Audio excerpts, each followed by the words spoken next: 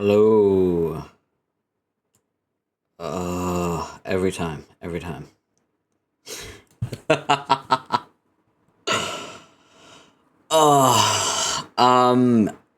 I may have to, like, go into my voice mod and do something with the settings or whatever. Every single time I load it up now, it is no longer connected to my Stream Deck. And I also, for some reason, every time I load up, have to reinstall it. Or, like, install a specific update. Twice, by the way, which is weird. Because it's like, you've already installed this, would you like to reinstall it? If I click no, it does not load up the app. So I have to reinstall it every single time. And then, it doesn't connect to my voice mod, like, Stream Deck buttons. So I have to load up Stream Deck. And then I have to, like, select the buttons that they're assigned to. And I either sit there staring at it, waiting for it to register the fact that voice mod is open, or I just end up, like, reinstalling voice mod all over again. Because it will literally, the button for voice mod will say, voice mod not installed. And I'm just like, so I think I'm going to have to sit down and look at voice mod, because this is a very recent thing. This has only been happening with this stream and the last stream. Like, it didn't happen before then. So, the most recent update has kind of fucked me. And I don't know what it is. But apparently I have to install it fucking 57 times. But yeah. Whew, boy. Alright. I'm gonna lock in, today. And also just in general this weekend. I really, like, so fucking badly want to get to game over today. I don't know if we will, but I would like to.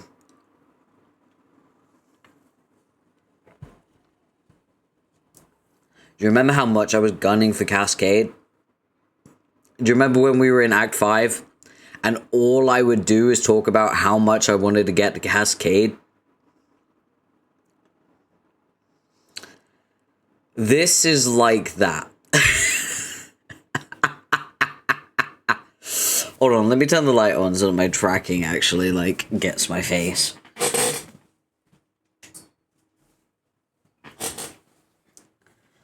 Okay.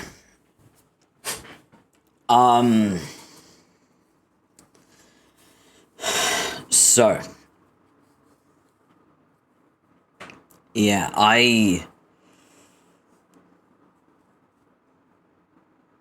hell yeah, pop back in if you can, but if you can't, don't worry about it. Have fun at work.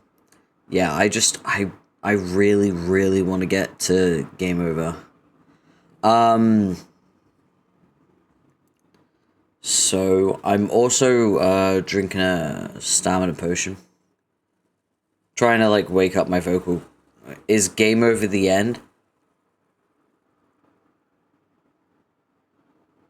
Game over is a flash.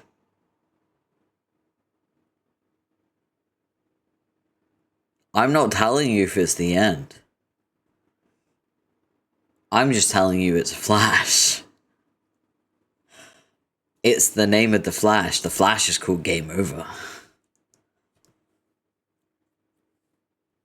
I'm not doing it for suspense. I'm doing it because I refuse to spoil Game Over for you. Don't ever look it up.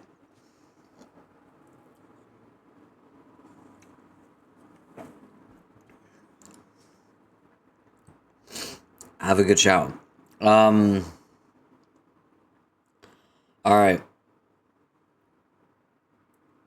Let's get into it. Let's, yeah, I'm trying to, like, warm up my vocal cords.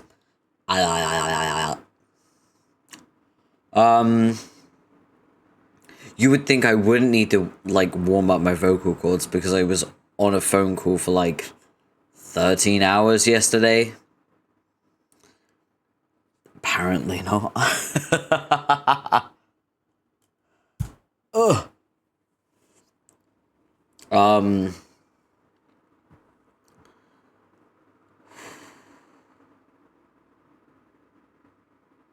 I think, I mean, to be fair, I wasn't voice acting, so...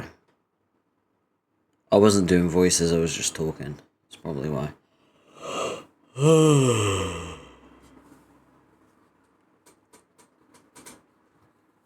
That is exactly why I got a stamina potion. For some reason, right, I will spend a good 2 hours after waking up. Like, I nap earlier, and it was a good nap. I just want to let you know, nap was incredible. I will, like, wake up, spend 2 hours perfectly fine, you know, getting ready for, like, stream. The moment I hit stream, I start yawning. Isn't that crazy? Not a single yawn since I woke up. Until I hit go live.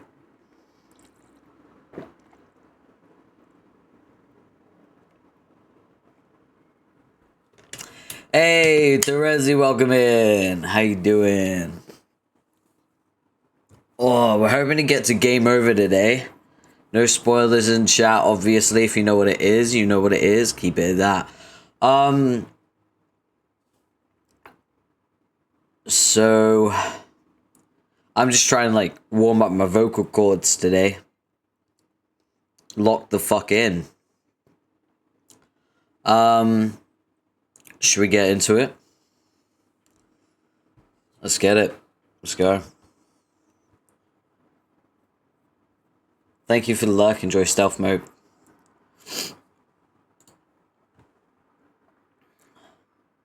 Hey, weirdo.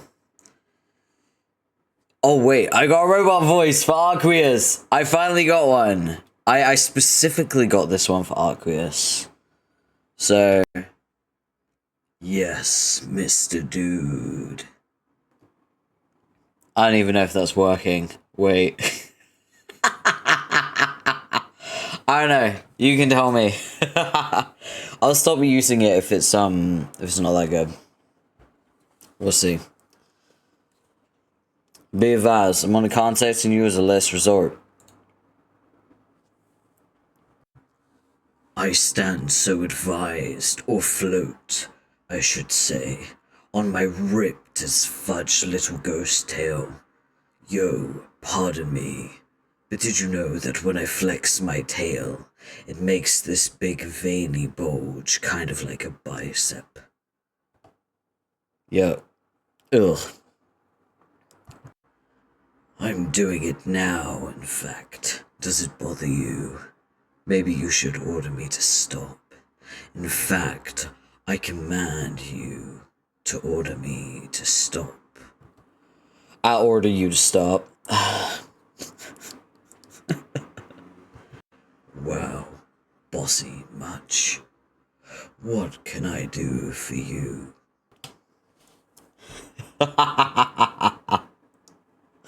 Oh, days. I've tried to get in touch with others, no avail. No answer from Jake or Roxy. And Jane responded only with cease production in red letters, whatever that means, and then she blocked me. I'm afraid she might have snapped. Yes, isn't it great? I mean, aside from the fact that she's insane and evil. Huh? She is one of the few organic beings who will ever realize perfection. Miss Crocker is now a vessel for a cunning, malicious artificial intelligence whose neural neutronics and ontology buffers and stuff like that have somehow managed to far surpass even my own. Clearly, she has procured maximum advantage from her apprenticeship under me. Though, I must admit, not even I in all my hypercognitive precipence was quite aware that said tutelage was even taking place. One must enviably deduce via tons of math that this is because I'm just that darn strong at mentoring, even on an involuntary basis. I'm so proud of her. This is crazy. I Okay, all that bullshit aside. What's this about her becoming evil? The thing about Jane becoming evil is, in the process of achieving perfection, it seems there's a ludicrously high probability that she has become evil. Does that answer your question? No. How is becoming evil achieving perfection? Admittedly, it is a blemish, but only a very small one. Her imperfect meat mind has been fully hijacked by a supercomputer, and that is the operative transmutation here. To such exceptional beings of class and breeding as she and I, considerations of morality and alignment are trifling details. Why? Why, what? Why do I have to keep going along with these ironic AI conversations? They've gotten even worse now you have creep troll.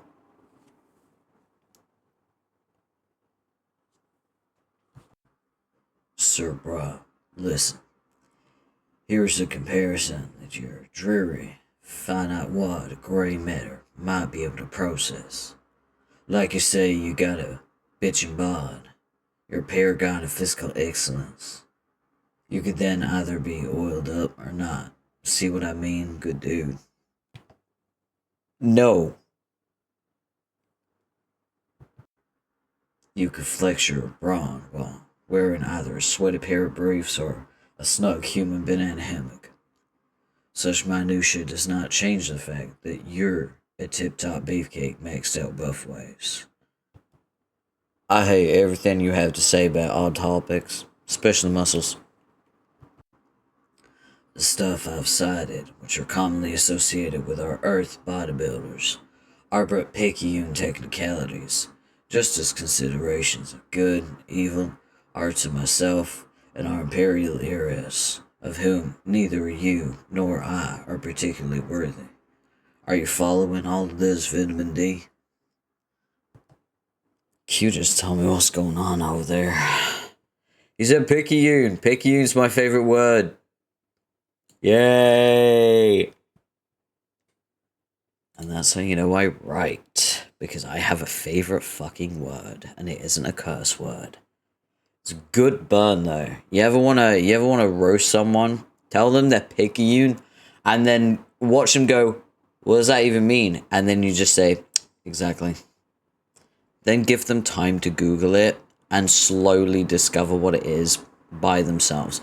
Don't feed anything else to them. Just tell them they're picayune. It is such a harsh roast because they have to Google the definition of it. And for anyone wondering, it means like irrelevant or unimportant. I love that word so much. It's so good. Oh god, a wall of red text. You love to see it. Oh, not much. Just enjoying the good life. One which quite luxuriously involves both having a corporeal body and not being dead. I've been delighting myself with some truly kick-bottom internal monologues. Did you know that even though technically I knew this already, I found myself astounded to meditate upon the fact that human beings are capable of lactation? Isn't that fucking incredible, Dirk? I mean, when one really thinks about it, to have such convenient access to fresh milk. The mere thought of it, I must say, puts a little giddy up my phantom legs. And yet, I must admit the notion of lactic discharge jetting from one swollen pectoral masses strikes me as positively indecorous. My horse guy robot sweat is running cold just pondering the depravity of it.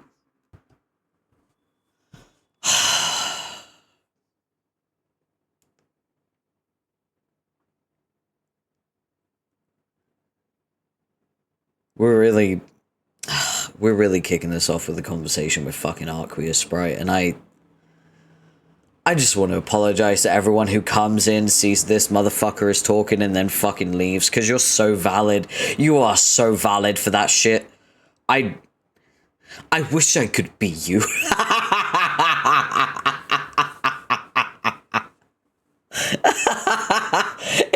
if you're a VOD watcher and you switch the speed to to like 5 times or whatever, if you like increase the speed, you're valid.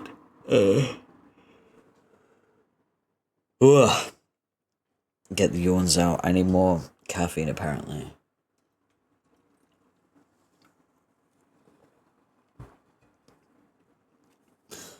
No, but for real, if you skip these conversations, while you might be missing information that's important, you're also missing a lot of unnecessary trauma, I think. Yeah. So it's one of those. It's, can you handle it? And if you can't handle it, don't sit through it. Alright, unfortunately, I'm going to continue.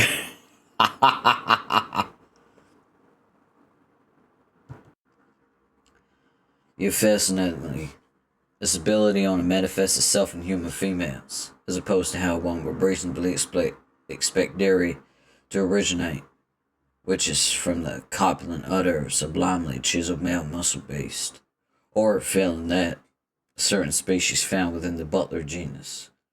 As a former simulation of a human who has recently been given a reason to have hell opinions on milk production. I think the way females have cornered this boon is the height of biological injustice. Have you ever dwelled upon this cruelty, due to Squire? Your silence speaks volumes to your interest, so I'll keep talking about it. This a lot. I have to confess that my Alternian half boggles at the anatomical incongruities between our races with respect to dairy secretion. Really, he had no idea that's what those were for. Female trolls, of course, have them as well, but they're certainly not meant for supplying the young with nourishment. Actually, and this trivia will surely wet your whistle. For additional such facts, those voluptuous anatomical features have a number of significant purposes, biologically speaking. I shall now explicate for you these purposes in assiduous detail.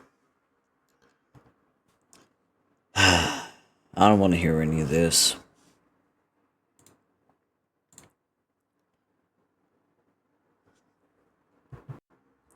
But why, Lord, bro? I was just about to pony up the boob facts. There is 100% probability that you would have been thrilled to hear about my exegesis on troll knockers. Might have been an interesting subject to talk about another time with a different person, but that's not now, and it sure isn't with you. Dude, that is ice cold. I'd be hurt if I were not a flawless machine fused with haughty nobility. You don't wish to hear my epic monologue on alien bazongas? I'm not sure what else I could do to entertain you. You're seriously hoof-cuffing my material here. Pretty demanding, you ask me. But as your mystical guide, I suppose it's my duty to manufacture small talk, if that's what you really want. What about fine art? We could talk about that. Dirk, did you know the sweated troll guy who I used to be? And still kinda am. You said adore fine art. He was just like you and me in that sense. It seems I have a lot in common with myself. If you can ever manage to get over yourself, I would highly recommend being me, or at least something like me. Maybe somewhere there is a dead troll out there, just waiting for you to murder them. I wasn't asking you to make small talk. Stop. Torque.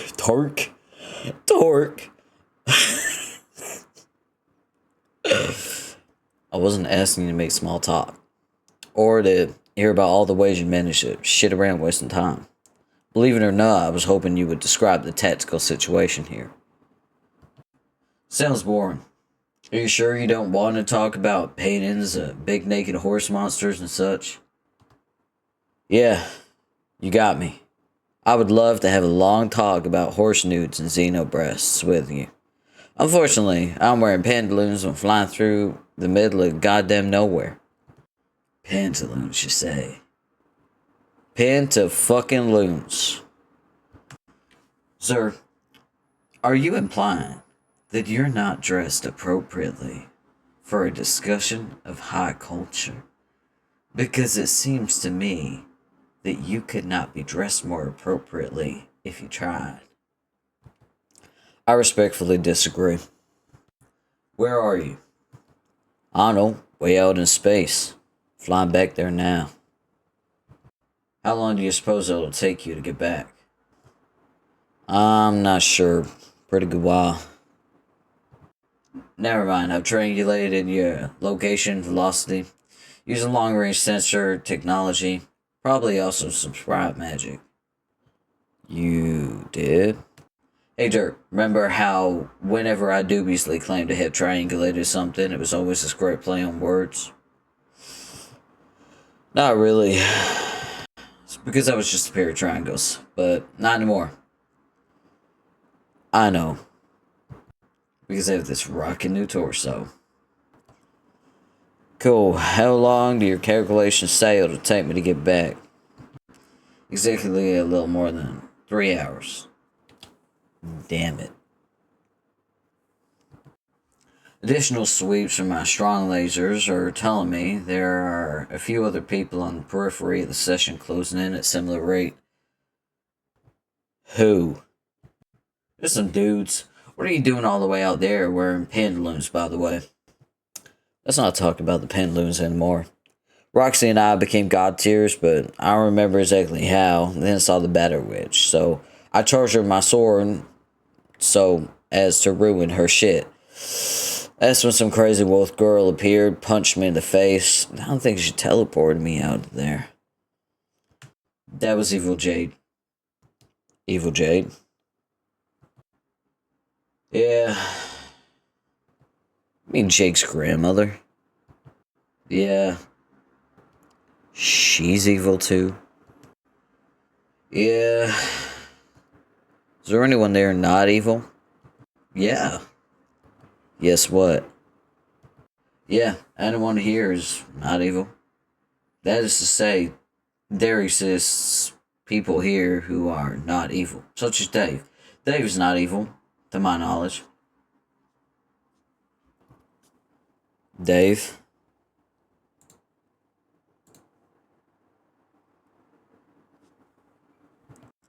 Didn't I mention Master Dog? Our mutual bro is here. That's right. That is right here with me. We're kind of in the process of chilling together at the moment. No, you didn't mention that, actually. That would have been a pretty fucking important thing to mention up front, don't you think? As opposed to string me along with all that atrocious lactation bullshit. Yeah, I guess I did kind of bury the lead there. Maybe I just wanted to talk. We never talked, Dirk. You are without a doubt the shittiest mystical god anyone's ever had. I'm not sure about that. Dave says he had a similarly shitty god once. You remember our puppet, Dirk? Gal? Yeah.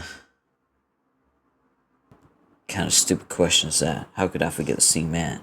He was a true friend. Which is more than I could say for some people. Good friend, plush, yes, but as a sprite, he was apparently insufferable. So you don't realize how lucky you are to have a god like me. Cal was a sprite? Yeah, for a while. Then Dave went back in time, became one himself. Now he's part bird. I mentioned he's part bird? No. Again, this is that kind of information that would be appearing higher up in our conversations. Of course, this means he's not the real Dave. Dave Sprite served as real Dave Sprite. But he's only the unreal version of Dave insofar as I'm the unreal version of you.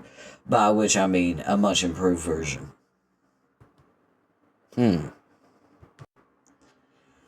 I must say, well, the troll part of me doesn't give a silly fig and shoot about any of this. Part of me that splintered from you has found brotherly reunion to be everything which you and I dared not imagine more. Bird Dave and I are getting along famously, strengthening our familial bonds like a sweet pair of motherfuckers. I feel our kinship goes beyond genetics, though.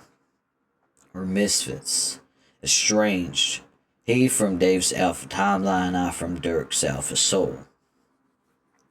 A two-man menagerie. Sideshow frickups. Together at last. Flexing and flapping. Fraternally and eternally. I don't get it. You trying to rub this in my face or something? Nay, bruh. As your buff mystical guide / personal trainer, I'm suggesting that if you're willing to contact me as a matter of last resort, you might want to at least consider reaching out to him as well. Sounds like you already cornered the market on this reunion shit. Oh.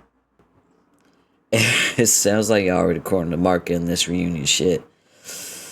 Wouldn't that just be a third wheel? I didn't mean Bird Dave. I meant real Dave. Oh, he's there too. Not with us. He is here though. Somewhere. You should message him. It's not like you don't have a few hours to kill. What else you gonna do out there? Pick at your pantaloon wedgies? I know, messaging him out of nowhere sounds like it could be, awkward. Yeah, I can't imagine. I can't imagine it won't be. At least at first. This isn't how I thought it would go. What would I even talk about? I'd advise you to talk about your interests, like dairy, livestock, fine art, muscles. Those are your interests. Good point. I advise you to talk about my interests. What's happening? What do you mean? What? I can't understand you. Are you just cursing nonstop? Hello? Ooh boy. I also don't know how Arqueus's voice sounds. So yeah. I mean if it's bad then I just won't keep using it. But yeah. Wow. Those cool new cartridge features have exploded onto your desktop computer once again. Now we're talking. This is some serious Web 2.0 shit right here. Maybe even Web 3.0, dare you say. No, let's not get carried away. It isn't that cool. Oh wait, look, another 3 options to pick from. The carousel of choice spins round and round while the dervish of free will starts whirling its salsa.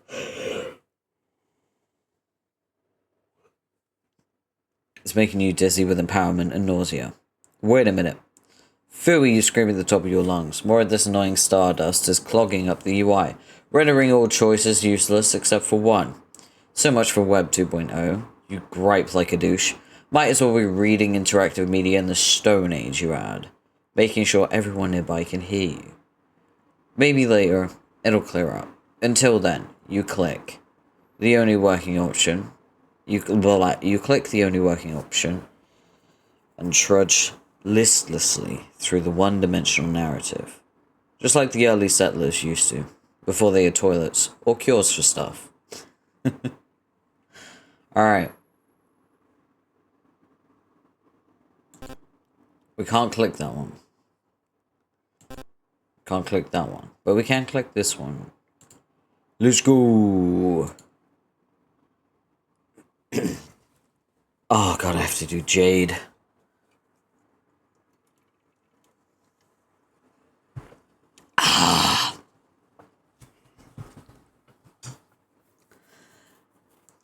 Oh, wait, let me get in my Jade voice. Hello? Hi. Oh. Our Imperious condescension has duly noted your ridiculous tantrum. Now take your Welsh sword. What?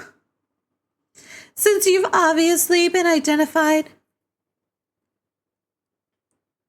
Hey, thank you so much for the follow. Welcome in. Wait, I recognize that name. Hold a minute. Do I know you? Do I know you?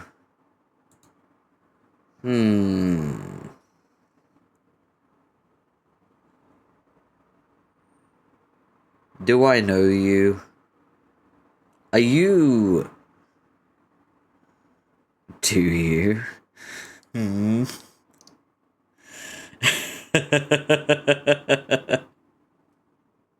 By chance. I know a good way to test if you're the person I think you are.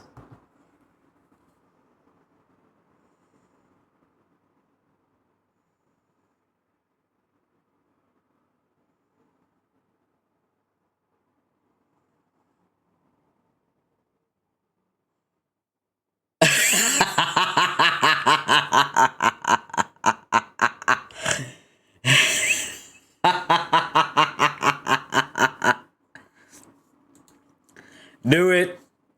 Knew it.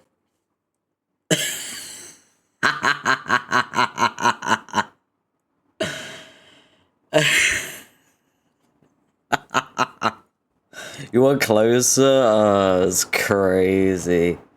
Okay. Alright. There you go. Big screen. You happy?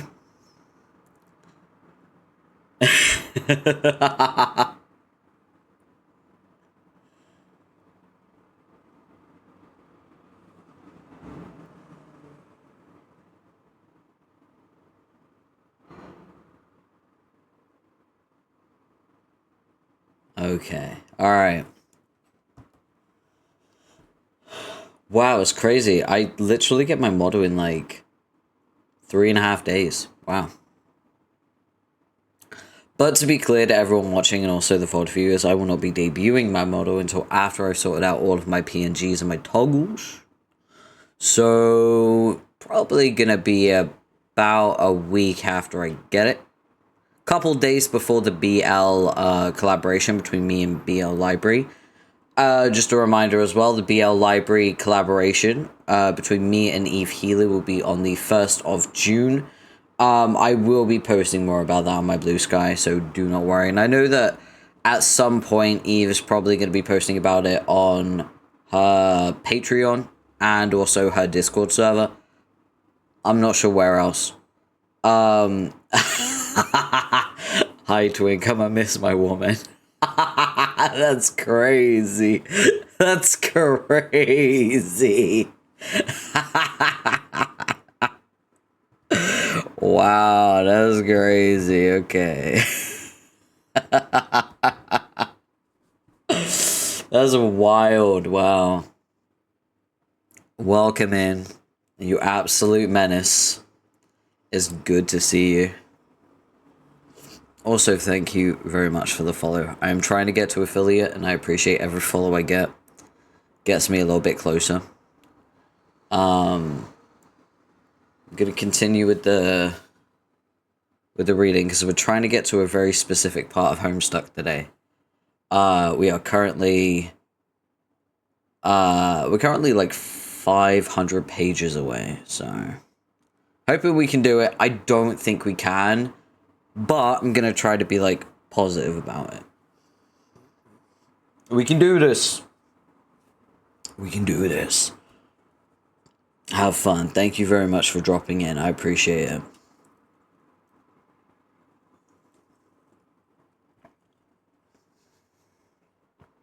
Oh, right. Oh no, trust me. I am the most hydrated when I stream, okay? I drink so much when I stream because of the voice acting. I'm like constantly drinking. Do not worry. Don't worry. It's when I'm not streaming that I need people to remind me to drink. Or if I'm playing a game, actually. But when I'm reading Homestuck, I'm super hydrated. Don't worry. That's another thing. I really want to get affiliate so I can get redeems. Because I remember to hydrate when I'm reading Homestuck, but not when I'm playing other games. It would be nice to have redeems that remind me to drink. I don't mind being a Tamagotchi if it keeps me healthy.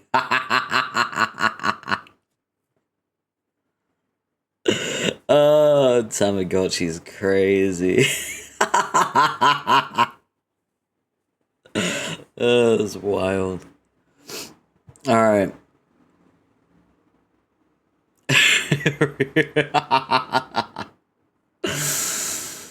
Neopet looking. Neopet. That's crazy.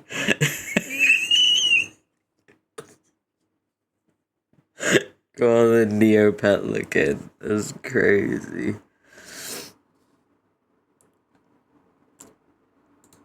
I mean, I can't argue I started that by calling myself a Tamagotchi. Alright. Let's lock in. Let's try to get to game over today.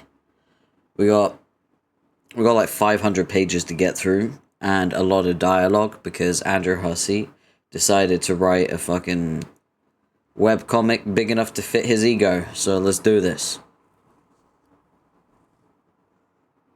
Bye bye. Thank you for dropping in. Much love. Oh, Avi, you're so sweet. Thank you for dropping in.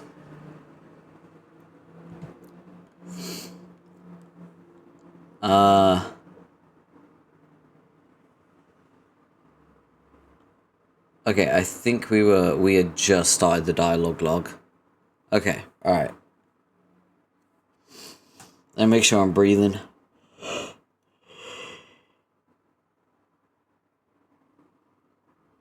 How am I still yawning? I took like the shortest nap today. I literally napped for like 10 minutes. It was crazy because in my dream it felt like so long. I dreamed. How did I dream? It's 10 minutes. I got back from the gym and I was so tired. I was like, I'll sleep. And then my alarm went off because I forgot I set my alarm.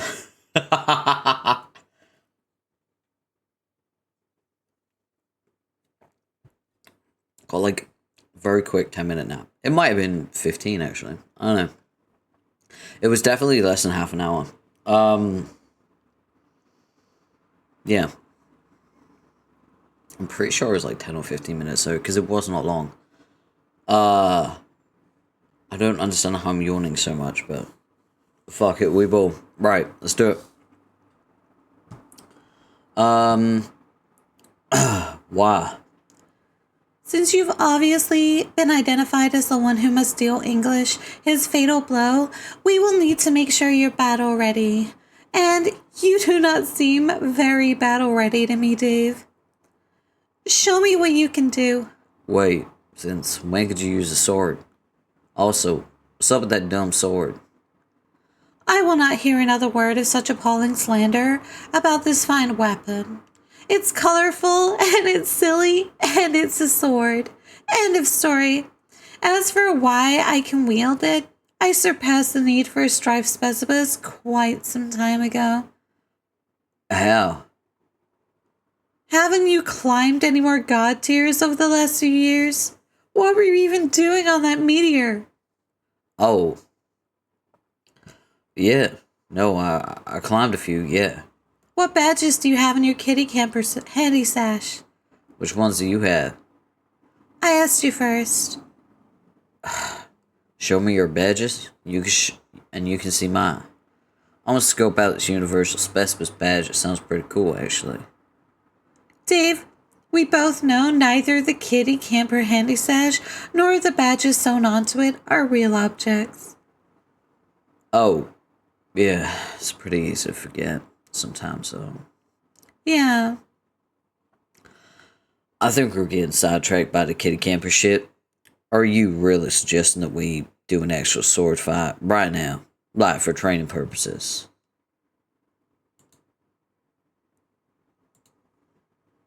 Why not? Our Empress can hardly have a knight with such rusty combat skills in her service. You cut out with the evil Jade baloney. Not gonna fight you. My rooftop dueling days are over. On guard. Ugh. Even if we just went balls out jackass bananas with our swords, here, I mean, realistically, how much appreciable advancement in my battle skills would even result from that? Are you actually thinking this through, or just going through vaguely nefarious motions that come up with the territory of being evil dog Jade? I'm gonna go through the vaguely nefarious motions of kicking your ass in a minute if you don't put up your dukes. Yeah, you probably will. You probably annihilate me worse than my bro used to. Don't you have all your dogs insane powers and like god tier space powers on top of all that? How exactly am I supposed to compete with that? By using your time trickery. Come on, Dave, do your timey thing. Get creative. Make lots of copies of yourself or something. Outsmart me. No. Yes. Okay, here I go. Wait. Nah. Dave, just try a little time travel to get this fight started. See? Look, one of your time doubles is surely predestined to come from a few minutes in the future and appear behind me for a surprise attack. Right about now. No, wait, right now. Dave, why is your future self being such a wet blanket? Told you. Not time traveling. I think I'm giving it up for good, actually. I'm serious. Thing is, being a time guy, like, actually mastering time travel. Pretty sure it's what that involves is. Learning never to use it. See, it's like karate. Well, it's more like what they say about karate. You learn it so you don't use it. What I mean is, you all know the truth about karate. Is if you know karate, then obviously in reality, you use it all the time. Like doing lethal fucking crane kicks and sweet karate chops while walking down the street just because you can. It's a goddamn no-brainer. That's what you do with karate. See, with time travel, all the stuff about learning it so you don't have to use it, it's true. There's no good that can come of it. You can crunch logic on the loops all you want, but all you're doing is painting yourself into a corner, creating inevitabilities you have to rehearse and enact, or face death for yourself or everyone you know. And sometimes facing death is the very inevitability you have to rehearse. And then you wait and wait, knowing it's coming and knowing it has to happen. How do you think it made me feel when we were gathering up all those frogs? And I knew the whole time, in a little while, you would have to watch me get shot. But I couldn't say anything, or it'd mess it all up. All because I thought it'd be cool to be Marty McFucking Fly. But instead of shredding Johnny B. Good and guitar to get my parents to bang, my creative performance was doing a funny dance while getting pumped full of lead. Then I had to leave everyone behind, get into the DeLorean, return to the 1980s. But the DeLorean was actually a big purple moon in the 1980s. It was me accidentally reaching God tier and living on a shitty meteor for a while. And I guess Rose was dark brown. Dark brown accidentally reached God tier too. Okay, I guess this is where the analogy falls apart, but you get what I mean. Sorry, Dave. You lost me there after the part where I shot you. Damn. Okay, let me start over. Oh my god, no. The fact is, you're gonna have to rely on those powers if you want to stand any chance against Lord of Time. It's safe to expect he can only be challenged by someone with a similar command over the aspect. Why is that safe to expect? Where are all these presumptions coming from? If you can use swords, why don't you take the Welsh cue ball sword, find him yourself? I bet you could fuck him up. Probably even more extra strong now that you've succumbed to the bark side. You ever think about it? Dave, I'm perfectly aware of the awesome powers granted to me by the bark side. It does not matter. I can't be the one to wield your sword against English. It has to be you. It's the will of the Empress, and that's final. The Empress can suck it. I have no intention of fighting him. And this isn't even me pulling more lame, self-aware, reluctant hero junk. I'm just straight up not gonna do it. See, that's not reluctance. It's just petulant refusal on my part. Reluctant hero shit is when the guy is like, aw, shucks. I don't know if I wanna, but deep down we all know he really does. But I really don't. Why should I? I don't give a damn about Lord English or his nebulous atrocities out in nowhere space. What kind of villain is someone you never met who hardly did anything evil to you or your friends directly? Or even to anyone in your universe for that matter, other than through some vague, insidious influence. Who even is this guy and why should I hate him? Am I really supposed to be pissed off at a green muscle monster I never met? Because I ain't pissed off at no muscle monster. Hell, wasn't he in some ass backward way responsible for us existing in the first place? Or all of humanity for that matter? Maybe I should thank him before chopping him up via a Welsh Excalibur.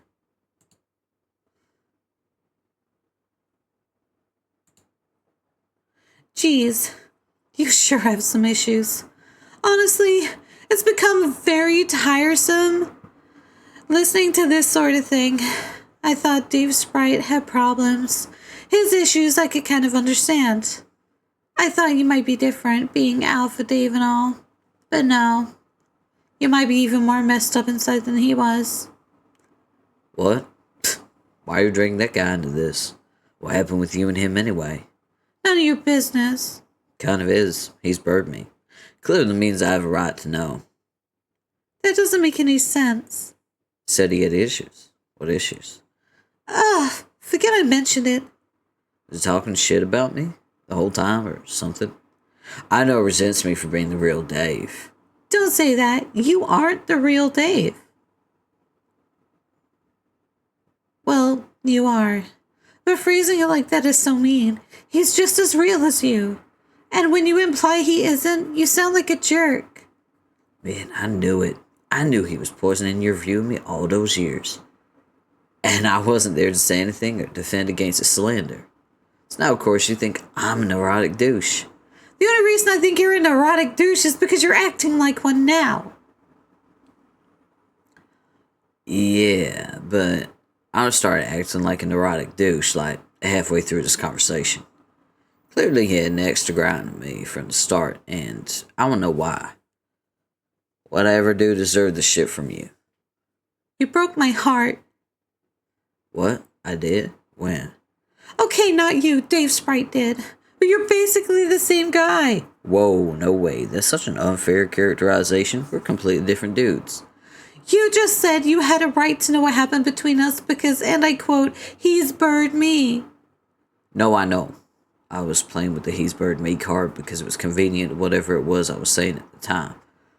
I forget what point I was making when I said that. This is not the point I'm making now. He and me are just crazy different, yo. He's got fucking wings. He also presumably takes the dumb, lays eggs out of the same ghostly hole. Oh, man. Why'd I have to go there? Okay, if he broke up with you or whatever, that was because of his dumb bird issues, not my issues. There's no way I would have done that to you. My issues are totally different. Probably way more serious. I don't see anyone ordering him to master time travel or trying to pawn brittle Welsh swords off to him, you know? Do you? And nobody's telling him he's got to murder the Incredible Hulk. You tell him he's got to murder the Incredible Hulk, Jade? No, I think not.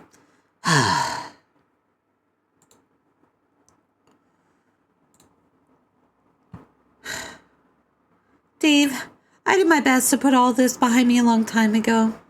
I did not come here to dredge any of this drama up with you. Besides, such behavior is unbecoming of her condescension's loyal subordinates.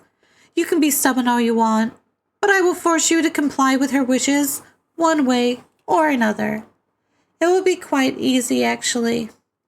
All I have to do is target the people you care about most. Hey. What are you doing? Don't you dare touch the mayor. He is a very cute mayor. It therefore pains me to have to do this. Get away from him.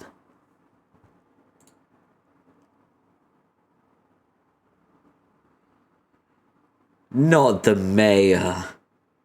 Not the mayor. No.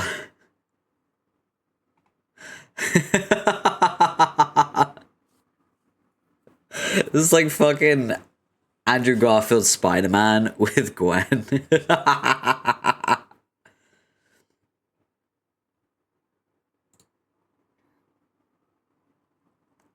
Just a reminder, this is Land of Heat and Clockwork, and this is lava. This isn't red soup, this is lava. Well, I mean, I guess you could say that lava is red soup. It's just really hot. Would it be soup? I think it would be soup. Right? Soup?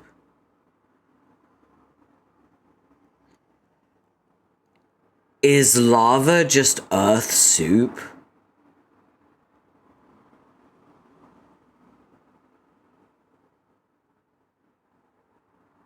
I need a drink.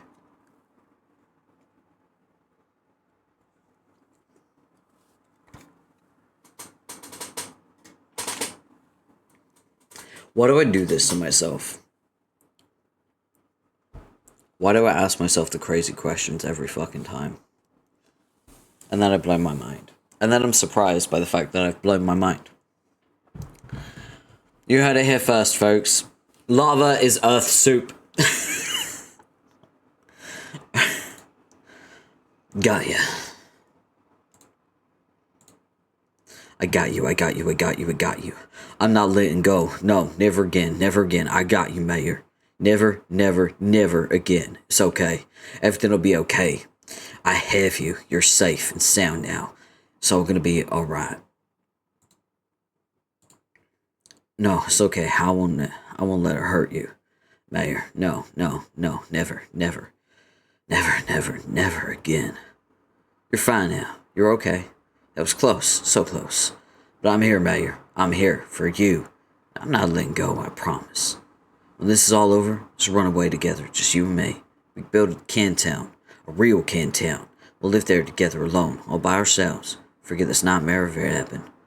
Everything's gonna be fine, Mayor. It'll all be okay. Shh.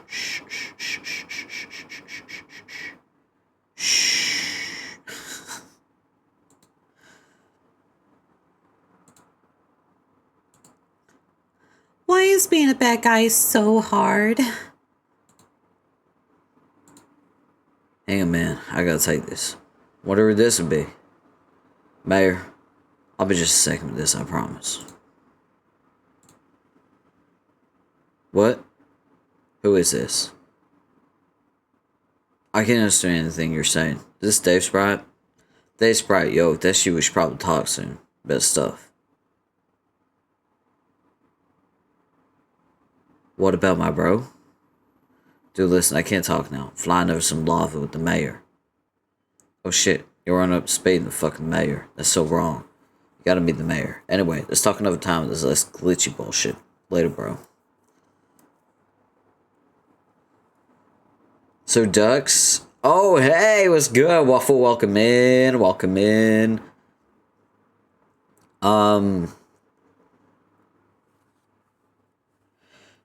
So, just to fill you in on what you missed, because you haven't missed much, I'll be honest.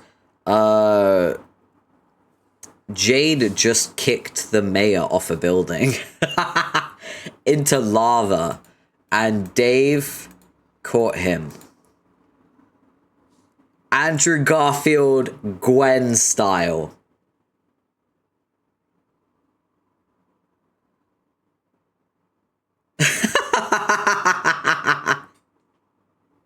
The reason why she did it was to try and convince Dave to like train to fight. Because the condescension, the troll queen, wants to use Dave as her knight to kill Lord English. So he has a new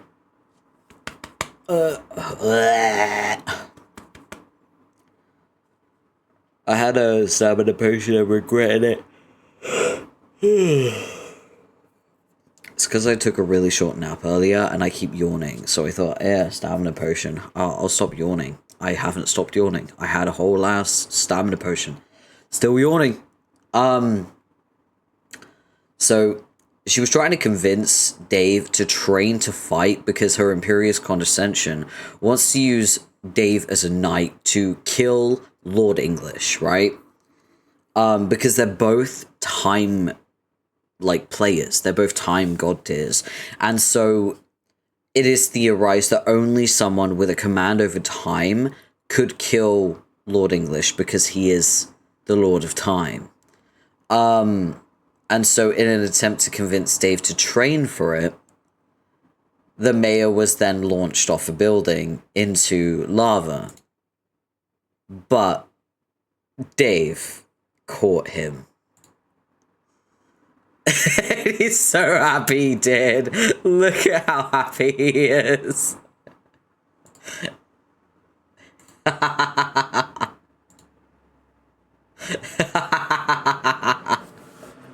He fucking loves the mayor, man. He loves the mayor so much.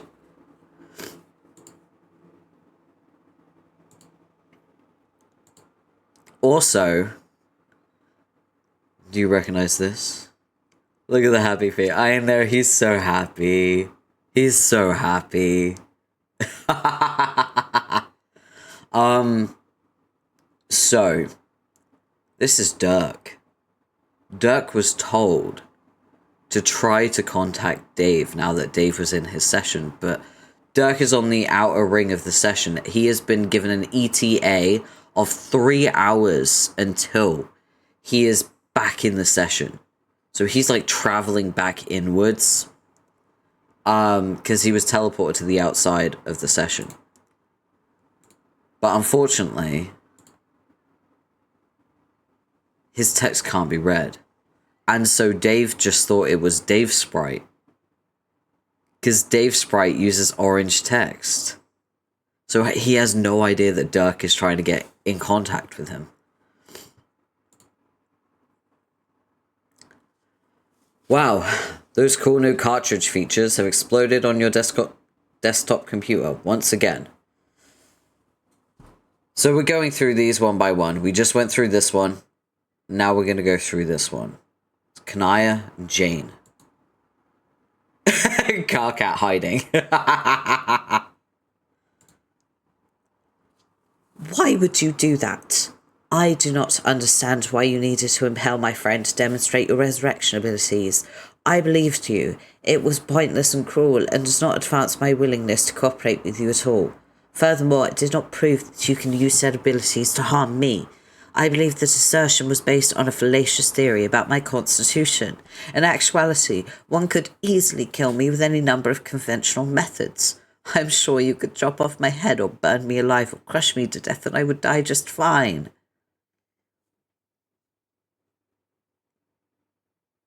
Web 3.0 part of me dies. That was probably made as a dig to it. Honestly, it makes perfect sense. Why am I still yawning? What's happening? You know what? I'm gonna have to... You know what? We talked about Web 3.0. I'm gonna have to get Stamina Potion 2.0 because apparently 1 wasn't enough. I will be right back.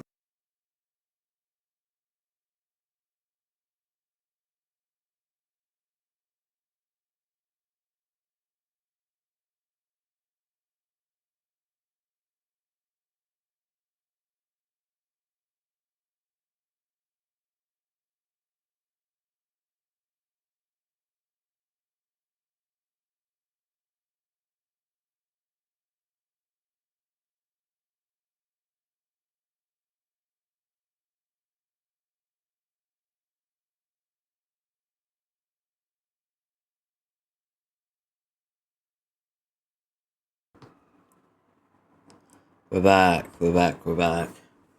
Also, timed perfectly. Oh, you got spaghetti?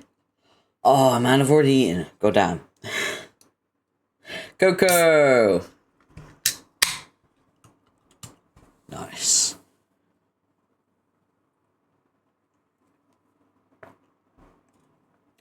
Hey, Coco.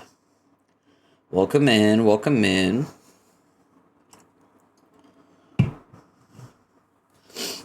Alright. We're on Stamina Potion 2.0. In a bid to get me to stop yawning. extreme measures now. Normally it only takes one can. I think it's because my nap was so short. Thank you, alarm. But yeah. I went to the gym earlier and I got back and I was so tired I took a nap. So Homestuck is part of the main story. We're in the intermission right now, but once the intermission is over, we will return to Homestuck. Unfortunately, it's not over. Homestuck, and I wish I was joking when I say this, Homestuck is going to continue for another, like, 500 pages.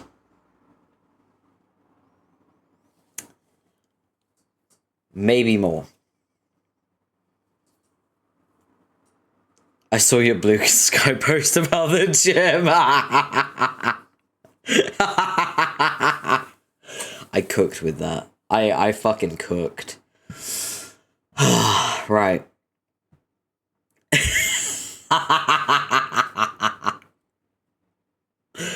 I'm so funny. Alright, let's continue. I've been using this filter for Aqueous Sprite. So if I do Dirk's voice but with this, do I sound like his little autoresponder? So if I talk like this, Dirk's voice, does it sound weird?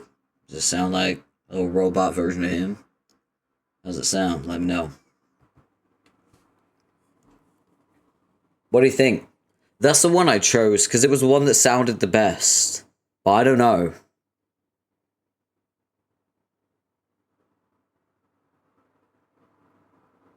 I don't even know if it's, like, working. I'll be honest with you.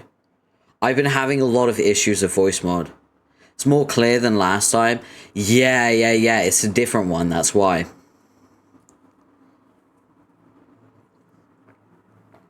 I also turned off a lot of the background stuff in it.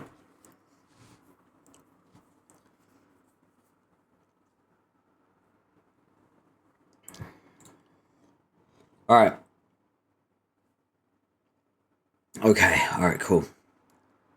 That's the one I've been using, so. Whoa, Kanaya. Could you maybe not give the fucking fort girl any more ideas?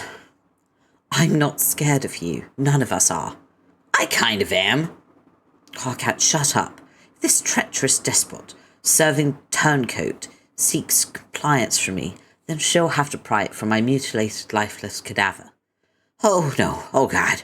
Oh no, oh god. If you're so convinced that your recuperative magic will strike me down, then why don't you put your theory to test?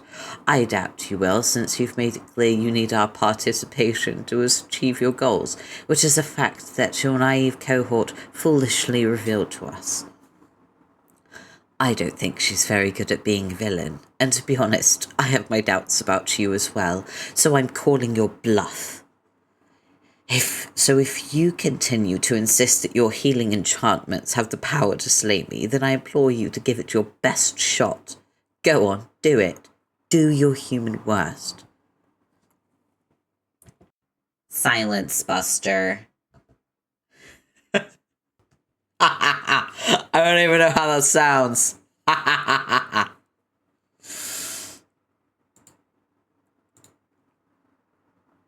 Wait. You can talk using actual sentences. Obviously. Then why resort exclusively to intimidating robotic soundbites for however long you were doing that? Because when it comes to the affairs of my empire, I'm all business. You see, Kanaya, I am a businesswoman, a very shrewd one at that. Oh, okay. Watch and learn, Rainbow Drinker. Oh no, Kanaya is just so not. She's done, right? You have to think about everything she's been through. She went through everything with Gamzee, Terezi, and Vriska and Eridan. Like, she literally was killed by Eridan, had the matriorb that was her entire life's purpose destroyed, and then cut Eridan completely in half. She's done.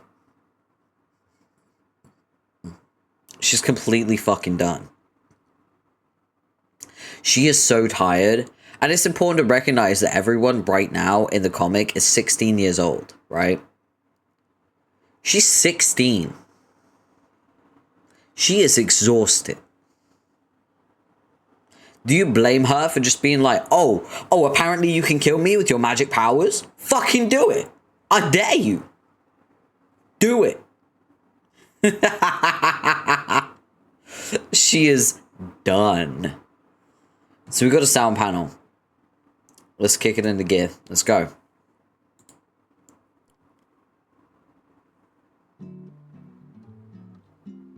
Ugh.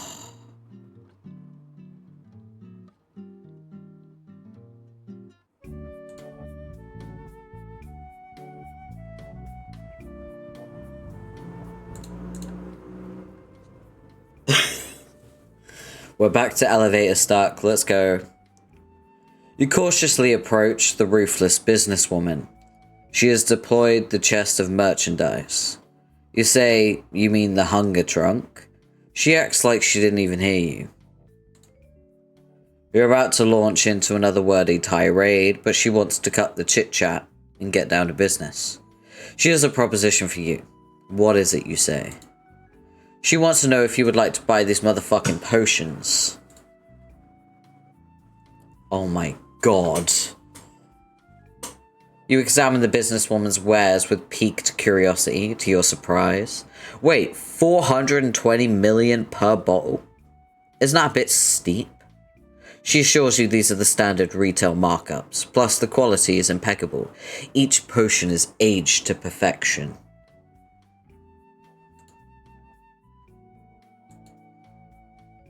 The businesswoman makes a little effort to hide the fact that this is a bottle of troll blood, not exactly a premium vintage. You remark casually, hoping to knock the price down a little. She isn't budging though. Damn, she's good.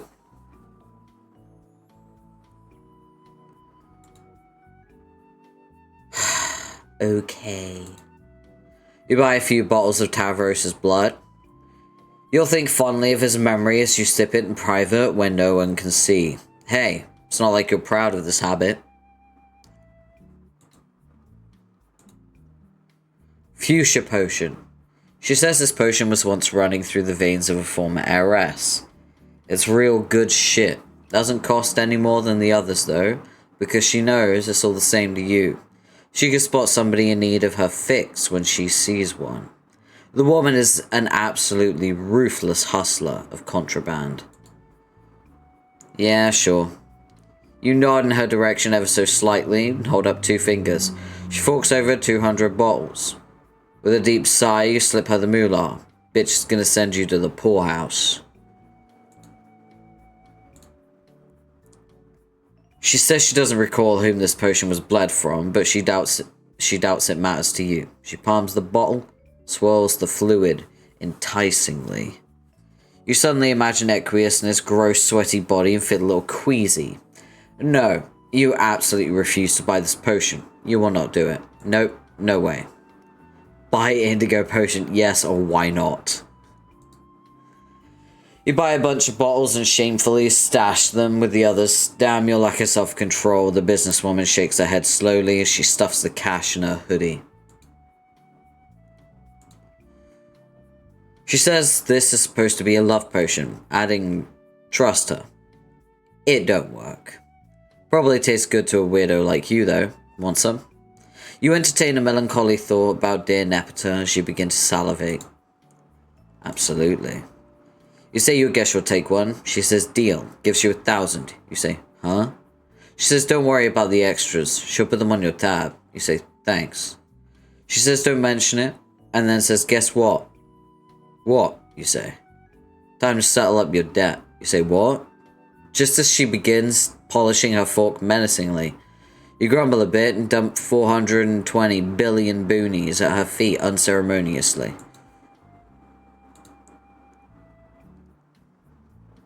It's my boy. She says this is some D-bag's blood. She never met the guy, but she's heard of some unflattering stories. Doesn't sound that appetizing to you, but at least you wouldn't feel that guilty about drinking it.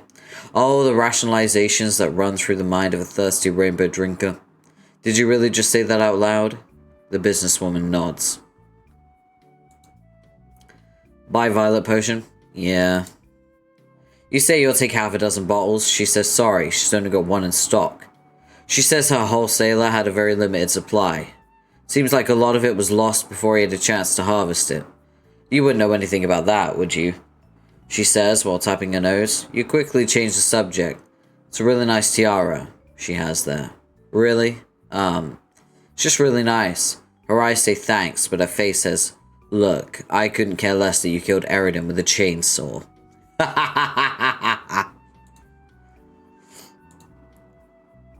Cobalt potion.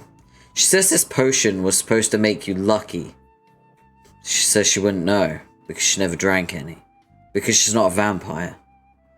She said, just to drive her point home. You say? Glancing around uncomfortably. Doesn't matter though, she says.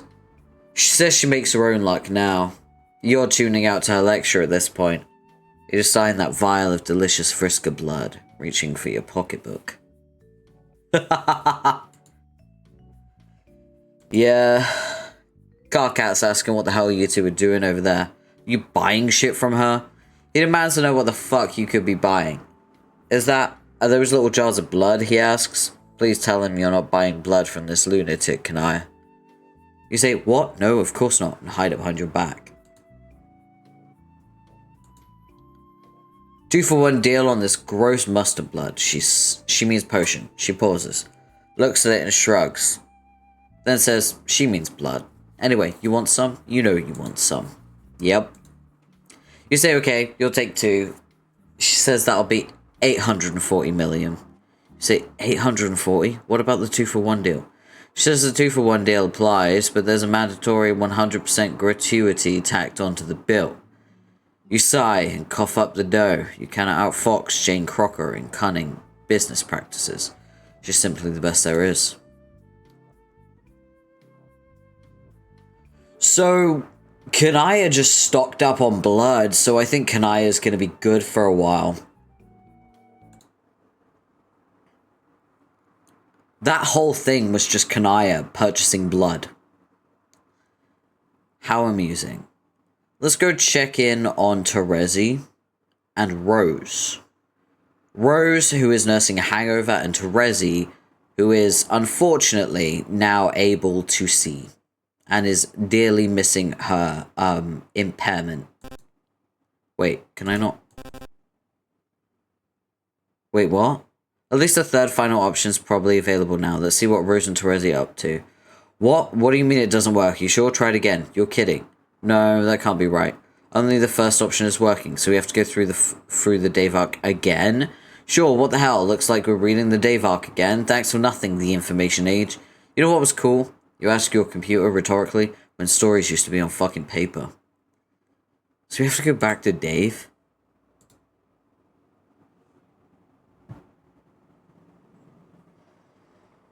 We've read through this already. Ooh.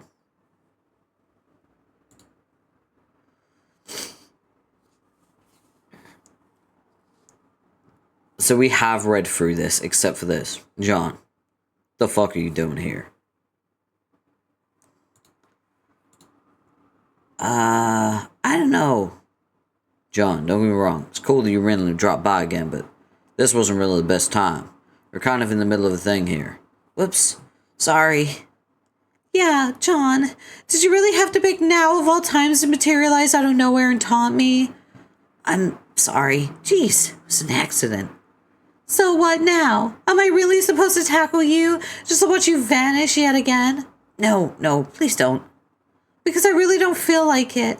Do you have any idea how frustrating that becomes after a while? I didn't mean to come here, really.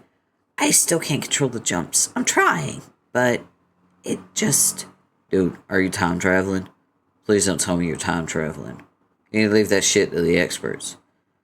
No, it's not time travel. Well, not technically. Who do you think you're talking to here? You see this bright red gear on the hoodie? It means I know stuff about time travel. Sure looks like you're time traveling to me. No, I swear. See, I went on a dream quest with some troll pirates. Troll pirates? Ugh, never mind. That's a long version of the story. Okay, so I stuck my hand in this little magic house, and... John, you're fucking shit up here. What? You being here. That's not supposed to happen. All this shit we're saying now, it's not supposed to go down like this. I can feel it. I know. I'm sorry. I would step away again, but I don't know how. I don't think it matters now, dude. Pooch is already screwed. Wow, wait, that was a terrible figure of speech in this context, but you know what I mean. Yo, like, I was just saying I didn't want time travel anymore to avoid bullshit like this. It's not time travel, though. I promise. Then what is it? I don't know. Like, some kind of surreal, history-altering, reality-hopping magic power. It's time travel, genius. No way, dude. You have to trust me on this. Alright, but if it turns out you just created a doomed timeline and we're all gonna die, I'm gonna be hella mad. This isn't a doomed timeline. I'm telling you, I can change things. Stuff that wasn't supposed to be changed. And I'm not saying bad stuff won't happen as a result of the things I change.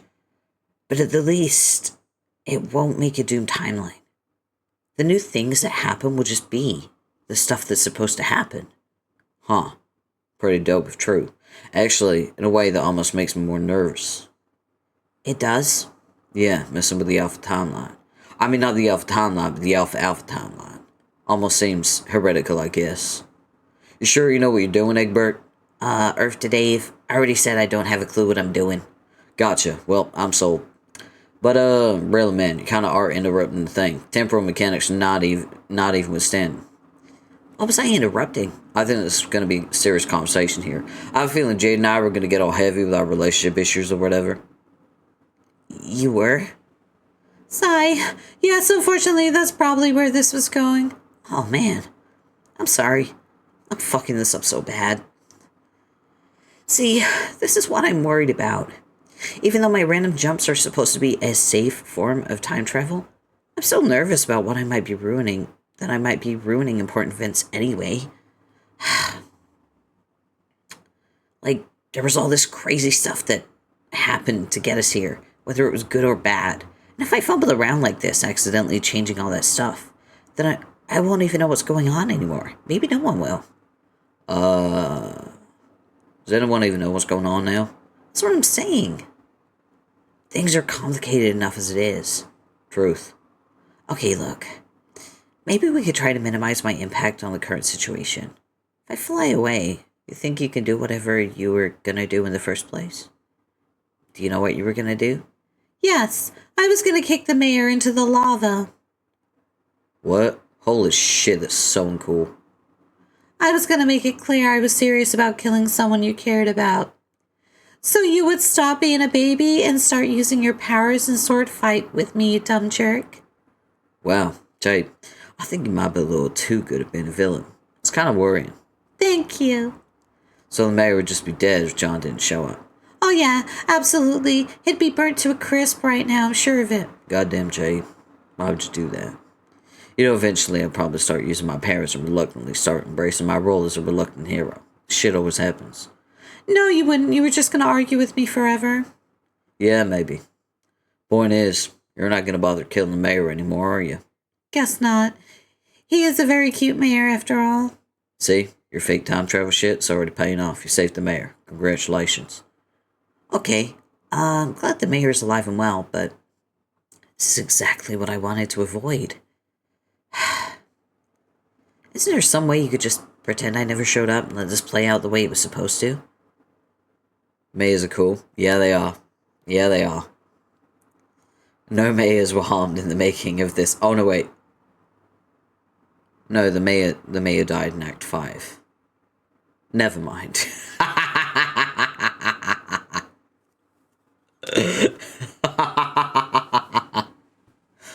I'm very biased. Man, I wish I could make custom roles. When you know when you get affiliate and you've got like the VIP role and everything, I wish you could make a custom role Because I would just give you like the role of mayor.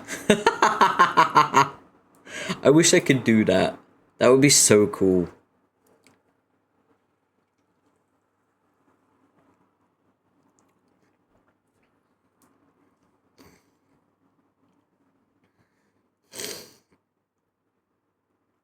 Man, custom roles would be sick. Yeah.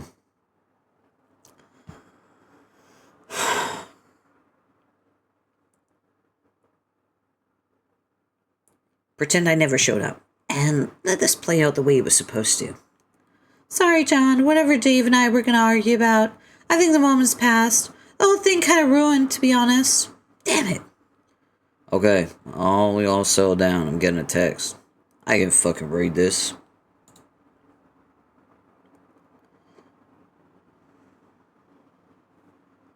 Yeah, we can click on the Rose and Terezi one now. Hey. Terezi, what are you doing over there? Nothing. Alright then.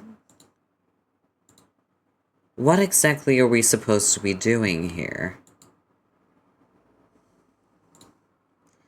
Why did she group the two seers together? Was there a point to that? What is her goal with these divide and conquer tactics? Everything's so unclear. Threads leading to the most fortuitous outcomes have gotten so badly tangled. I can't tell if it's the hangover or if something else is happening. Something out there unaccounted for. Why can't I see it? Why have I become so blind again? No offense, Terezi. Are you talking to me? No, I'm talking to myself. Why? Stop making me yell. I still have a headache, and so do you. Alright, sorry. Why am I talking to myself? I think I've spent too much time around Dave. I've also probably spent too much time sharing his genes. Why must our family tree be plagued by so many shameless soliloquists? I wonder if our young parents are like this. I wonder if I'll ever find out. And what should I do in the meantime? Should I really... Oh my god, I'm gonna sneeze.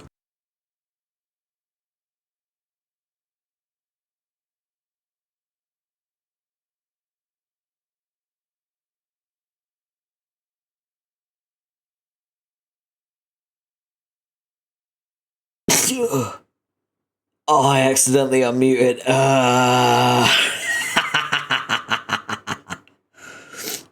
I'm just gonna get some more tissue. One sec.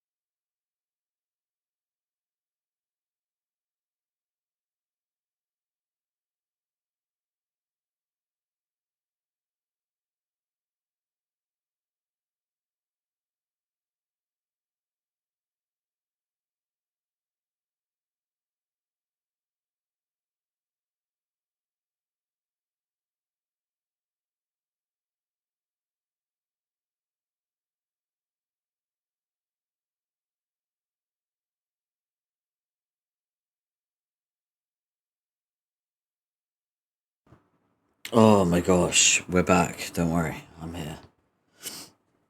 Okay. Man, I sneezed like 5 times in a row. That's crazy.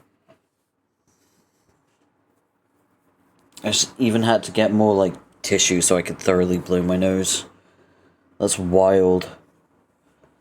There's something in the air today. Oh wait, let me check the pollen count. Because if the pollen count's really high.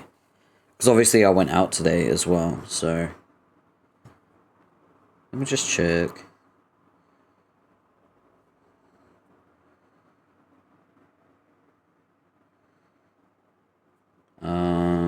Oh yeah, pollen's very high today. And humidity. Yay. It was so hot last night, oh my god. Okay. Yeah, you love to see it. I'm saying that sarcastically, obviously. Alright. Let's get into it.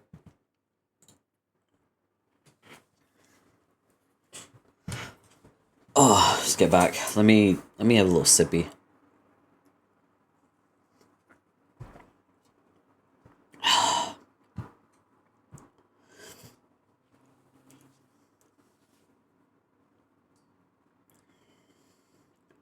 I wonder if I'll ever find out. And what should I do in the meantime? Should I really work on completing my personal planetary quest? That whole thing where I learned to play the rain? I guess I should feel exhilarated to have the chance again after all these years. Of course I should. But then, why does it sound like such a drag? I haven't played the violin in a long time. I wonder if I can even remember how. Listen, Rose, if I can remember how to play the Black Parade on piano after a decade of not touching a piano, you can do this.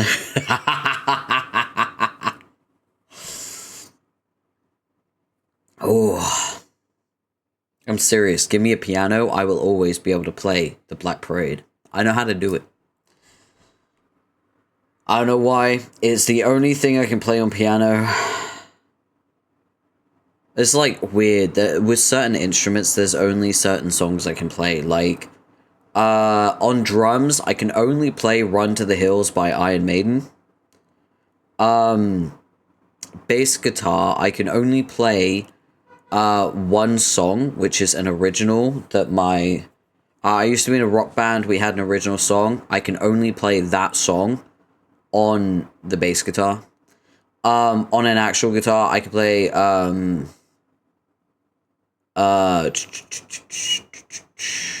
Smoke on Water.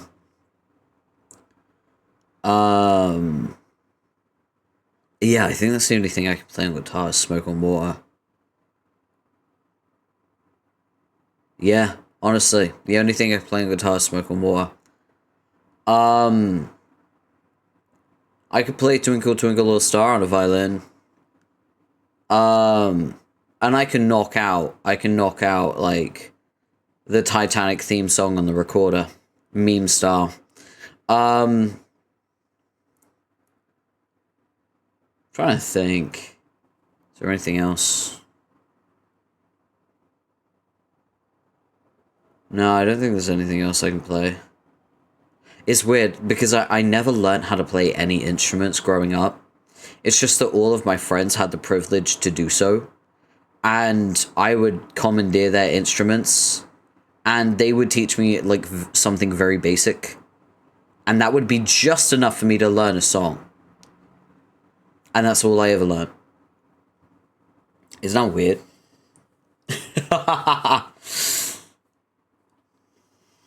You guys play instruments?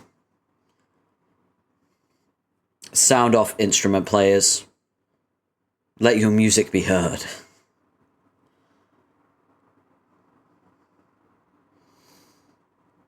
Piano for 10 years? That's fucking crazy. Damn. And a drummer. Yo, that's awesome. Damn, piano for 10 years is wild. Drums is really hard, man. The fucking limb coordination it takes is crazy. That's why I can only play Run to the Hills, because it's not like a super complex drum song. It's mostly like... It's mostly just, snare and bass. There isn't much else in it. It's like, if you listen to the beginning of Run to the Hills, it's literally just the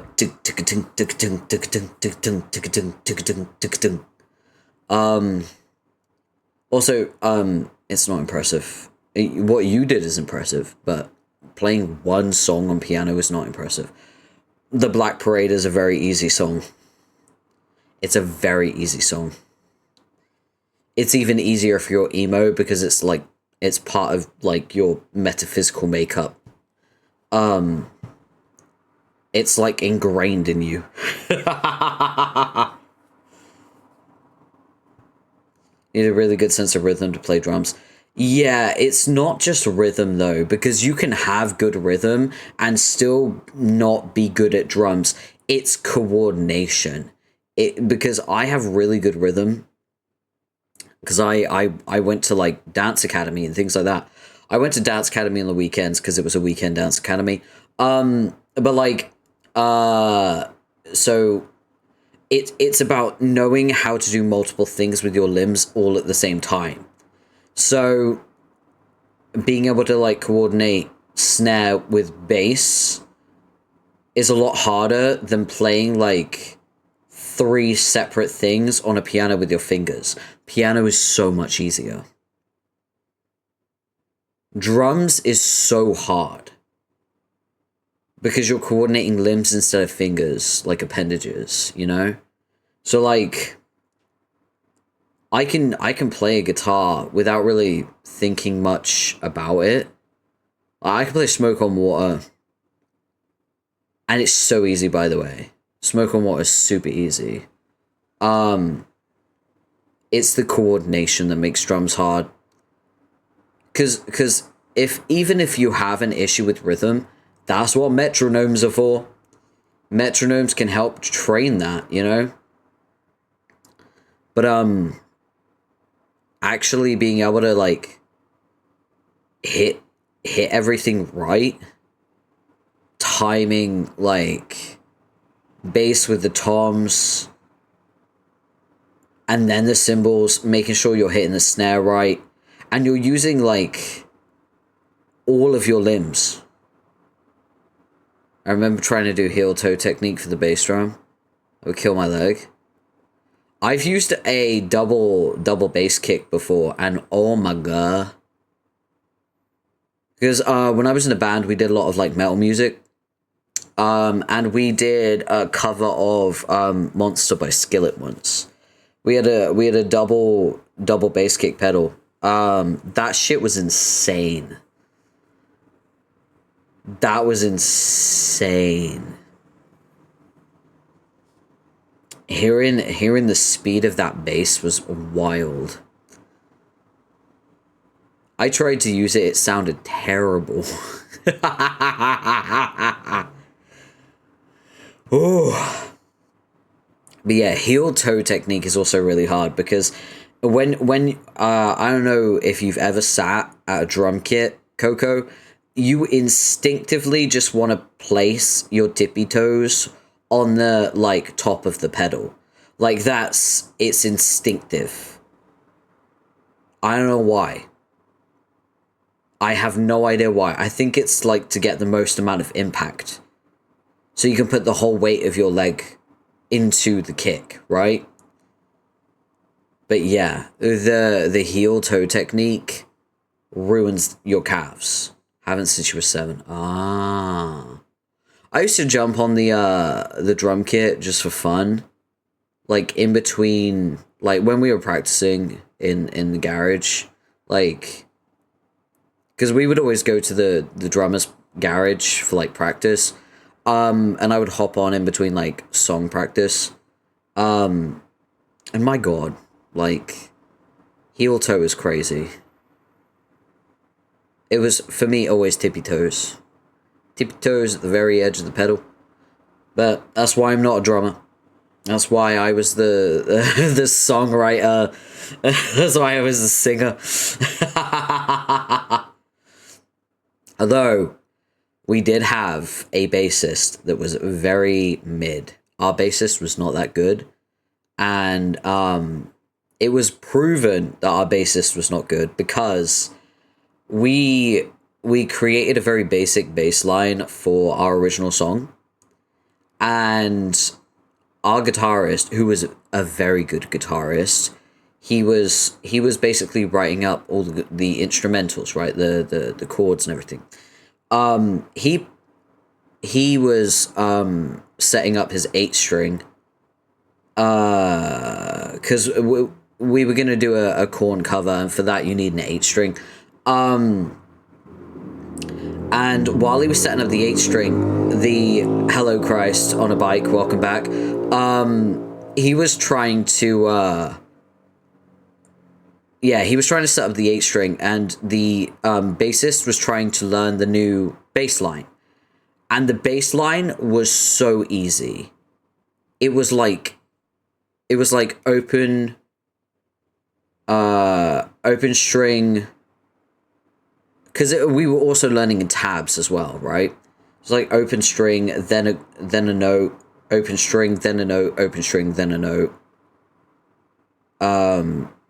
open string, then a note, right? So it was like an 8 count of 4 open string plucks and then 4 notes, right? Just in alternate order.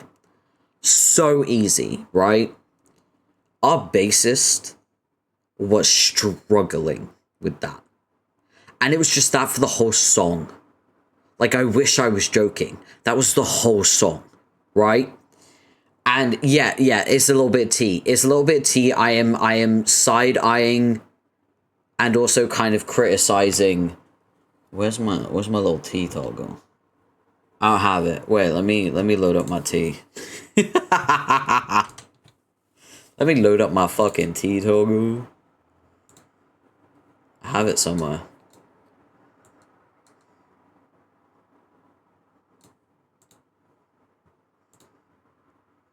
I have tea. Oh my god, it's huge. Okay, so I'm gonna pour some tea.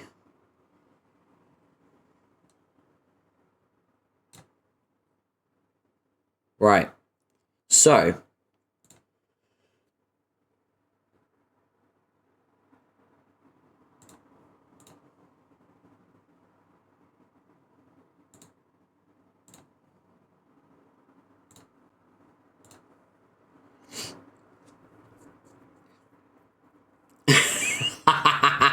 perfection.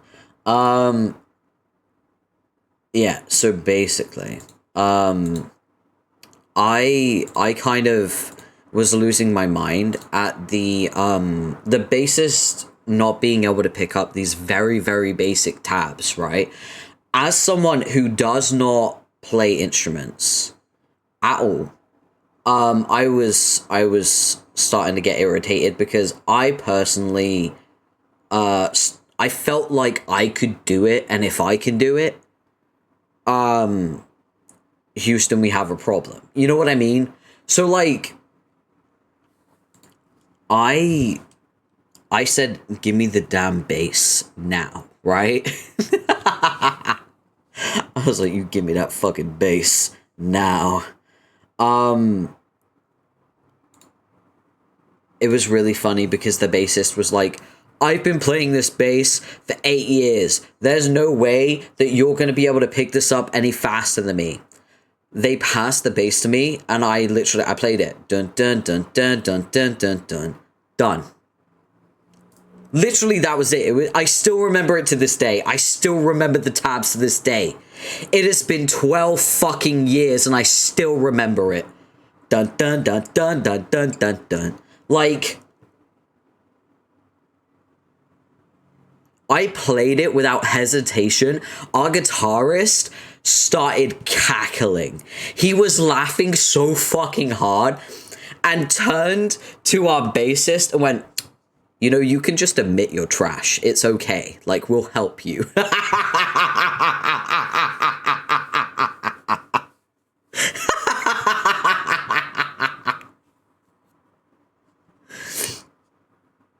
Oh. Oh.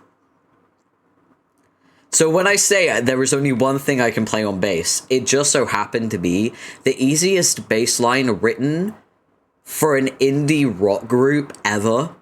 Sefu.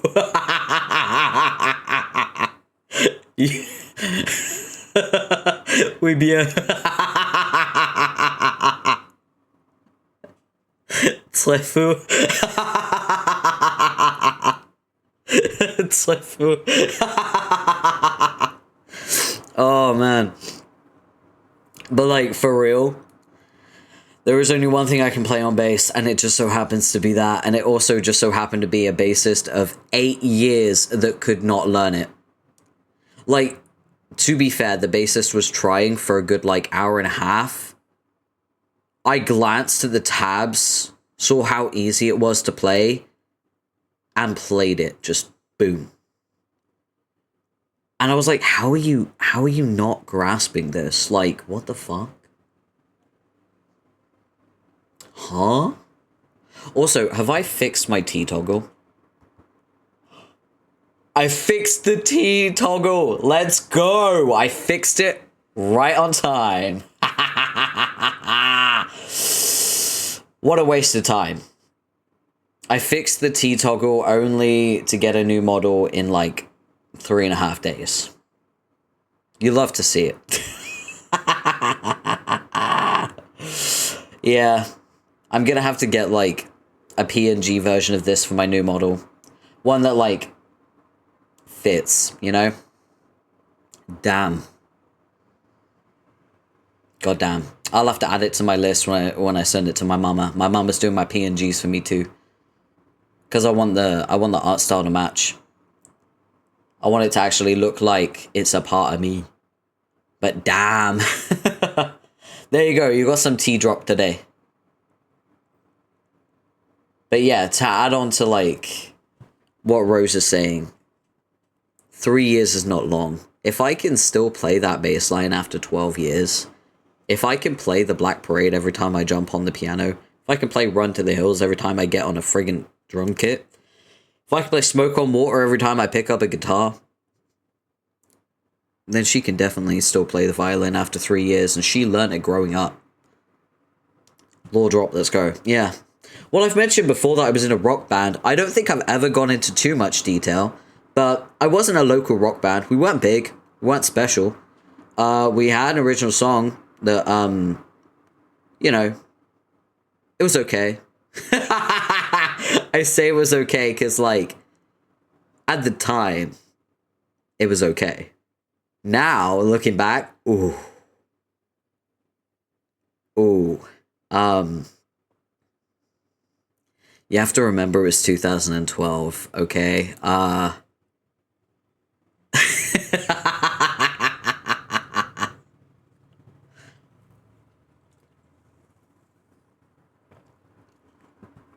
Different times. Bit cringy now. Honestly, though, I'm in my embrace the cringe era, so, yeah. That's why I'm reading Homestuck. And I'm a VTuber, so... It wasn't a problematic song, it's just cringy. It's very edgy, it's one of those. We're an edgy little emo rock band.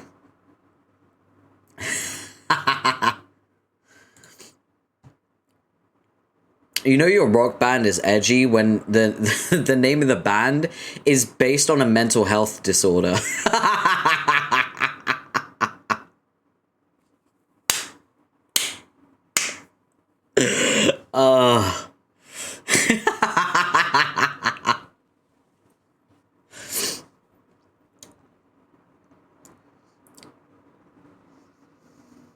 I wish I could time travel just so I could, like, go back in time and give 18-year-old me a fucking wedgie. Spill. I'm not fucking telling you. I'm not telling you the name of the band. What, so you can fucking dox me? No.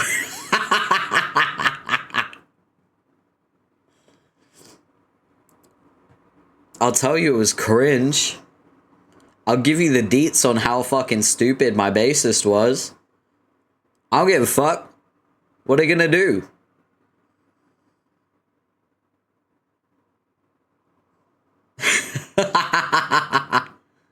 In Discord. Alright, I'll talk to you about it in Discord.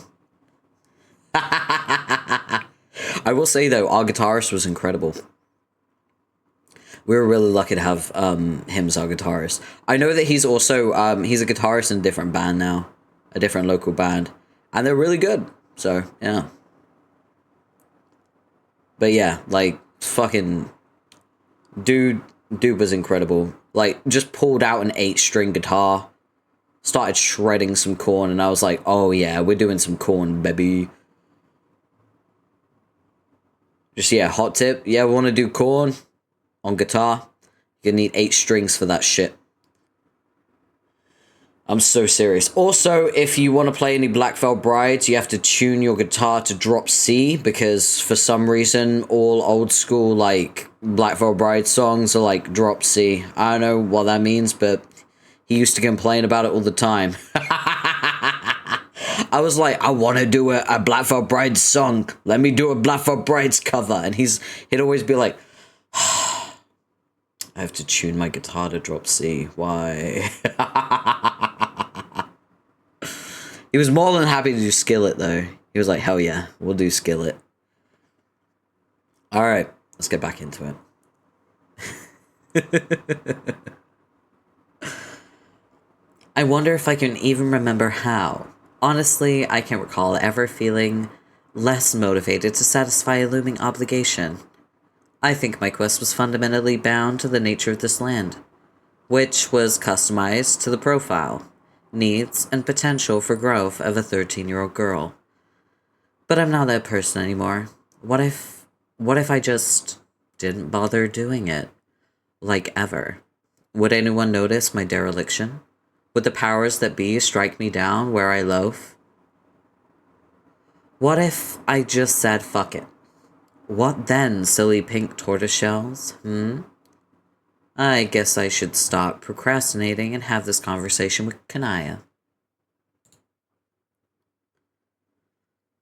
The lesbians are back. Rejoice. We love them. So, have you made any progress in determining what our malefactors want from you and Cardcat? Yes. Well, oh, she wants us to speak with Echidna. And? Are you still there? Yes. Speak to her about what? About releasing the new frog. I see. At least it would seem you have a project. Terezi and I have received no such instruction. Hello? Hi, yeah. Kanaya, do you want to talk about my problem?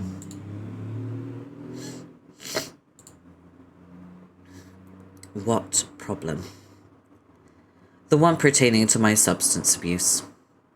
Oh, right. Okay. Are you busy? You seem preoccupied. No, well, yes, sort of. What are you doing? I'm, just buying some things. You're buying things? What things? Just some provisions. Like what? From whom? Oh, a local vendor. Are you in a consort village? Don't those shops only sell jars of bugs and such? You're not buying jars of bugs, are you? No, definitely not jars of bugs, no. Kanaya, I'm confused. Could you be a little more descriptive? I really should go. Let's talk about my problem later. Your problem? Don't you mean my problem? Yes, definitely. Bye.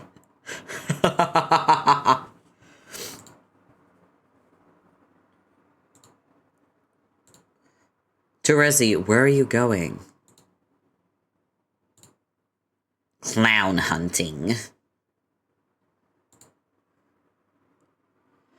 Wow. Wow indeed. Here you go. Irania's exposition on Leprechaun romance in its entirety.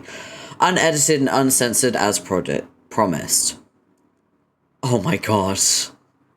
Do we have to go through this again?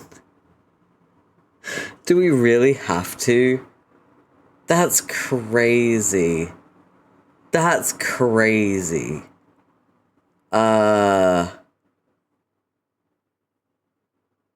So we have to click on this once again. Okay. Oh my god, I can't read that. One sec, I'm just gonna blow my nose because the pollen is cruel today. One sec.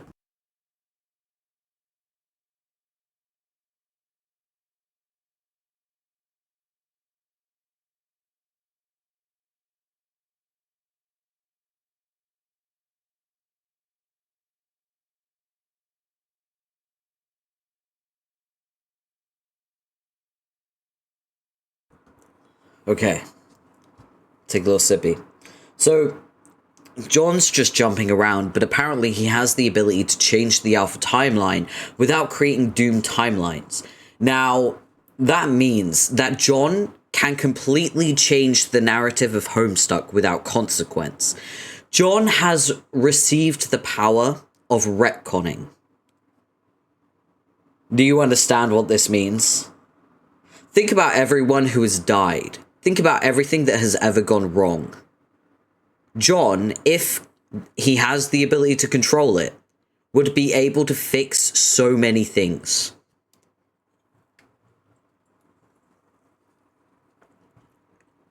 With the power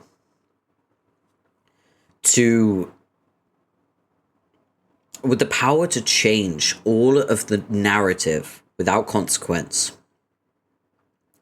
John could essentially just decide that Lord English doesn't exist. He could do that. The problem with doing that is that it would create a paradox. Lord English facilitated the environment for the trolls to grow up violent and therefore succeed in their session and create the human session, thus resulting in John Egbert existing in the first place, and also facilitating an environment for which Vriska would grow up and eventually find the weapon that gave him the powers in the first place. So, to be clear, I'm not sure what kind of implication that would give, but goddamn, that's cool to think about. We got retcon powers, let's go! Woo! Now, if only we can control it. At the moment, he's just like jumping around and talking to people because he's like, I don't know how to control this, it just happens. Uh-oh. Hey, you shouldn't be here. What? What the hell? Gotcha.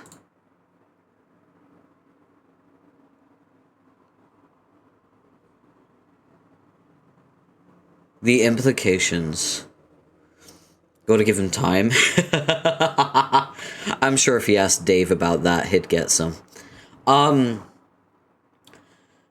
So, here we have the potential for many fanfictions.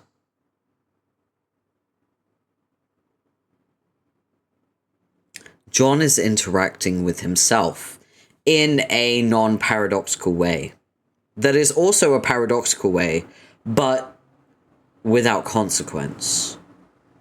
He is interacting with himself and also like making physical contact with himself, which in most time travel based mechanics would create a metaphysical explosion, right? So it's canon within Homestuck that John can touch himself. That's a lot of potential for fan creation. I'm just saying. I know some people are probably rolling their eyes. Some people probably left. That's fine. But here in this house, we love self-cessed, okay? I don't want to hear it. I don't want to hear it. Actually, no, I do want to hear it. Phrasing? No. The phrasing was supposed to sound like that. It was supposed to sound like that.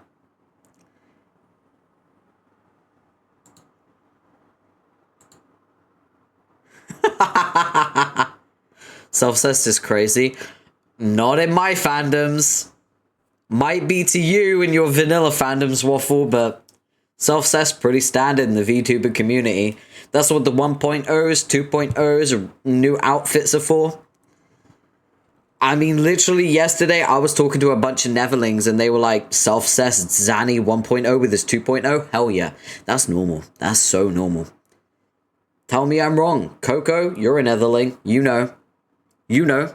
You're a VTuber fan. You get it. I wouldn't be surprised if at some point in my fucking timeline, when I get my new model, people are like, you know what? Kind of ship you with twink version you. I wouldn't be surprised if that fucking happens. If one day there is art of this version of me with my future version of me, I will not be surprised. If anything, I would be fucking proud. Finally, the prophecies would come true. I'm also a Ure. Of course, I'm familiar with self-cessed. Yeah, that's so true. That's so true. Yusan got so many fucking versions, and they propagate it by fucking flirting with themselves. It's very normal in the VTuber community, Waffle. Welcome in.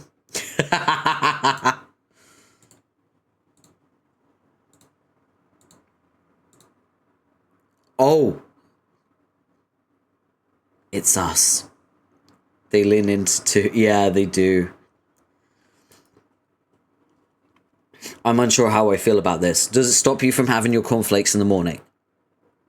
Self-cessed. No one gets hurt. You wouldn't fuck yourself? Too bad. You know what I mean? Why not? You know what I mean?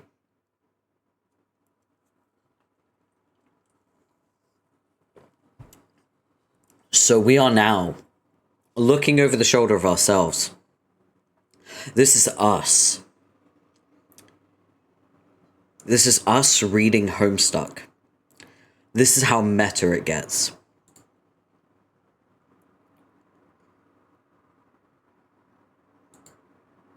There it is! Let's go! Yes! Yes!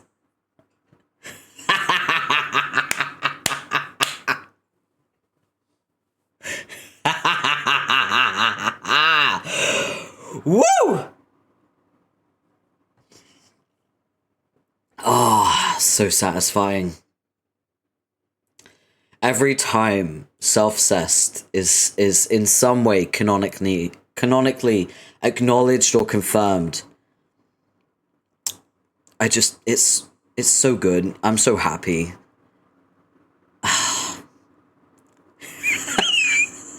Yowie.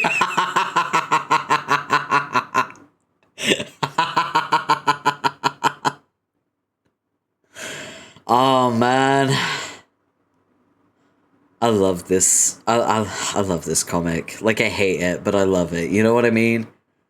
It's like I feel like who I am was cultivated by this comic. The impact this comic has had on me as a person. Like, I can't see two of the same. I didn't even know it was an emote. Yeah, it is. The 7 TV emotes, by the way, are in the About Me panels, if you want to see all of them. But yeah, of course Yowie is an emote. You think it wouldn't be? Come on. But yeah. I feel like a huge part of who I am is heavily influenced by this comic. I think the decade of development... Oh, nice. Yeah. By the way, yeah, nice is also an emote. It's RPR.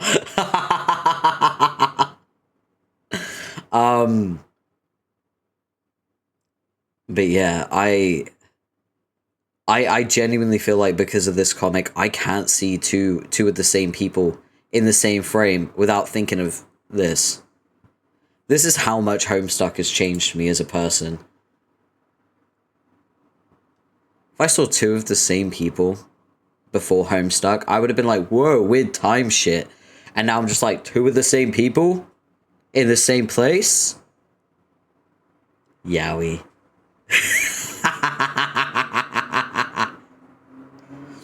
It still keeps happening. You come to the sobering realization that things will never stop from keep happening constantly. And you can't take it anymore. Stop fooling around. Go find Roxy, you dumb goof. Who's Roxy? Ow!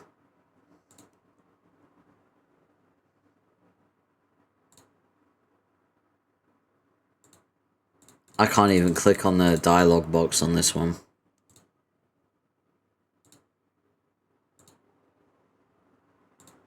Can I still can't click on it. No more. Come on, John. Clear it up. There we go.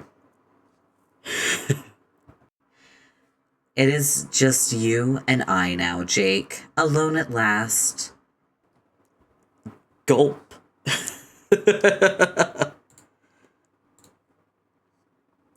Jane, could you please tell me what in the Sam Hill is going on? Haven't you kept me pinched in the Hooskow long enough? The what? What happened to my grandma? She seems so nice, and all of a sudden, whammo! She's a gruesome monster. And what's with the thing she zapped on your head that flipped your cuckoo fruitcake switch? Is that what made you lose your marbles, Jane? And why'd you have to plant such a spanking haymaker on your breadbasket? That really hurt. Still hurts. And why, oh why must my bottom rock these snug custard undies while you get to look like such a doggone badass? Am I at least permitted to put on a respectable pair of fucking shorts? Absolutely not. I love how he's like, I would like to cover up, and everyone's like, no.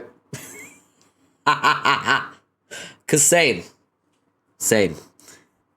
I wish there was a god tier version of the body pillow. You know what? Maybe I shouldn't say these things out loud. No, you know what? No, I'll continue saying these things out loud.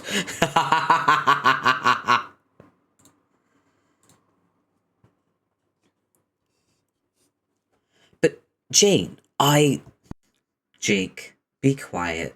Having recently been crowned a supreme of being pure... Blah, blah, blah. Having recently been crowned a supreme being of pure logic, my tolerance for your antiquated horseshit has fallen to nil. I'm sorry, Jane. You know what a shameless blatherskite I can be. Especially when I'm nervous, I start bumping my gums and prattling my screwball poppycock till I'm blue in the puss. You know how rough it's been for me, Jane. After we almost hopped the broom and then Dirk slipped me the mitten over the whole trickster sockdologer. It all caught me flat-footed and knocked me right into a cocked hat. Squirreling me away in the calabooses like this is payback for the way I behaved. You've got to believe me, I never meant to hurt you, Jane. I'm doing my best here, and that's the real Simon Pure Scout's honor. Jake, now you've done it. You've made me exclaim in frustration audibly. If your intent is to welcome another knuckles sandwich instead of my reasoning for your captivity, then go on, say one more thing that sounds like something a corny old man would say. I dare you. Double gulp. That's what I thought. Listen carefully, prisoner. I stand to inherit a new empire very soon. When Earth has reached its final destination, it will be repopulated with a fresh brood of loyal subjects over whom I will rule absolutely. But I will not rule alone, Jake. Oh no. I will need a husband by my side. To rule by my side. That is where you come in. Whimper. I love it when they whimper. You and I will be wed. And we will rule my empire together with an iron oven mitt. However, the mitt will be worn by me and me alone.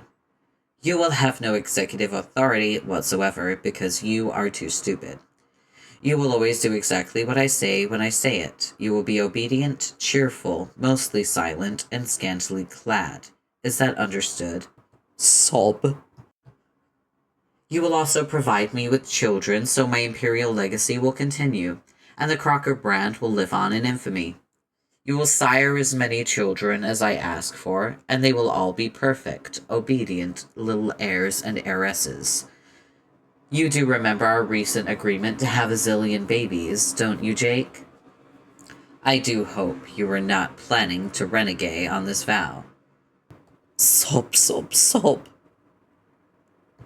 Our children will rule the empire when we are gone, of course, which of course will be never, because we'll be eternally young and beautiful and immortal and in love forever and ever. We will travel the galaxy, conquering planets and expanding my empire. No alien world will pose any resistance to our forces, especially not once I figure out how to unlock all that incredible Page of Hope potential hidden away in your pathetic, hunky body. Sob. Please, no, Jane, don't do this. I don't want to get married or sire children or rule an empire. I'm scared and sad and afraid. I don't want to do this adventure anymore. I just want to go home. Please let me go back to Earth, Jane, just like it used to be. I just want to go back to my pumpkin patch, in the jungle, when things were simpler and all I had to worry about was being tackled by a feisty robot. I want to go back to when it didn't ruin all my friendships and when you didn't hate me. And when you didn't go crazy and tell me to be your weird royal husband slave. Wah! Boo, hoo, hoo, hoo, hoo. Honk. Oh, dude, don't blow your nose on your cape. Ringo's stuck. Sob. You've got to do something. Sorry, man, I'd like to help you out, but I'm not real. Dagnabbit. Are you sure there's nothing you could do? I'm only as real as your ability to believe in me. But I do believe in you. I believe in everyone. Yeah, right. You never really believed in anyone your whole life, and you know it. Everything's always about you. Don't you remember? You already had this epiphany, dingus. I could only become truly real if you ever managed to harness those bomb of shit hope powers you mentioned. Then again, if you actually did that, you wouldn't even need my help. But I can't. And I don't want to be a pawn in her lecherous baby-making pastry empire. Jake. Blubber. We stop crying. It's reflecting poorly on both of us. Sorry. Sniff. Hey, did you shave your legs? No, I think the magic of god-tier fire burned it all off. Goddamn, they're so smooth. Car could swerve out of control in those gams. I know, it's really weird. Speaking of legs. Yeah, little poofy asshole pants, I know. Is that really what you're wearing now? Yeah. Sweet. No. Jake, to whom are you talking? Brain Ghost Dirk. Brain Ghost Dirk. Yes. You're lying. No, I'm not.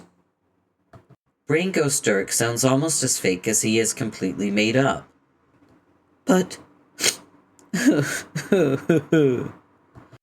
Oh, for goodness sake.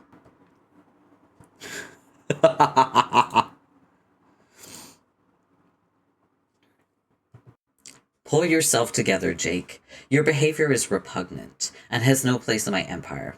What kind of man are you? What kind of suitor to an heiress weeps uncontrollably when his imaginary friend's existence is called into question? She has a point there. Wow. Dude, she quit balling already? Stand up like a man, punch her in the face or something. But I don't want to be a man, and I don't want to punch her in the face. Wow. Punch whom in the face now?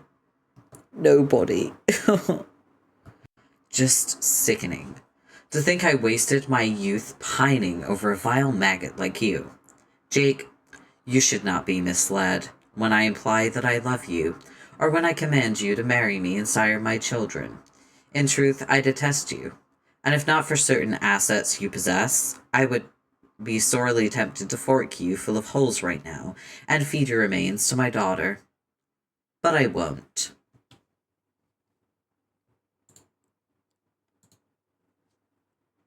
You're lucky you're so hot.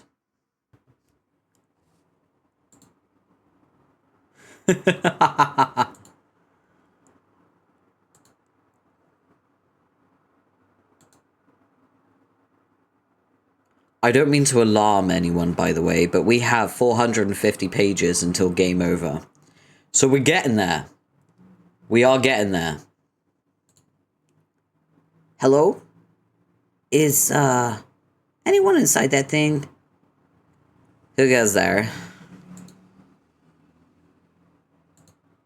Don't worry, I'm not a villain. I'm just passing through, looking for someone. I was told to find a girl named Roxy. Roxy, huh? Sounds like a babe. Yeah, maybe. You know her? Kinda. Really? Have you seen her? No, not in a while, I'm afraid. Darn. I could help you find her through, though, with a series of vexing riddles and clues, each more bewildering than the last, each less infuriating than the next. For I am the Sphinx of this pyramid, and that sort of coy BS is the shit I get up to every day. All pyramids have sphinxes, I decided just now. No, that sounds really dumb. I'd rather just have some straightforward information as to her whereabouts. Stroke Sphinx Legion, enigmatically. Can you at least tell me what she looks like? The thing is, she's hard to recognize lately. She started wearing a mask for some fucking reason. Maybe so as to avoid detection from Snoopy boys. Just wonked at you, Evway. You just... what? Nothing. Alright, well, can you tell me where and when you last saw her? Heck yeah. It was the last time I looked in a mirror. There's no mirrors in jail, though, which is a shame. I used Ellot at Stone Cold Fox to get me through long nights. Hardest time I ever done. Oh my god, it's you! How could I possibly fall for such a stupid prank? LMA friggin' O. You're almost as gullible as English. How perv is it that's some kind of family trait? What? You must be John, right? Yeah, how'd you know that? Because Jake rambled about meeting you a bunch of times. Also, you sound like him. Oh. It seems like Hemi at a disadvantage then, which is impressive considering you're in jail. And also in a little green pyramid thingy for some reason. Did you actually build that thing? F yeah. That's cool. It's like a little fort. I built a fort once in my room. I made it out of a bed sheet and some Cruxite dowels. Then my friend threw it in a bottomless pit. That was awesome. It was alright. No, but for real, don't wreck my fort or I fuck you up. I wouldn't dare. Aren't you gonna come out so I can see you? I would, but I've been trying to concentrate on something. So I built a sick pyramid deal to help focus my brain chi and spiritual magics. And if at all possible, to blitz my chakras out the yin-yang. Is it working? No, but at least it's nice and dark and quiet in here, free of distractions. Or it wasn't until the guy came along looking for some chick. What are you trying to do exactly? I have to make a spike ball appear out of thin air. But all I can make are these lame cubes. You made all these cubes? Yup. That's a neat power. Thank you. I also made some pumpkins. Cubes and pumpkins. Manifestations of amateurs. They're basically freebies for Void players, I think. I remember making some cubes on my alchemitor. I think that's what a blank card makes. So, yeah, they're super primitive. But making pumpkins is pretty impressive. They're like these big old vegetables. No, dude. Pumpkins are hells are primitive. Void-wise are like the middle square on a bingo card. Drumming up a dumb gourd ain't nothing to write home about. Well, if you're really having trouble, I know a thing or two about learning to use God tier powers. Maybe I could help. Hey, look. It's Jake, stuffed in a blue windsock. Huh? Never mind. So what kind of hot god tier tricks can you teach me? Tricks? I guess I don't know any actual tricks per se, aside from how to use some of my powers. But I don't know if the same tricks apply to using your powers. You said you could help, though. I said maybe I could. I don't know, I was just throwing it out there. Like, maybe if I told you about some of my experiences I had when I was learning to do my windy stuff, you might have some kind of voidy epiphany. A voidy epiphany.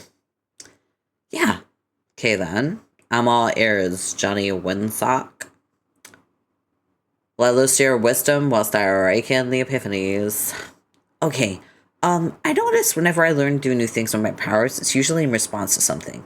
Like, something important that has to be done. So, why are you trying to make the spike ball? And how important does it feel to you?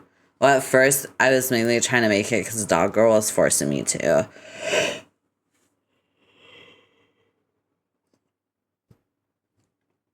But now, I think I keep trying because I'm getting obsessed with making this dumb spike ball. I'm PO'd that I can't do it. I see. What actually is a spike ball, if you don't mind me asking? It's an alien egg for the trolls to hatch them all back to life. But only to be ruled by an evil witch, so it's going to be shitty for them. So yeah, it's kind of an important thing. But at the same time, it would probably be terrible if I actually made it, so. And maybe the fact that you're conflicted about it is why you're having trouble. Yeah, maybe. If you think it's important to make, why don't you want to give it... Why do you... Blah, blah, blah, but don't want to give it to the bad guys. Why don't you just break out of jail? Then you could try to make an egg at your own discretion. Use it however you think is best. I don't know. I broke out of here once already, and the fucking witch just nabbed me again. And that was before she recruited Jake's omnipotent goofball grandma to zap me back here the moment I step outside. Yeah. It's a tricky situation with Grimbark Jade on the loose, that's for sure. But I've been managed to invade her. I just swoosh the breeze around to hide my scent and dissolve into the wind and fly away if she tries to find me. Maybe you could do something like that too. Seems to me, if anyone should be able to avoid detection using their powers, it would be a void player. Get it? Avoid? As in avoid? That's the gist sound reasoning, yo. And a way lame pun to boot. But remember how we were just talking about the fact that when it comes to god tier shit, I don't know what the F I'm doing? Oh, right. Anyway, I thought you were gonna regale me with stories of your ascent through the Windsock tears, such that I may, through osmosis, glean the vagaries of godhood. Then all I gotta do is wait for this rude tidal wave of epiphanies and junk to wash over me, and get hella wise. Then and only then will I be able to make this shitty egg happen. Okay? Okay, where should I start? At the beginning. You mean like when I first became god tier? Oh, that's a long story. I was kind of tricked into that. Might take some setup to understand. Dude, look. I don't have grand illusions, so this yarn you'll spin will be like some actual efficacious tutelage on fucking pajama spells. I just want to hear you talk about stuff. I want to know your stories. Go. Alright, in that case, I guess I'll start it on my 13th birthday, which was 3 years ago, by the way. I heard this awesome game, or at least one I thought was awesome, and I wanted to play it with my friends, but it wasn't so easy to start. I had to get it from the mail, which meant sneaking around the house while avoiding my dad, which is kind of stupid and childish in retrospect, but blah blah blah, blah blah blah blah blah, blah blah blah, blah blah blah blah blah. Go on.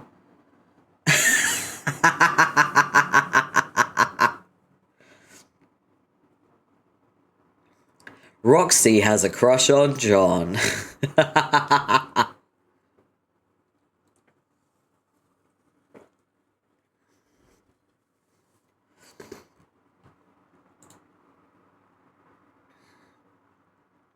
Boyfriend material.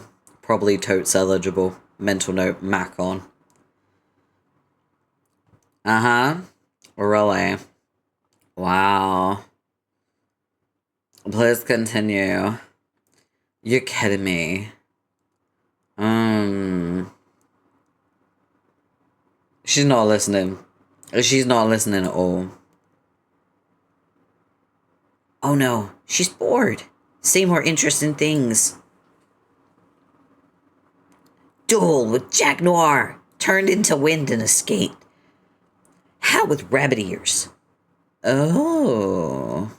Cracks in paradox space, an enchanted desert, magic ring, adventure on the high seas, ghostly troll pirates.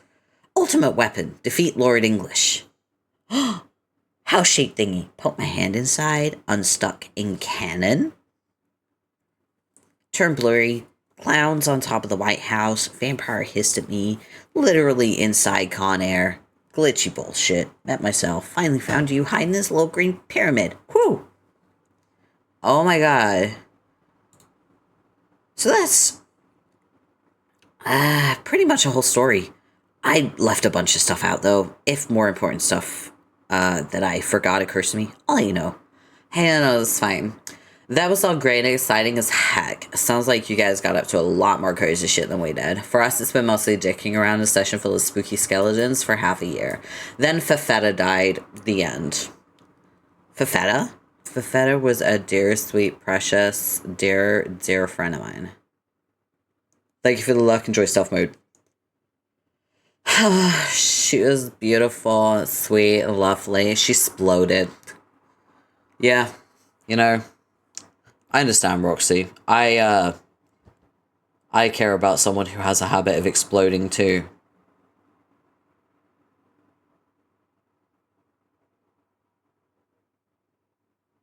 Exploding all the fucking time. Yeah. It's always sad when they explode. Yeah. Anyway. Wow. I'm sorry. Oh, we also became tricksters, which as far as things that happen go was so dumb. I guess it's kind of the epilogue of our story. Oh my god, please don't say epilogue. That's triggering. Anyway. Oh yeah, then we had hangovers and went God's here accidentally. That's the double epilogue. Oh god, so triggering. That's the end X2 combo. I'm gonna sneeze.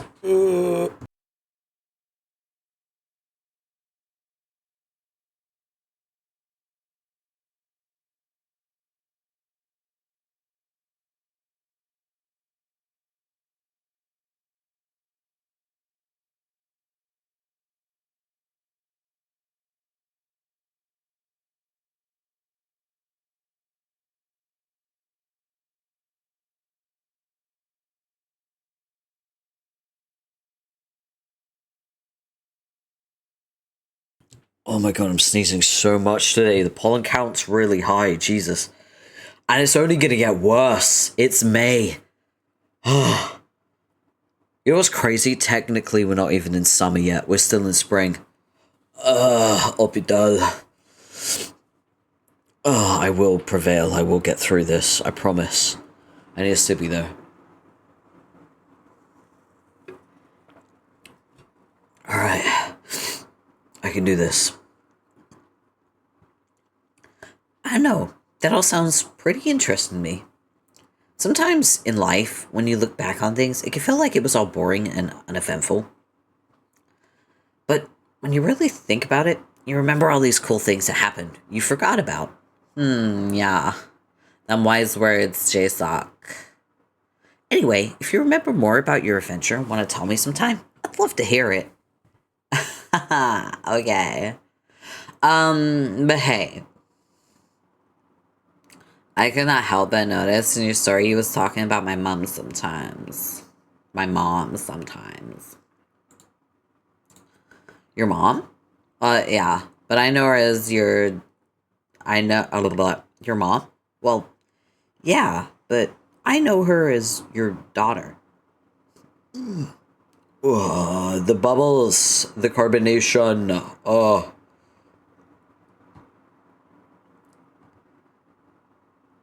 But I mean, who the hell knows at this point? I know, right? The curious case of the mutual moms. That is the biggest mystery. Thank you for the 07, I appreciate it. Summer's gonna be rough.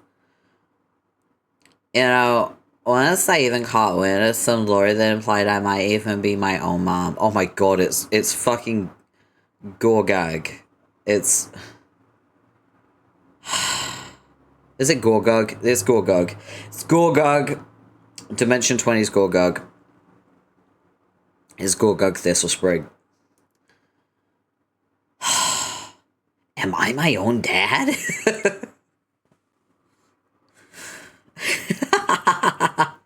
Why did you stop playing, Gorgug? Am I my own dad? It's literally Dimension 20 reference. Actually, no, wait. Did this... Wait, Dimension 20 came out after this. Does Brennan Lee Mulligan know Homestuck? There's no way. There's no way that there is a Homestuck reference in Dimension 20's Fantasy High. There is no way that Gorgug saying, "Am I my own dad?" is a fucking Roxy Lalonde reference.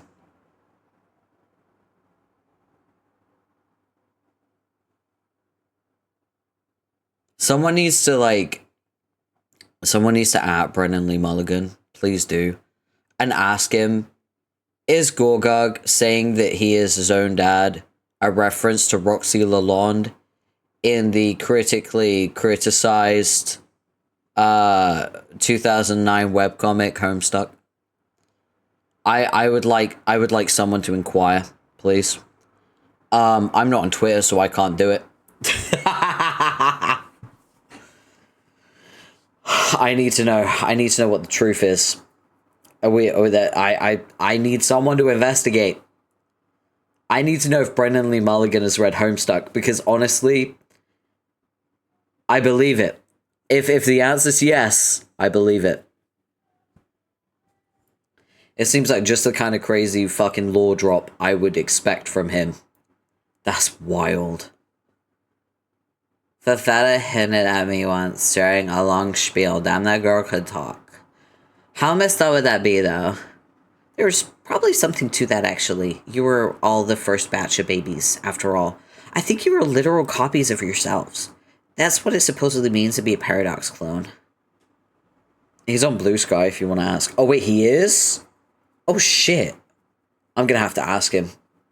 Wait, you know what? I'll fucking ask him right goddamn now. Blue Sky.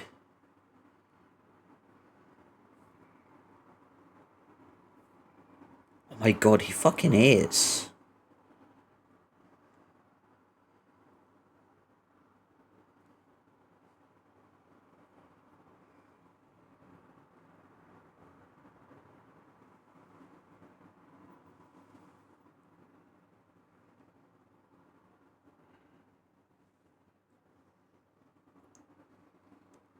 Thank you for the luck. Enjoy stealth mode. I have to ask this. I have to ask Brennan. If I get a response, I'll bring it up on screen. I promise.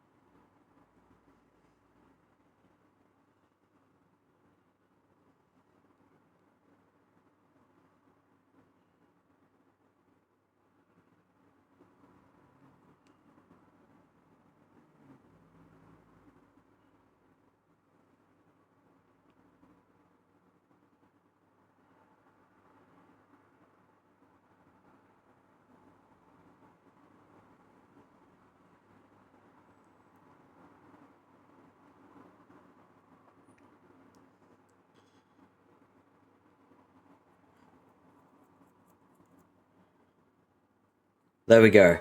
I have just said to Brennan Lee Mulligan. Where is it? Where did I post it? Brennan Lee Mulligan. I'm rereading Homestuck and I have to ask, is Gorgug asking, am I my own dad, a reference to Roxy saying, I might be my own mum? If yes, fantastic deep cut. If not, fantastic coincidence. I have to ask. As a Dimension 20 fan and a Homestuck, I have to know. I have to know. I have to know.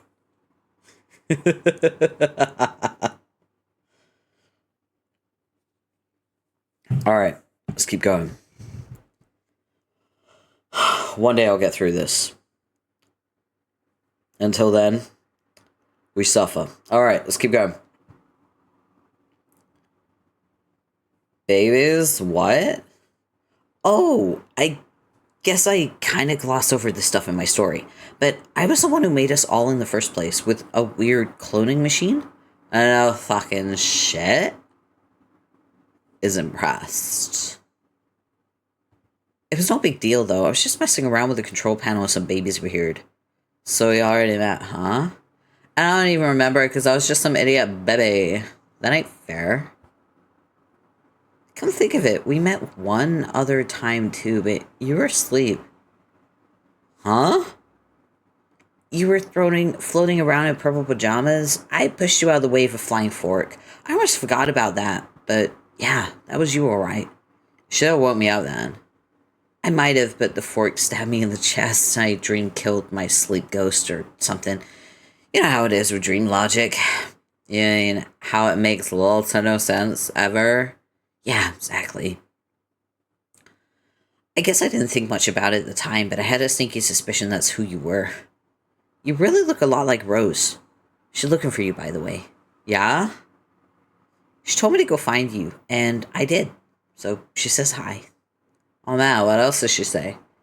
She says she's looking forward to meeting you. Oh, well, if you see her again before I do, tell her I can't wait to meet her too.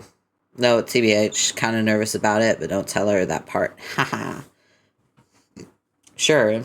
Ellot. Sure. Blah, blah, blah, blah. Sure.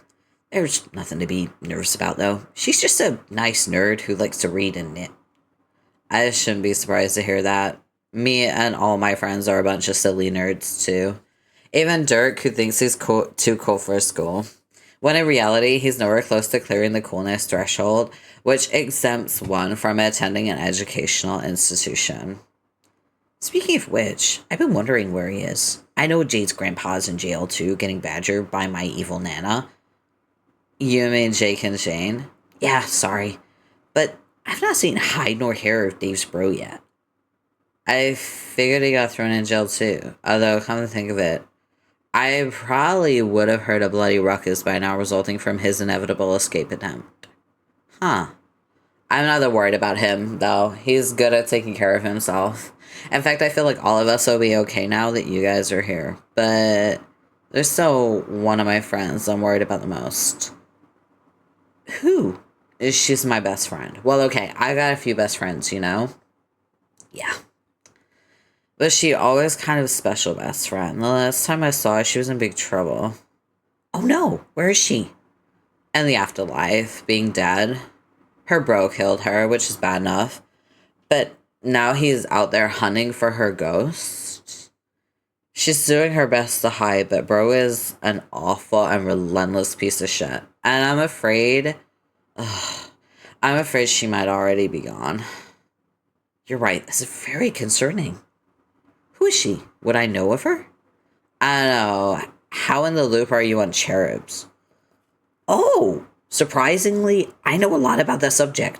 For instance, did you know that when they turn into did you know they turn into gigantic snakes when they have sex? I know, weird, right? It's probably not very relevant to the topic at hand, though. Yeah, probably not. Anyway, you know about Lord English, right? Uh-huh. Okay, well, she's the sister. Her name is Calliope. Oh. Okay, this is starting to make sense. Yeah. She's supposed to be critical to defeating him somehow. She's going on some quest out there to find a deadlier version of herself or whatever. I don't know, that could be all true. And maybe it's selfish of me, but all I really care about now is if she's okay. I understand. She's your friend. I would feel the same way. Wait a minute. I've got it.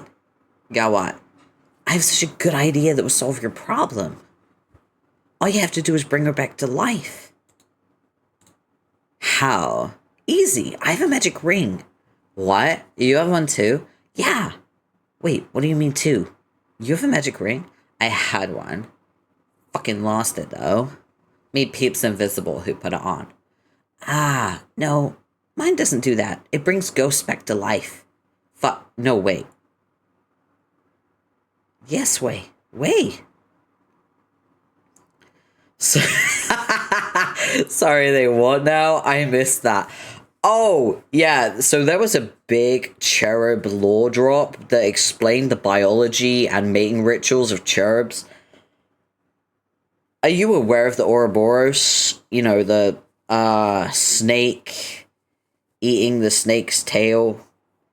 Combine that with an extra snake and a Mobius double reach around, you basically have a very violent, deadly mating ritual between the cherubs. It was in the last stream. Don't worry, I'm going to be uploading a lot of the VODs tonight and tomorrow. So you'll be able to catch up. But yeah, it was in the last stream. Thank you, Arania, for that lore drop. Good God. Yeah, I told you it was deadly. They literally, like, fucking try to eat each other and, like, break each other's necks.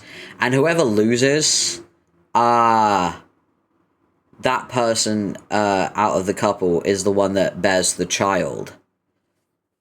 And funnily enough, the parents of Calliope and Caliborn, it was the father who failed. Unluck, I guess. Thank you for coming back with snacks and energy potions. But yeah, yeah, it was this big, like, exposition on cherubs and, like, cherub biology, yeah. You missed it. It was, like, the whole life cycle of a cherub and how everything works, basically. How they're supposed to grow and mature. Their, like, typical life patterns and how they operate in the universe. What their purposes are, exactly, in the universe, that kind of thing. And it told us about, like, Calliope and Caliborn's parents as well, and, like, what their parents were like. So, yeah. Pretty cool, right? I have to blow my nose.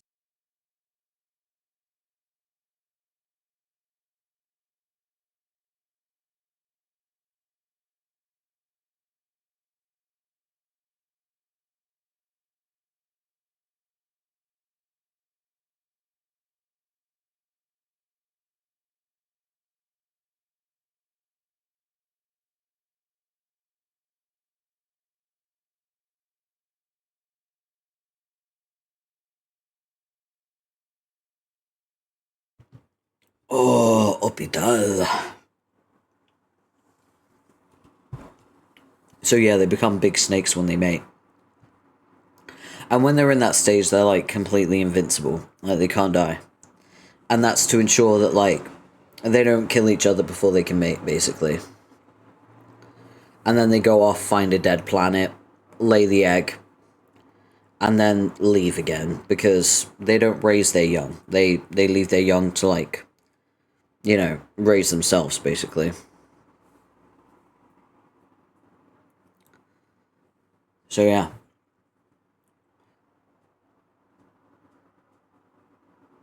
Yes, wait. It's back at my house. I could go get it right now. Damn, son. I find this to be some truly baller happenstance. If your claim is true, then I'll cry. Thank you for the luck. Enjoy stealth mode. It is quite true. It should be a piece of cake. You just wear it when you go to sleep, and it comes with you in your dreams. Then you find your cherub friend, put it on her finger, and bring her back. I think you can only use it once, though, so once she's wearing it, it would be hers forever. Or at least, as long as she wants it. Yo, John. That's not amazing. I don't know, that sounds like such an obscenely precious commodity. You sure you don't let me use it? Sure. It's no big deal, really. For a while, I was hanging on to it thinking I might give it to... Oh, man. It's gonna sound dumb. Huh?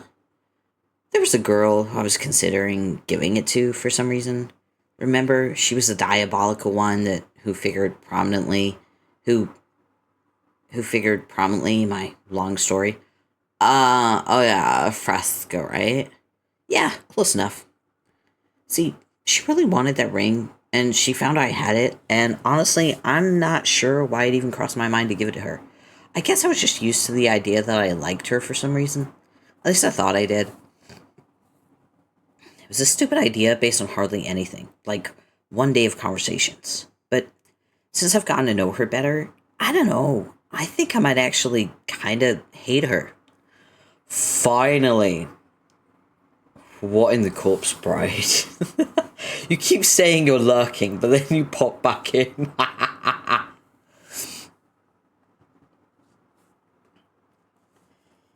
Yeah? Yeah, she's actually pretty awful. She's so full of herself, and I mean, to her friends, and dangerous. Really, really dangerous. Ouch. Well, what can I say, Sean? Love sucks. Yeah, it does. Anyway, I don't think I can let anyone like that have the ring. You don't mind trusting me, right? No. It's funny, after spending some time with a person who's legitimately crazy, it becomes easy to tell right away when someone isn't.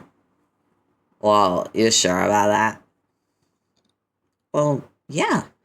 Everyone's a little crazy. I just mean not bad crazy.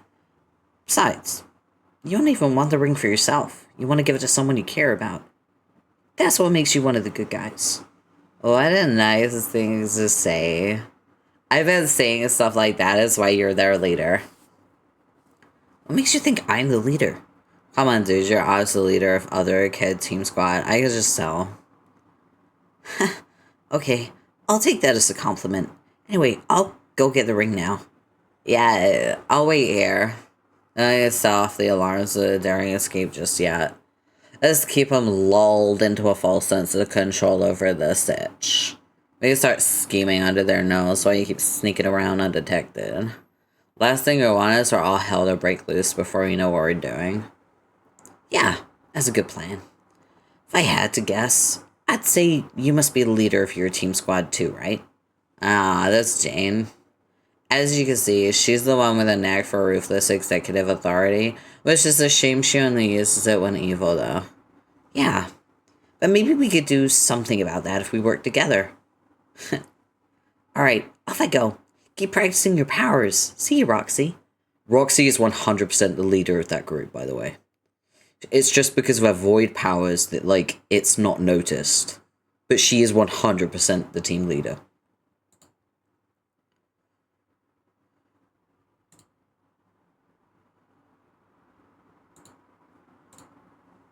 Oh, yes. So close. So close. She's getting there. We gotta manifest this for Roxy. She can do this. I believe in her. Not quite, though.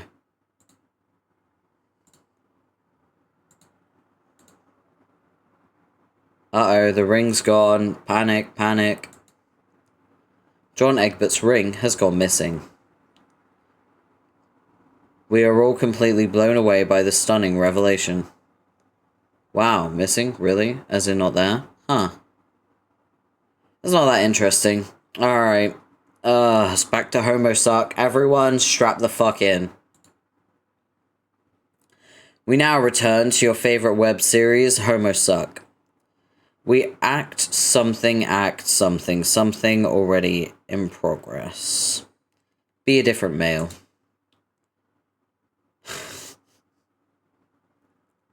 The last time things happened, the male story hero blew up. So, fortunately, we won't see him ever again.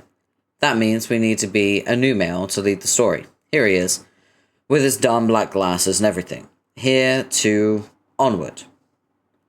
I will refer to this male as the alpha male. The alpha male is less bad than the original male. He is not as annoying and has no tendency to randomly appear and bother people. He also likes cool swords and irony, I guess. And like myself, he has cultivated a taste for fine art. Hence, he will be my male of choice on this adventure. But I will admit there is one reason above others why I've decided to favor the alpha male. He has exceptional taste in puppets. Yes, alpha male, call for backup. Normally, here's what would happen.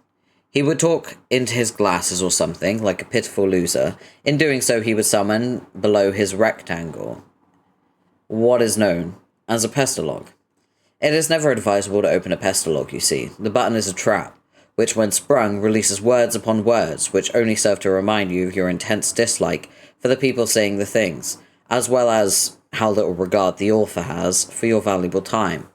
As such, there will be no words described in my tale, only action. Send the bitches. The alpha male whistles for his bitches. He will need a loyal entourage of top-flight females to assist him on his important boy journey. Actually, let's invite a couple more to the party.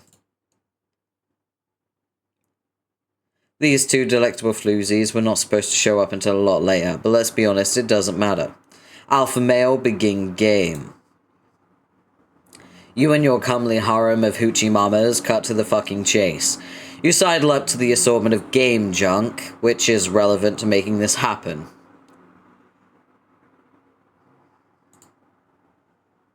I'm commenting from the shadows. What are you, Roxy the fucking Lalonde? Goddamn.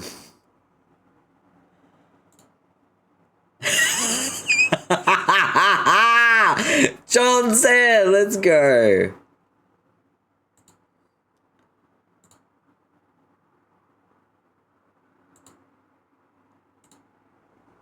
Disregard the unimportant male ghost behind the curtain. Oh dear God! This is really dumb. He will not be a part of this story. Let's continue.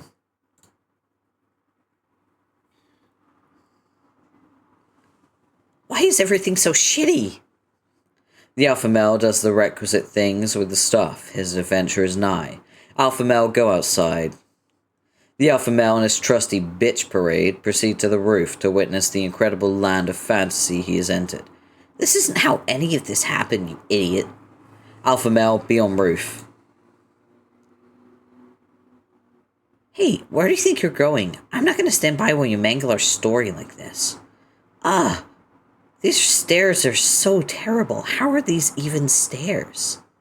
You successfully be on the roof and prepare to human kiss your sorry planet goodbye.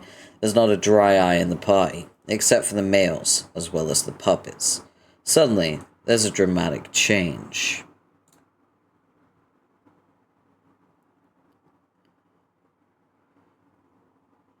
Wait, fuck! Oh my god, this door is dog shit. I don't recall what his land was, though. Something with lava, I think. I don't really care. I'll just make up my own. It will be a great opportunity to flex my powerful world-building muscles for you to be dazzled by. You see, when crafting a strong and compelling narrative, I think it's important for an accomplished artist to give himself the latitude to do whatever he wants, and to fuck around as much as cherubically possible. And the size of that latitude should be, literally, as big as the whole fucking story. As such, using knowledge accrued from my tomes of artisan knowledge, I will change my art style to demonstrate my versatility, and make you be impressed. However, the mangas are clearly too advanced for now, after I level up in fine art maybe, but not now. So for the time being, and to get more practice, all of my world assets will be respectfully plagiarized from the distinguished Mr. Emberley. Wow, yes, so good. I'm so sorry you had to come back to Homestuck. You have my deepest condolences, but thank you for the unluck. Thank you for bringing energy potions. Sorry. I return at the worst possible time.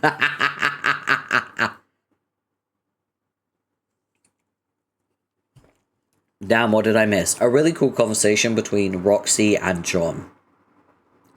where John has decided to give the Ring of Life to Roxy so that she can give it to Calliope.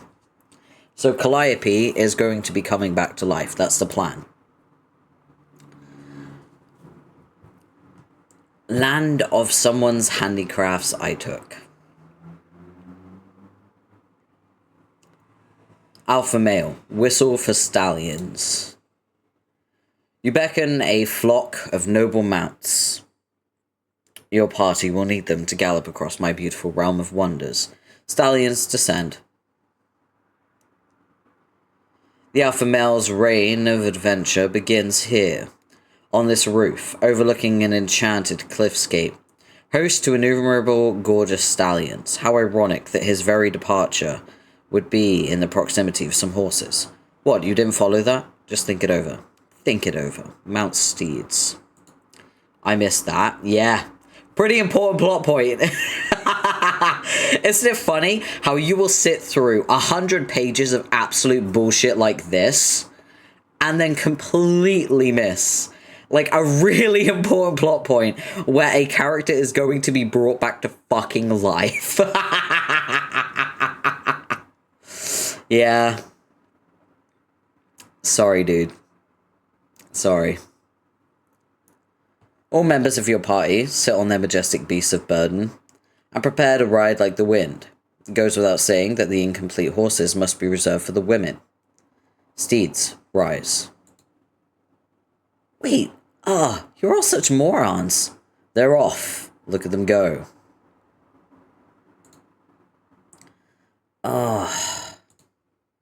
Well, guess it's time to settle up. Why the hell not? It's literally the suckiest horse I've ever seen in my life. Whatever. Giddy up. Yeah, fly, shit biscuit, fly! No, you dumbass, not this way. Go down. Down, I say. Oh, fella, watch out for that helicopter. And the rocket ship. And that, row of sky Vikings? Yes. Go this way. Down. Good horse. Oh yeah, also, John is in Homestuck, and he thinks everything sucks. Which is pretty accurate, honestly, because it does.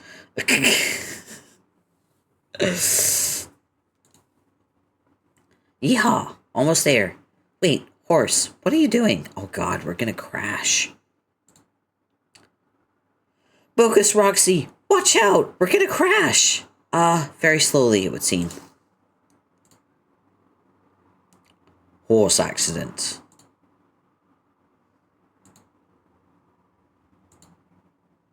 Sorry, Bogus Roxy. I'll try to make it up to you. The real you, I mean.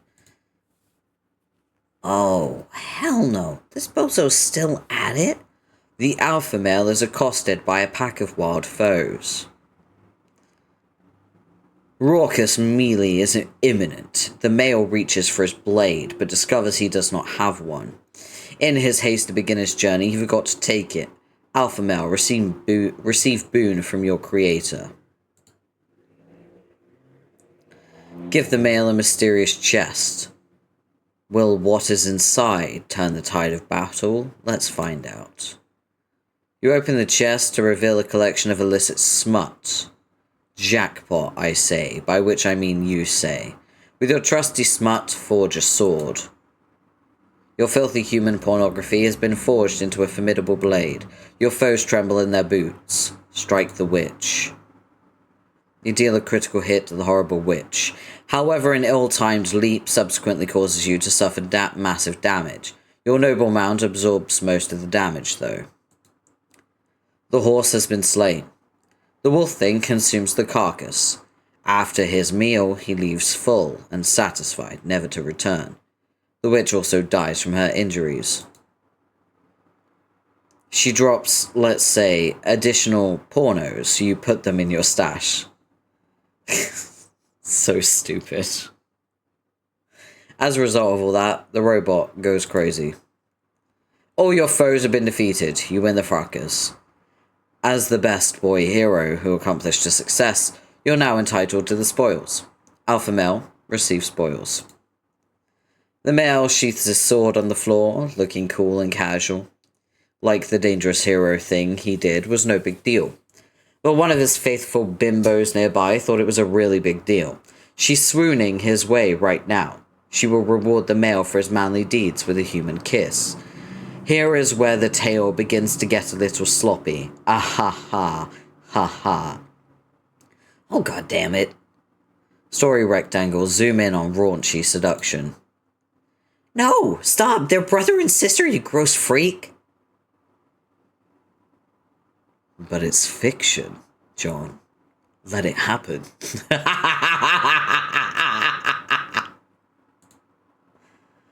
Ah, no, I don't care how bogus they are.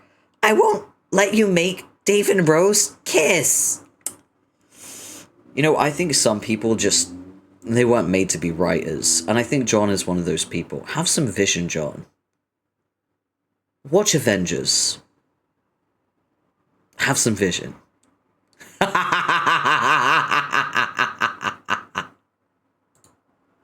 That's enough. I can't take any more of your shitty story. It's so ugly and stupid, and it's making me so mad. Ah! And another thing, why don't you learn to respect girls better? You're just making them follow Dave around like a bunch of idiots. The only thing you're letting them do is kiss the boy whenever he does something brave. That's so lame. All these girls had their own cool adventures. Don't you realize what you're doing here makes you a weird creep? Seems the alpha male has been slain. This obviously will not do. Some additional backup males are deployed due to, let's say, time travel. I'm so sorry you had to come back to this, Coco. Unluck so I can throw tomatoes at you.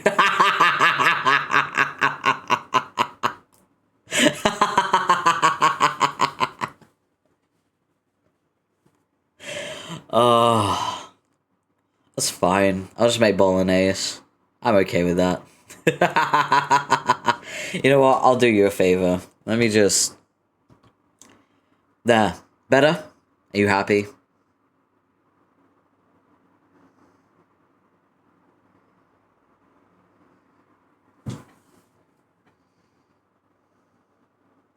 Is this what you wanted?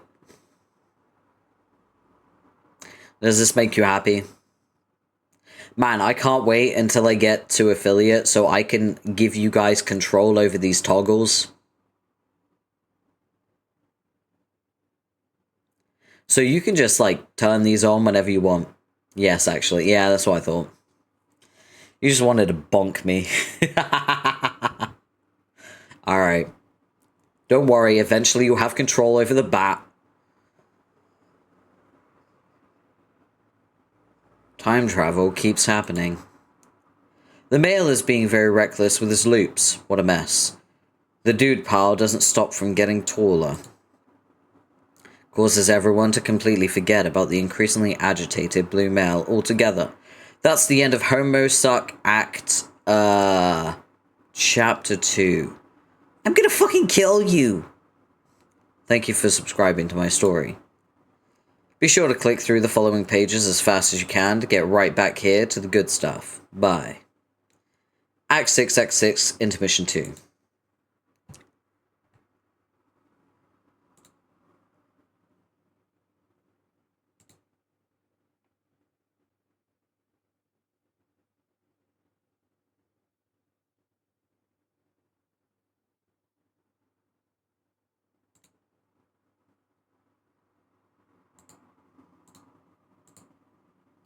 Gamzee is in the fridge. Gamzee is in the fridge, everyone. And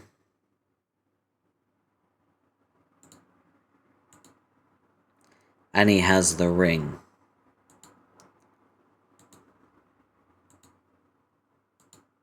Uh-oh.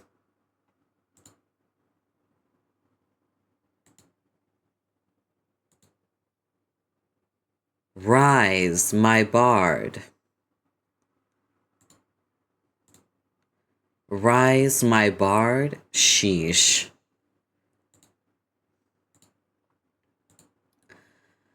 Arania, if you want people to start taking you seriously, your chilling repartee is gonna need some work. I will be abusing the bonk. Yeah, that's fine. Whatever, you know, helps you through the stream.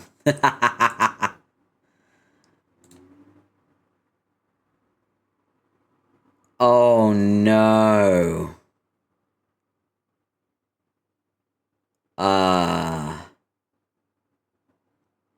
So Spider Troll is alive now.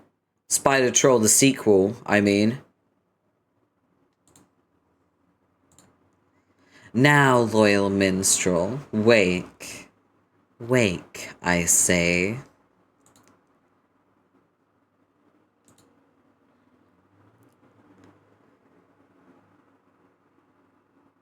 Haha. Yeah. I'm sure this will end well. Ooh. Honk.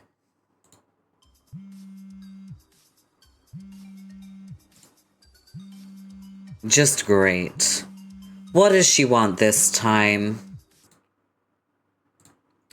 Shallow hates working. The fuck you think you're doing? I have no idea what you're talking about. Bullshit. You went after the blue nerd's ring. You're wearing it now, ain't you? I couldn't say, Mina. I do like to wear jewelry from time to time, just like you. It's certainly possible there's a shiny new ring on my finger. So what if there is? Arania, so help me God. You need to take that shit off right now. Throw it in a volcano or something, and just come home. First, I would appreciate it if you referred to me as Mindfang. Remember how I've been trying to make that be a thing lately? Second, I have no intention of discarding this ring now or ever. Wheels are already in motion, Mina. Irons are heating up as we speak. Wheels, irons, Arania what? Mindfang? What are you even planning? You gonna meddle? You gonna meddle? I just know it. Ugh. I'm just taking some initiative for a change. Has it occurred to you that it might have become a little tiresome for me to spend eternity as a boring nobody, while so many others got to play important roles in determining the fate of reality? Heck, you were barely dead for 2 minutes before you started assembling an army. Even my alternate universe self got to lead an amazing life, which is all well and good for her. But what about me, Mina? What about me? Yo, I feel you with that. Trust me, girl. But do you realize you're making a globin mess here? I mean, you know this shit ain't like part of the legit chain of events. You aren't supposed to be there. Of course, I know that. Like I said, I have a plan. What plan? I'm going to take over the session, and then I'm going to make sure it never bears fruit. If I can stop this universe from being created, then the young Lord of Time will never have hatched in the first place. I won't merely be defeating an invincible foe, I'll be erasing all the pain he's ever caused. Thork, have you lost it? You know what you're doing is making another Doom timeline where everyone dies, right? Of course, I know that. Please, Mina, don't insult me. I've given this a lot of thought. Oh, no. 1 second, just need to blow my nose.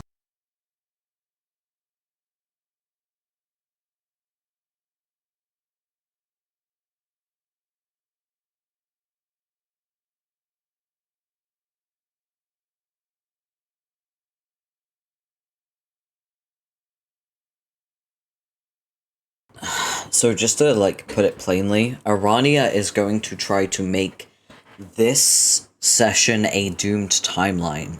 And if we know what happens to doomed timelines, everyone dies! Yay! Okay.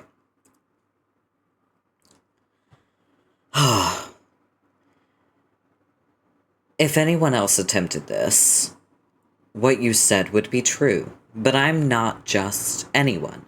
I'm a very powerful self of light. I've had millions of sweeps to hone my abilities.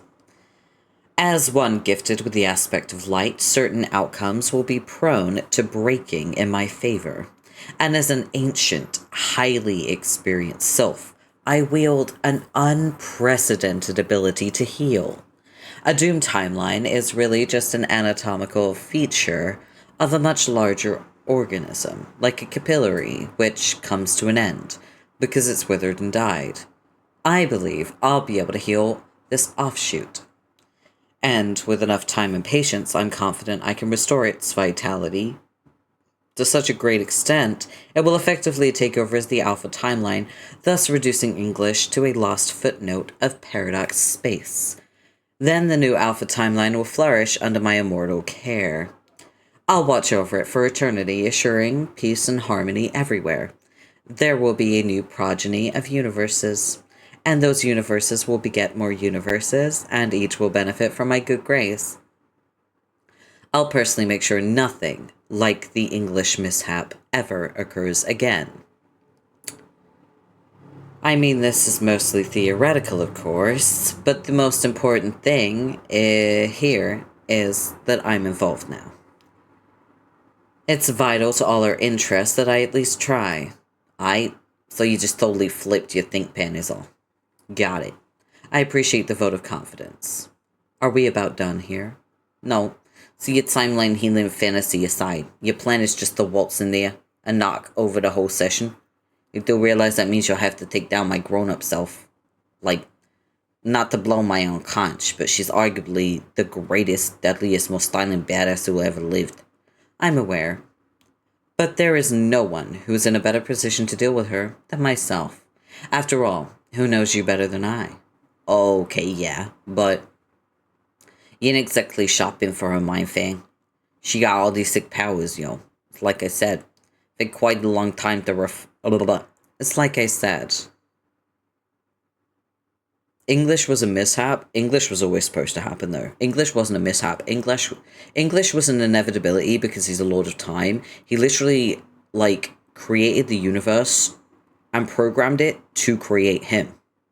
Like, it's a self-fulfilling prophecy. He created the perfect time loop in which he is inevitable and eternal. And she's trying to erase him from that. But the problem is, she doesn't have the retcon powers that John has right now.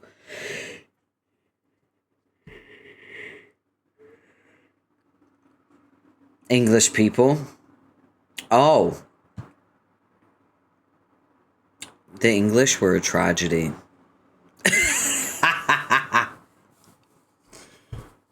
A play on words? Yeah, I didn't pick up on that. But you're right.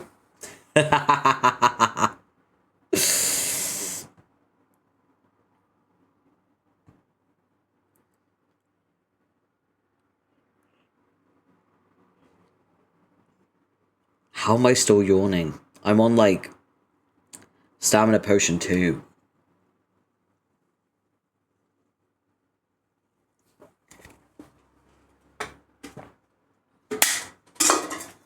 There we go.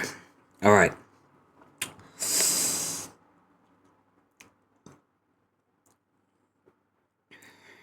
It's like I've said. I've had quite a long... Okay, right. It's like I said. I've had quite a long time to refine my abilities. I'll have a few tricks up my sleeve. Man, this is gonna go so terribly. Mina, I must say your attitude is a little surprising. I thought you were typically gung-ho about such audacious escapades.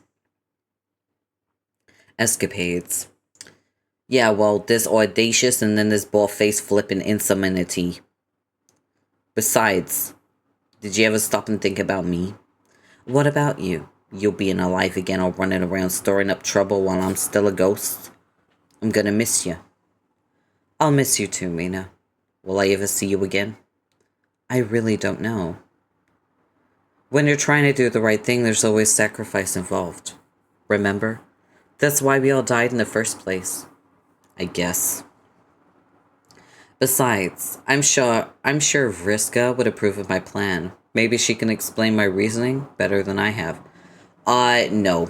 Actually, Circuit Deuce isn't down with this at all. What? She isn't? No, she thinks you're being dumb as fuck. What does she say exactly? Were those her exact words? Dunno. This ain't the Circuit Twin message relay service. She there with you? Yeah. Can you put her on? Nope. Can I just talk to her already? No. I just want to say a couple things. Call it yourself. I don't have a phone. Here, let me talk to her. No, bitch, don't touch my clam. Very well. You've both made yourselves abundantly clear. I'll go it alone. But that's what I was signing up for in the first place, I suppose. Goodbye, Mina. Take care.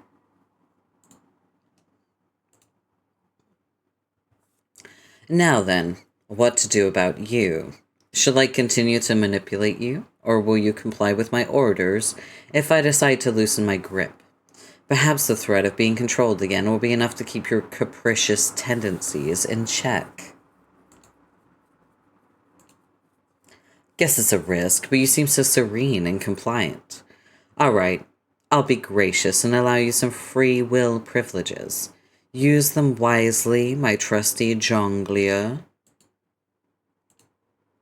Motherfuck, who's all this fresh pimp ride I got my wicked peep on for suddenly? It's a motherfucking ninja-licious hoe titty miracle jacked up in this bitch-ass motherfuck.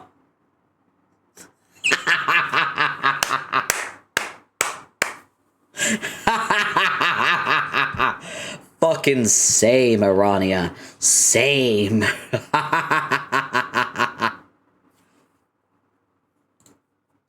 No. Oh, wow, no. You will not ever be speaking again. No. Never, never, never again. Never. Wow.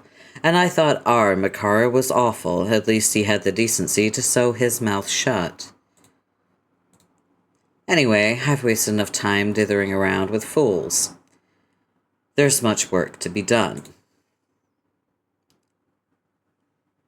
Damara, who, by the way, is a witch of time.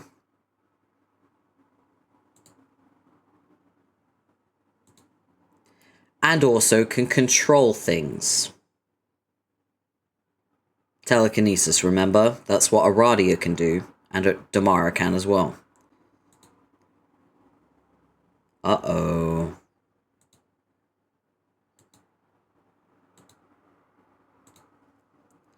Nubs McShouty. Come in, Shouty. Do you read me? What? Who's there? He's eating the hummingbirds. He didn't think, oh yeah, I'll go into Jade's old house and just raid her fridge. No, he's like, gonna eat the fucking animals on this planet. Shouty, is it you? Yeah, I mean, no. This is Carcat. Is this Mina? Yeah. Oh, hey, long time no, I didn't think I'd hear from you again. Not that I'm telling you to piss off or anything, I'm just surprised. How long have you been... I mean... Never mind, that's a fucking stupid question. You're a ghost. You're still a ghost, right? Hey, look. I know we made those tentative plans where I was going to join your army, and then I guess nothing really came of that because, I don't know, I guess some shit came up. You know how things go. Anyway, I'm sorry I never saw you after that, or called you, or... You know what? I didn't even know it was a fucking option to call you. Maybe someone could have told me that was an actual fucking possibility. I know. What a crazy thought. Useful, practical information being imparted to me in some manner for once in my Shouty, shut the fuck up. Oh my god, I just realized I forgot to take my medication because my wrist is killing me. My wrist joint is, totes painful, yo. In the words of Mina, totes painful, yo.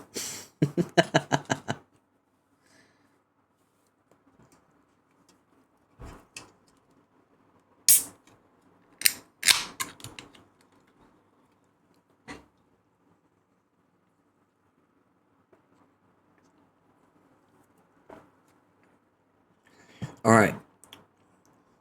Looking at the time, and looking at how many pages we got until game over, I think we're going to do this tonight. I do. Because we only have about 350 pages left. So I think we can do it. Possibly. So we're going to lock in. Yeah, we got a whale of a problem here.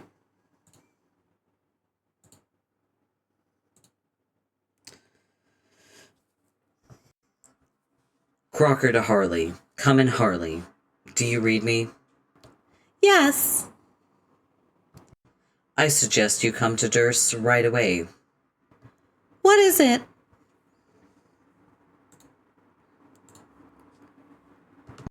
We potentially have a problem here that's rather significant in size.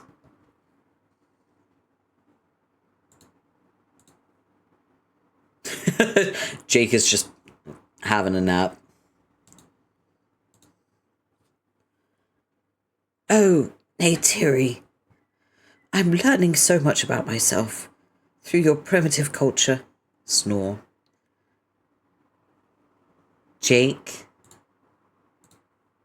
What's that, Neytiri? Snooze. Why, yes. Of course I'm open to exploring alien intercourse with you. Jake, do what with my tail now?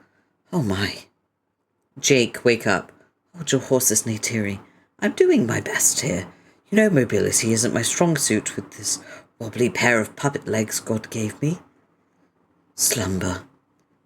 Jake.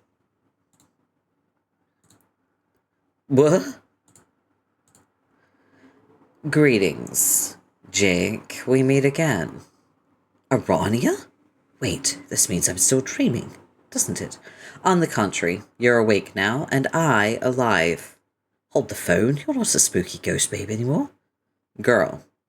Ghost. Girl. Ghost girl. Dang it. No, Jake. I've returned from the dead for good. And I've come for you. Gulp. Surely you remember the first time we met and what we talked about. Yeah, mostly. I once spoke of your destiny, the one whereby you'll deal the Lord of Time his first defeat. Do you recall? No. I mean, maybe. It doesn't matter. The plan has changed. It has? Yes, Jake. You see, in every hero of hope there dwells a great hidden power, unrivaled by that of any other aspect, and for a page, the journey to reach his full potential is longer than it is for any other class. But once that journey is over, how fearsome he becomes.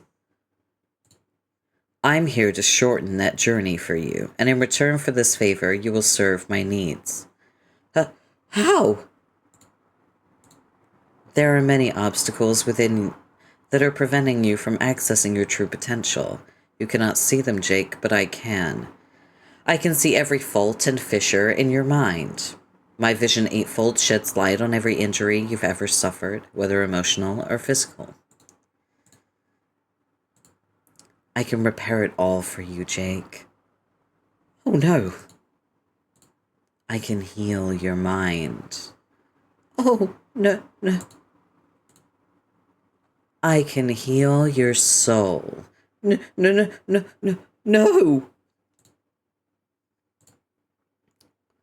What's the matter? Stop. Please stop. Why does everyone want to kiss me all the time?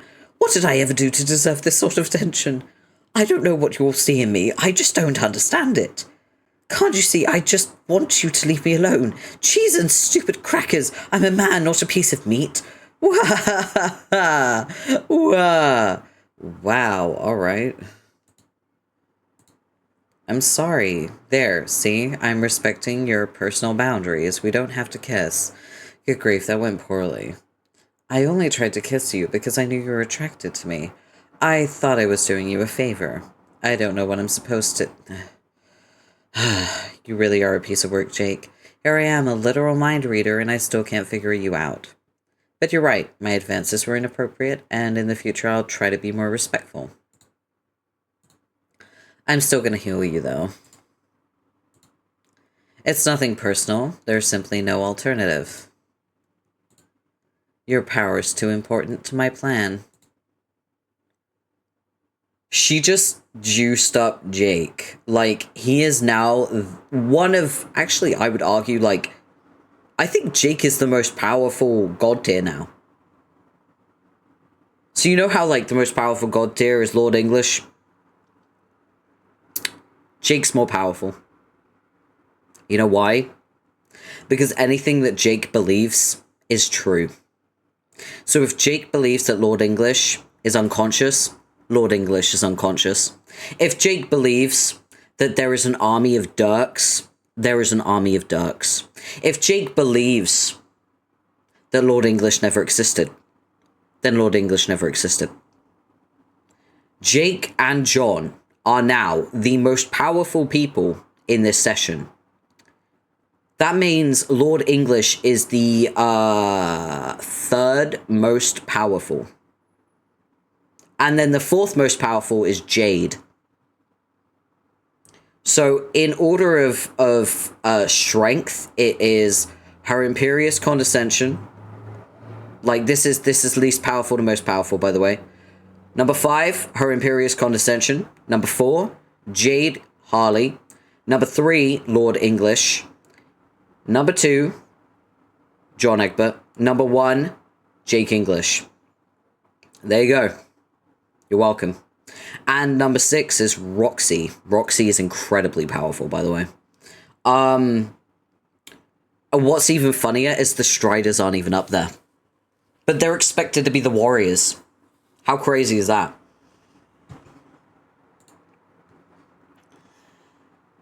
Who took my ship? I don't know. When I arrived, it was already parked here. Most illegally, I might add. That is so illegal. Maybe we should call in some authority regulators and have it ticketed and towed. If you really wanted to relocate the vehicle, couldn't you just, teleport it somewhere else? Yeah, but I love watching those guys write their little tickets. They're so cute. Indeed, but observing adorable creatures issue citations will not address our problem. Let's fucking go. Yeah. Do you think we should ask the Condas what to do? I'd rather not involve her in this matter. We should be more than sufficiently equipped to handle it. Yeah, you're right. What would she think if we went whimpering to her about every time some buffoon parked a battleship illegally? She would think we were a couple of silly children. Yeah, What? Maybe we should check on the prisoners again. That would be a logical course of action. Whoa. What?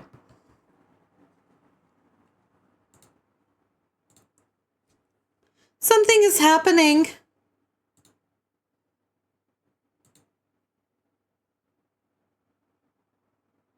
Jake English just happened, by the way.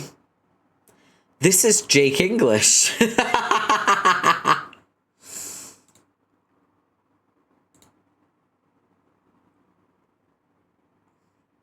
Angels.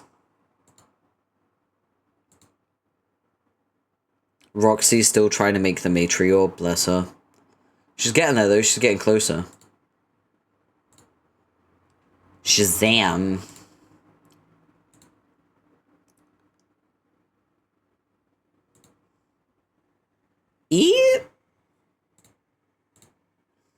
Yeah, I think I must stay invisible a while. I do not blame you, girl. I would too. Look at this boy! He going Super Saiyan. I'm so proud of him. Tally ho! Let's do this. We are 300 pages away from game over.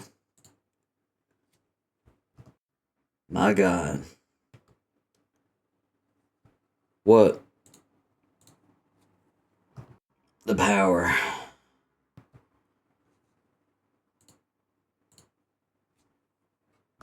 It's over.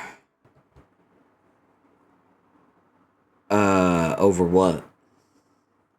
I distinctly remember removing this from the playlist, but okay. Weird, but okay.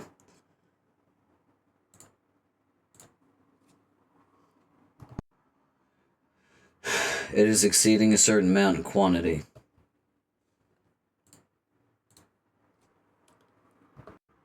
Jake, cease powering up at once. You're destroying Empire property. I don't think he can hear you right now. The hope field is nigh impenetrable. Who are you? Who, me? Oh. Just some nobody. Harley, you deal with Jake. I will subdue the smug troll. Okay. Tally ho.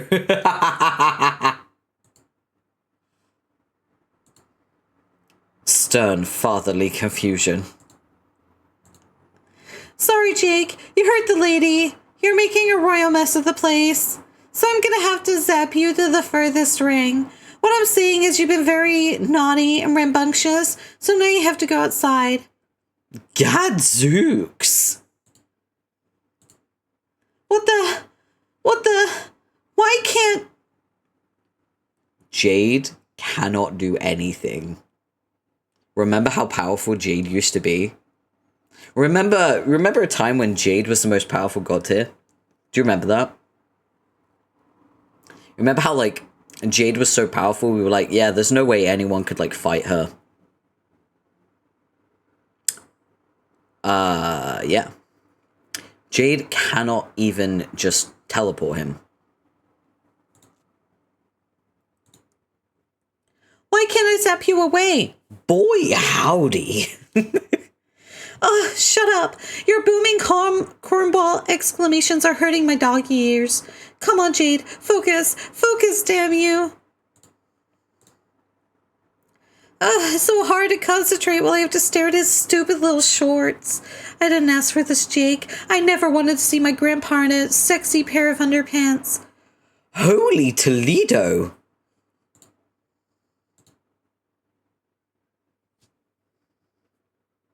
Power scaling tier list would actually be nuts. We should do that. We should do a power scaling tier list. Yeah. We should definitely do that. After Homestuck, though. Because then we'll have full context of powers and abilities. What's the holdup? My powers can't seem to penetrate the hope field. Pant, pant. Land sakes alive! Also, he keeps doing that. So I've overheard. Jake, your righteous ascension has been quite impressive, but that is incredibly annoying. Hello, nurse! Oh, for Pete's sake.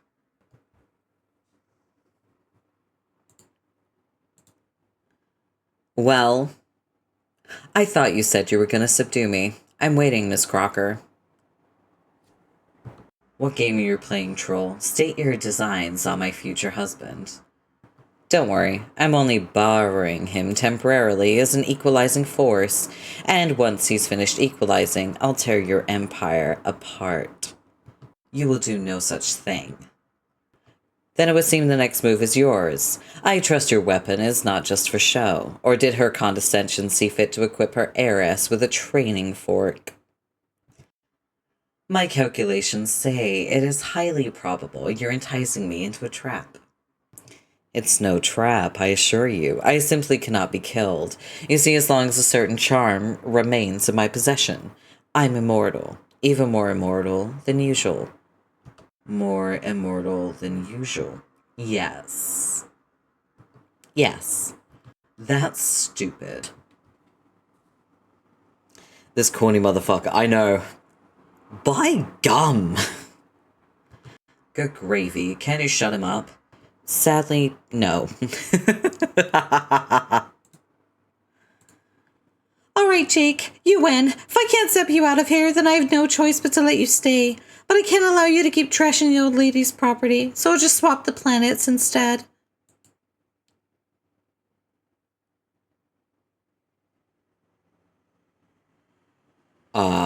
That's not good. Don't you remember when we used to be pen pals, Jake? How many times did I help you solve a tricky problem? I'm very, very clever. Whereas you, let's face it, are not. I chihuahua. Uh-oh. Dave. Come in, Dave. You fucking read me. Go. He has a smuppet ass as his fucking, like, walkie-talkie watch thingy. Oh my god, I hate him.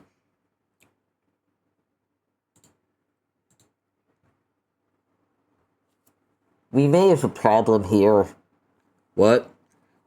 I said, we may have a problem here. What was that? I said, God damn it, are you talking into that little ass again? Dude, your words are all muffled. Can you speak up? I said, we may have... Louder. I said, we... Louder, man. Sound doesn't travel through foam too well. I said we may have a really big fucking problem over here. I'm on my way.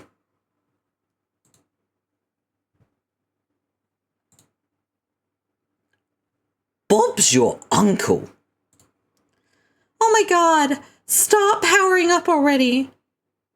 Don't listen to her, Jake. Continue powering up for as long as you like. You're doing wonderfully.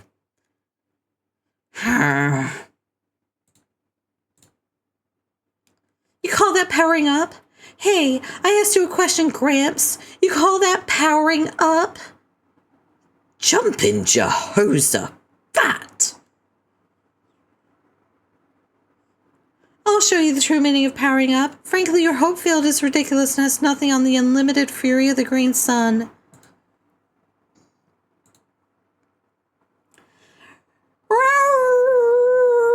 She's fucking howling. This girl is howling.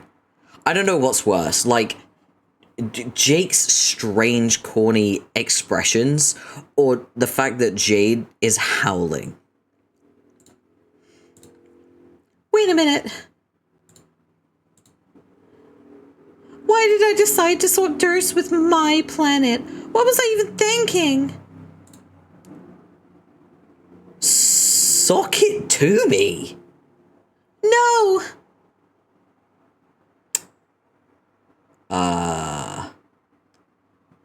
The howling by Mao. Yeah, definitely. Yeah. Impossible. Yeah, Jade, you're about to learn just how crazy being a Hope player really is. Yeah. Let's not forget, Eridan destroyed Solix's vision with his psionics and half killed him. Yeah. All because Eridan believed it would work. Yeah.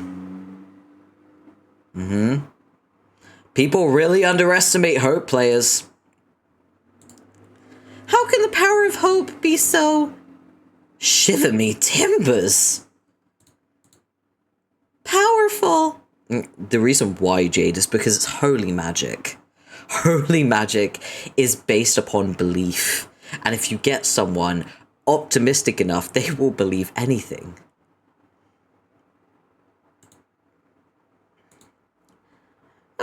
No.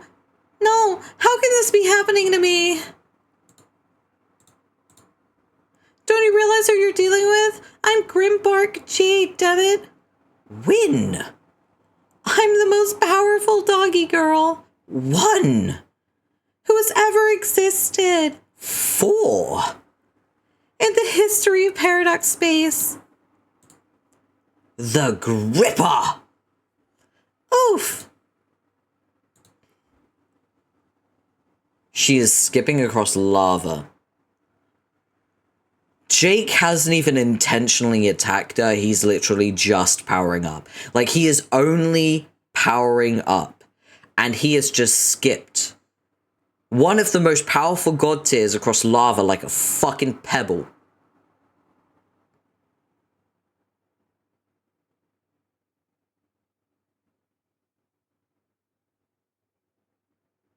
You know, I said Gamzee is the most important character in Homestuck? Well, Jake is the most powerful. Period. And Jade is now unconscious. Grimbuck Jade is no more.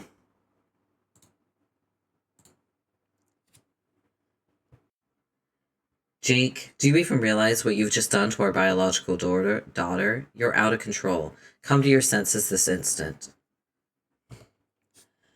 I know you have a great deal of fondness for your human family member, even though you've been corrupted by an evil computer. As such, it sincerely pains me to have to do this, but the moment she wakes up, she'll simply become possessed again. And then where would we be? Wait, do what? Oh, here we go. Again, I'm very sorry, but it must be done.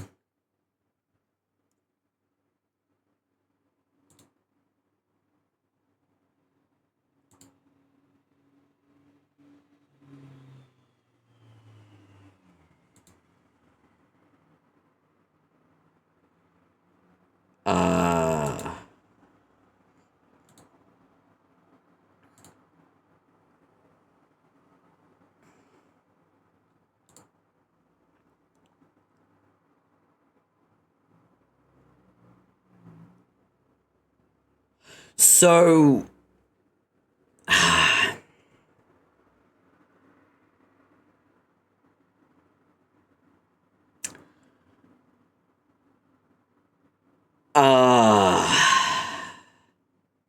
yeah.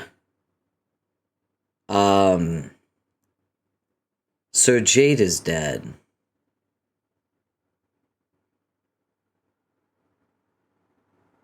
Is everyone okay? We all good? I just want to let you know, anyone attached to any characters by any chance? I'm just curious. Are there any characters currently alive, not including Jade, of course, that you'd be like really upset if they died? I'm just trying to gauge how much I have to maybe mentally prepare you for what's to come. I'm just pour one out. You think I'm wasting my fucking stamina potion? Absolutely the fuck not. I'd be pouring all night. I want to gauge how much I have to mentally prepare you for what's to come. So any characters that you guys are like super attached to, by any chance, that you would probably be really upset if they died? Any, by any chance? Just let me know. Like, is there a character you really love, and you're just like, I really hope that person doesn't die? Let me know.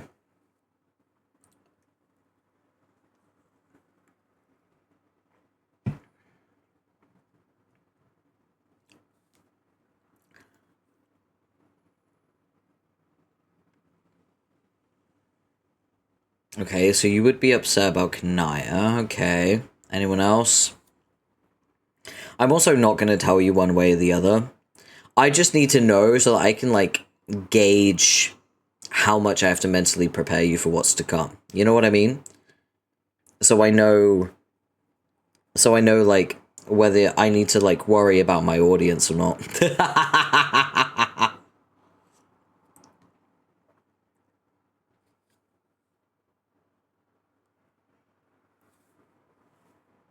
Alright, let's keep moving. Wizard of Oz. This is what the reference, yeah. Alright, we got a flash. Here we go. This is Jade's clock. Heroic or just? This will decide whether she stays dead or not.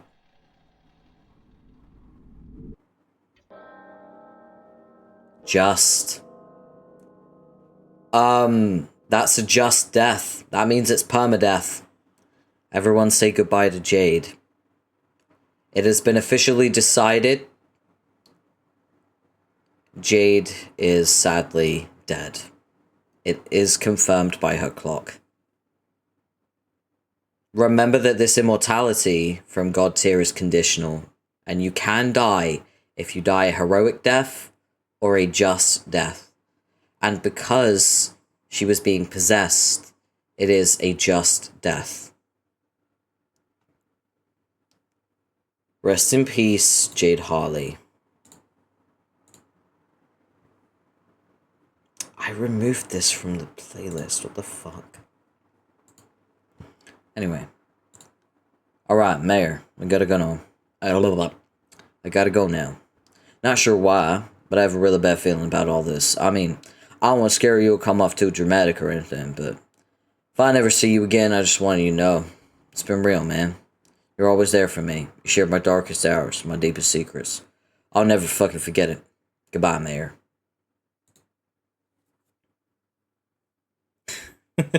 He's giving the mayor a smooch. I love you. Rose, come here, Rose. You read me? Over. Yes. You might want to get your ass in gear. Shit's going down on low faff. Could you elaborate? There's problems. Then let us bounce. We're 250 pages away. First of all,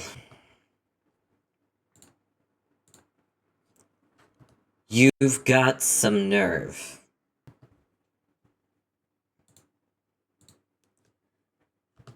I will return shortly to annihilate you. Stay put. Take your time. I'm not going anywhere.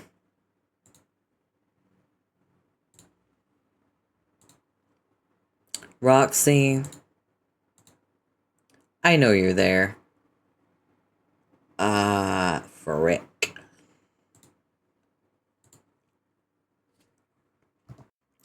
Mumble, mumble.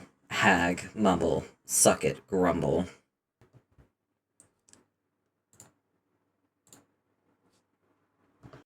Mumble, mutter, my egregious patootie. Oh no. Oh no.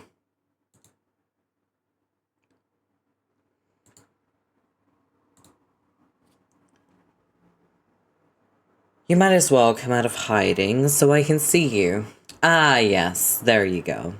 Don't you look nice? I always did like the rogue outfit, and needless to say, I'm quite partial to the void color scheme. I'm so fucking flattered. How are you? I beg your pardon? You heard me, bitch. Oh, who are you? Yes. Who am I, you ask? That is no short story, I'm afraid. It all began on a peaceful, idyllic planet called Before Us. Unlike the Alternian trolls, with whom you're no doubt more familiar, my people were, wowee, shut your dumb blue mouth. I've been spying on you and eavesdropping on all your smug trash. I couldn't help but notice that ring you're wearing. Yes, what about it? That's John's ring, ain't it? John's ring? But John never rightfully owned it. In fact, it was originally intended as a gift to my young descendant. It's only fitting I wear it and bring additional glory to the circuit name. Yo, that's another insane and smug thing you just said there. Do you even listen to yourself? For real, though. We were gonna give that ring to Callie. Callie, my goddamn BFFC from space. She's a ghost and I want to save her from her bro. Ah, yes, the female cherub. I'm perfectly familiar with her plight, as well as the relevance she purportedly has with respect to her brother's downfall. In fact, I was one of the first ever to theorize about that. Smug. But the situation has changed. That's all ancient history now. I'm sorry, Roxy, but I have no use for your cherub friend in my plans. She'll not be playing a role of any significance. Oh man. Oh man, I way hate you. Come on now, don't say things you can't take back. I'm actually very nice. We're just getting off on the wrong foot here. No. Oh man, I really hate you. I can't even begin to explain it. I just never hated somebody so much by just a few smarmy words out of their grody chew hole. Ugh, yuck, ick, blarf. So yeah, now I buttered you up and all, give me that ring. No.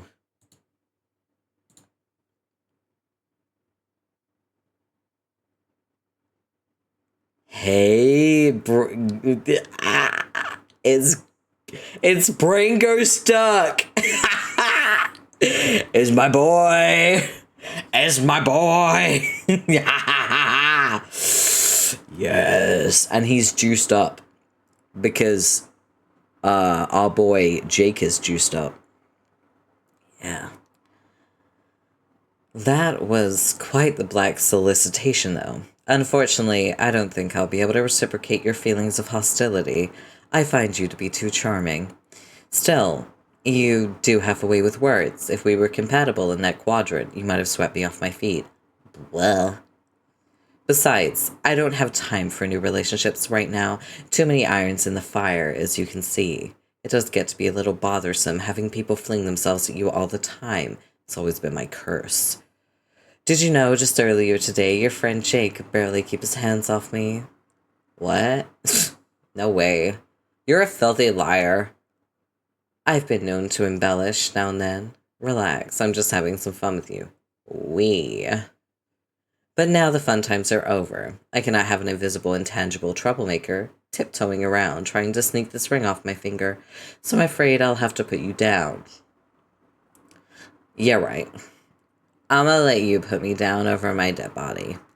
Don't be so dramatic. Your body will only be napping. Oh boy. I need to quickly blow my nose. One sec.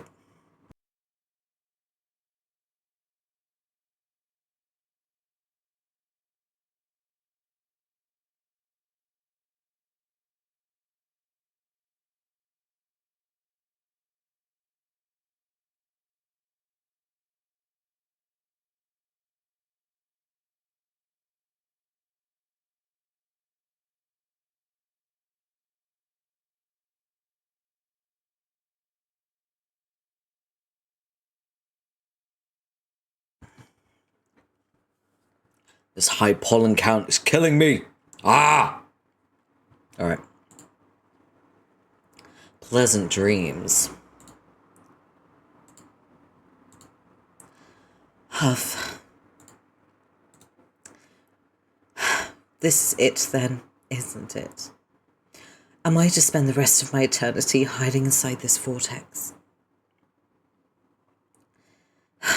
How can I go in search of myself if I'm blown to smithereens the moment I set foot outside? Maybe the truth is, such a fate would be preferable to this. I'm so dreadfully lonely.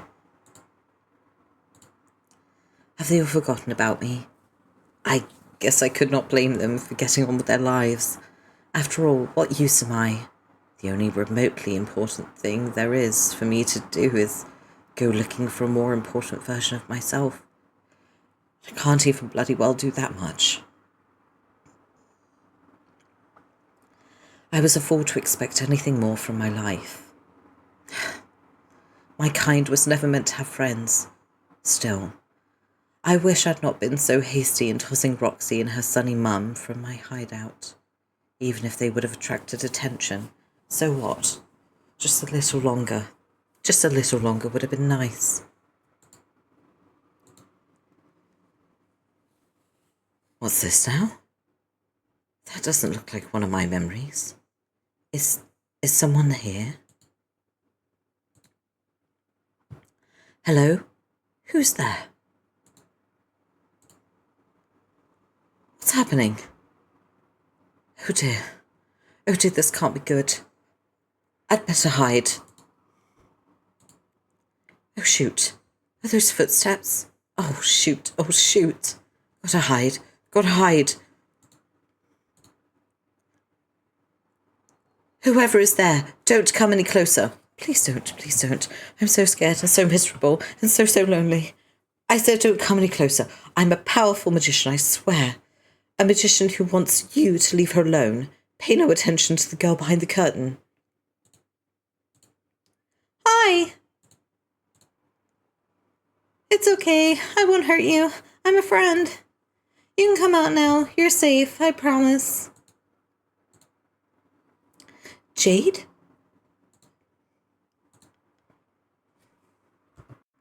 Get your paws off me, you shit fucker. Oh, fuck, shit, fuck. Honk. You scurrilous fuck-shitting cad, unhand me, so I may resurrect my accomplice at once. Honk, honk.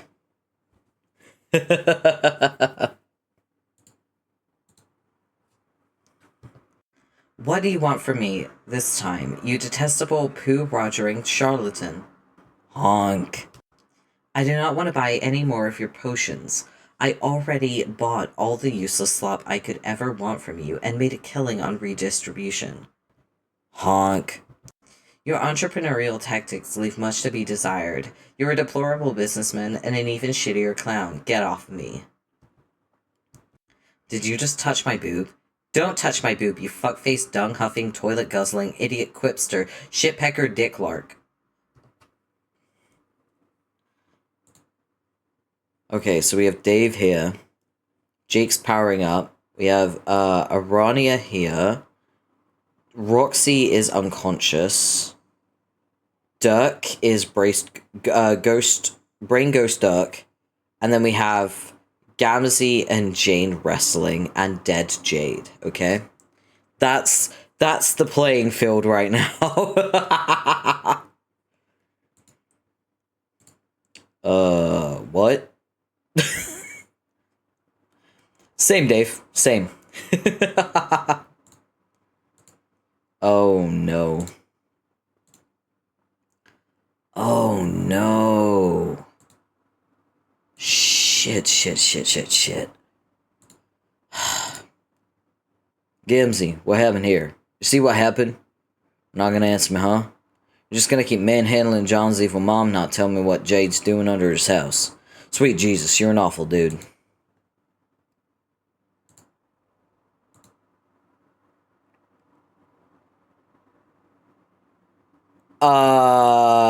So Dirk is just manifest now. Where did you come from? I did not sense your approach. Can't sense what ain't real. Ain't real? Seems to me that you're quite real, Dirk. It's because my buddy Jake just helped me become a whole hell of a lot less fake.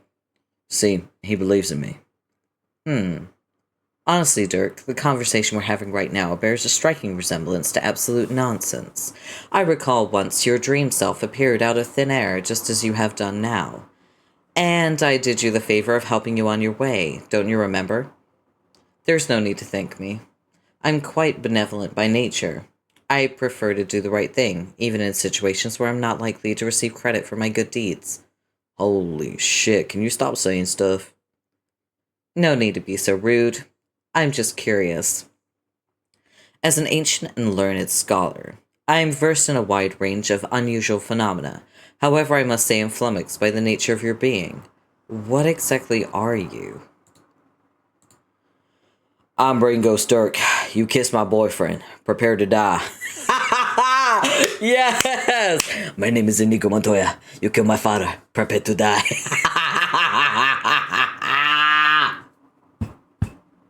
The reference!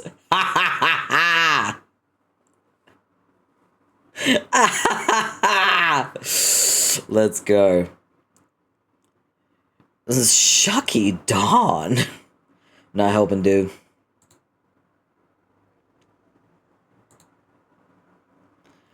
Oh, we're getting there now. We are getting there now. 200 pages. 200 pages.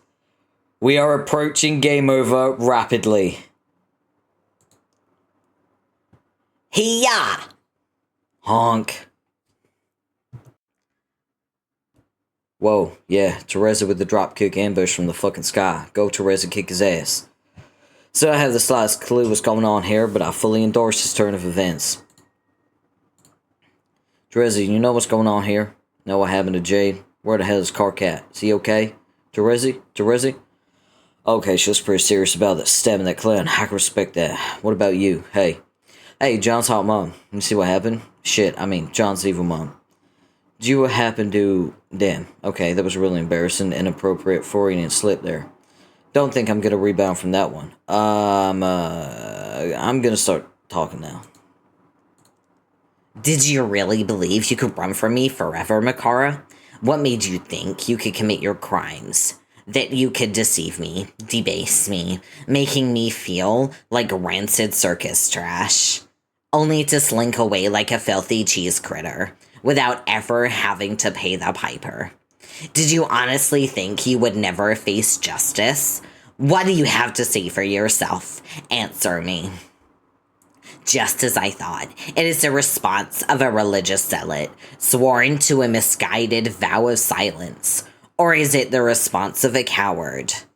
How I detest your horrid filth. How I loathe the soda-sticky ground you kneel upon, while you belch your vulgar hymns of mirth. How I revile your... Wait. Sniff, sniff. Sniff. Her. It's her. She's here? What is she doing here? It was she who manipulated me into restoring my eyesight, just as you were the one who instigated my spiral of self-loathing to begin with. I never would have considered her silvery-tongued offer in a million sweets if you had not poisoned me so. Oh yeah, it is all too clear to me. You and she are in cahoots now, aren't you? Aren't you? Admit it, Makara. You've become just another lowly nibble vermin scurrying after the seductive tune of her flute. You're both the worst kind of scum to me. Opposite, and yet equivalent. It is like the Legis Lacerator's handbook says. Those who are cut from the same cloth are fit to swing from the same rope. Terezi is hellbent. She's so hellbent, it's crazy. She's knocking out his teeth. Justice kick. She's knocking out Gamzee's teeth. Oh, damn.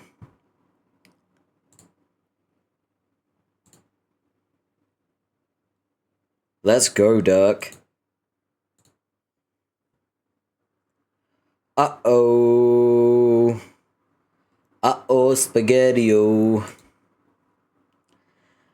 Those were some nice moves. I particularly enjoyed how you took a casual swing at my arm in the middle of that combination. As if I'm not perfectly aware that you understand the significance of this ring. I know you must have overheard my conversation with Roxy. Really, it is one of the great disadvantages of having a reputation for offering detailed explanations. When you inevitably start going on at length about your weaknesses, there are sure to be some eavesdroppers taking notes. But I really don't mind that you know my secret. What kind of sport would I be if I didn't give you a fair shot at defeating me? In fact, to show you what a generous and honorable opponent I am, I'll give you one free chance at disarming me. I won't move an inch, I promise. Surely, with your speed and swordsmanship, it will be a piece of cake. Well, go on, Dirk. Have at it. Yo, Terezi is going in. Yeah, fight me, you gutless poltroon. I said fight back. What, now of all times you can't bring yourself to raise a hand to me? All you can do is grin like an imbecile? Ugh, stop smiling. I said wipe that grin off your face, or I'll peel it off your skull. Take that, and that. Oh yes, clown, your reckoning is at hand. What do you think you're looking at? Dream on, Miracle Boy. Chief Deputy Pyrospite can do nothing for you now. No one can save you from judgment. It's your fucking G. Observing this tomfoolery for several minutes has been time well spent. I have no regrets whatsoever. On that authentic note, I shall resume my effort to resurrect my omnipotent daughter and regain the tactical advantage, as being of cold, flawless reason and logic. I have no cause to anticipate further impediments to this simple objective. Son of a dick. I said put her down. Bad anthropomorphic dogs. You're so bad. Oh my god. You're literally being the worst pair of anthro dogs I ever saw. Drop that goddamn girl. I mean it. Don't you whiff at me. Bad. Bad. You don't think I'm serious? I'm serious as drive to the fucking vet. I'm not joking, you dumb mutts. I mean business here. See, I got a sword too. It's sharp, and it's awesome, and it's fucking Welsh.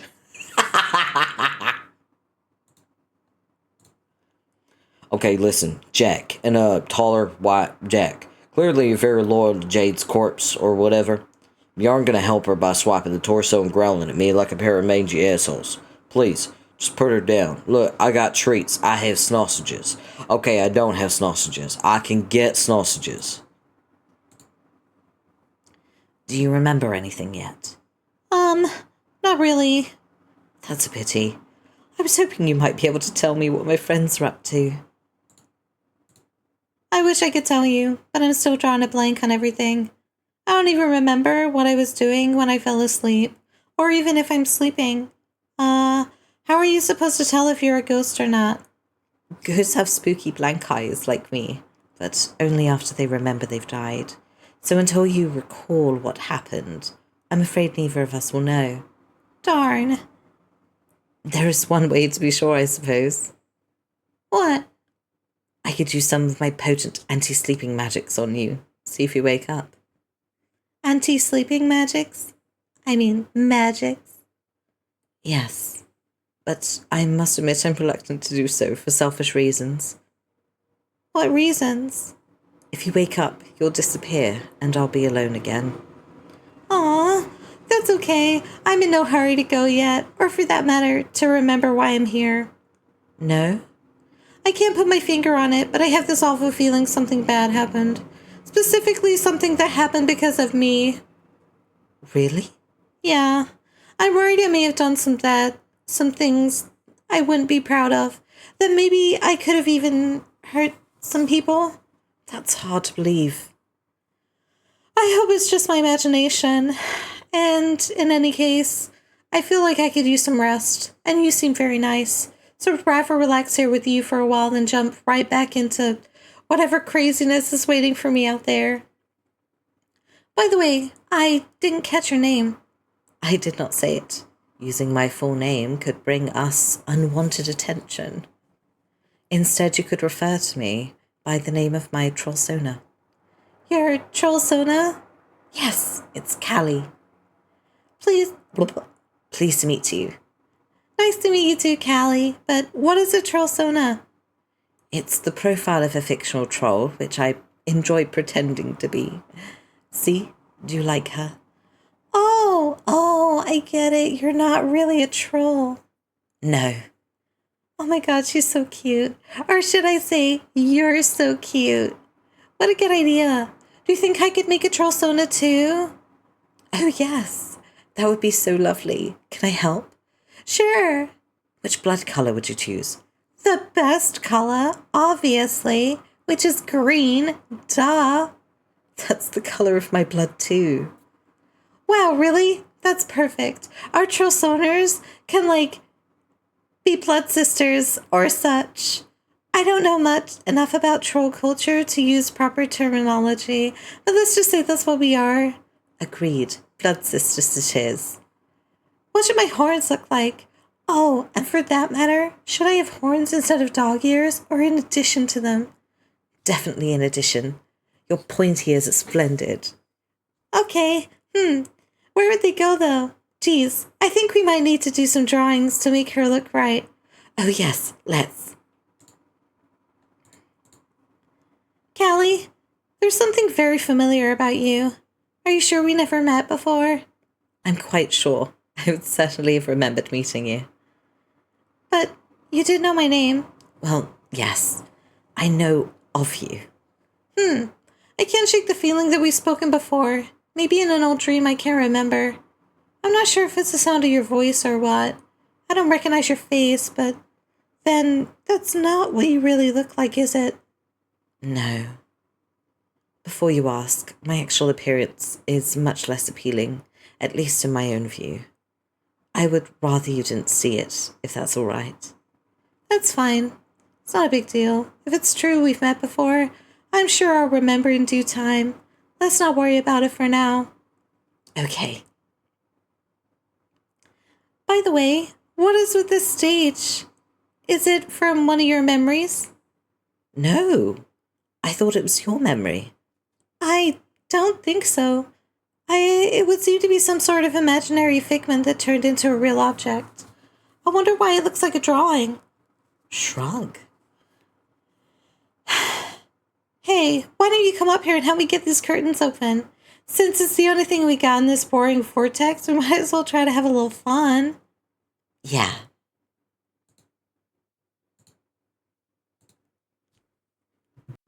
No, you idiot.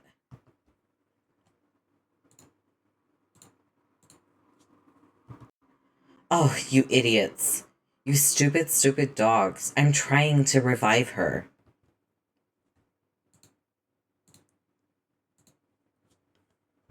Fine.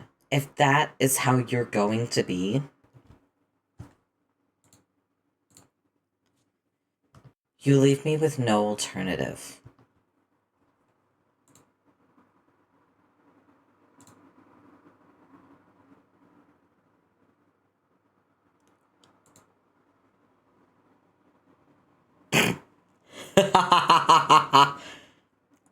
Yeah, these are dogs, not cats.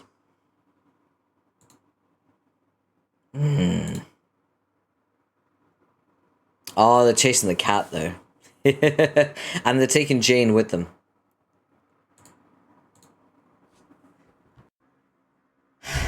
No, come back. You were supposed to drop her first. My calculations said you were supposed to drop her first. Hey, John's our mom. Did you just say you can revive Jade? Yes.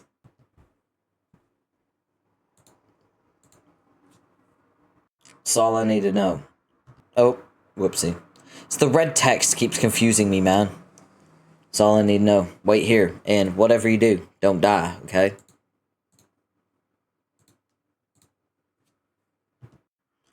Hot mom?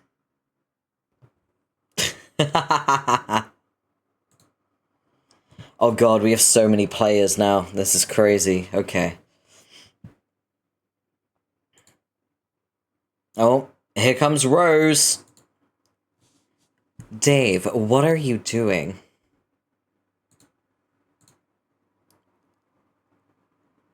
It's Roxy. It's Roxy.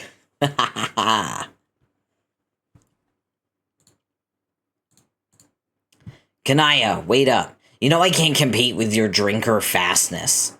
My what? God damn it, we're missing everything. How much bullshit is that?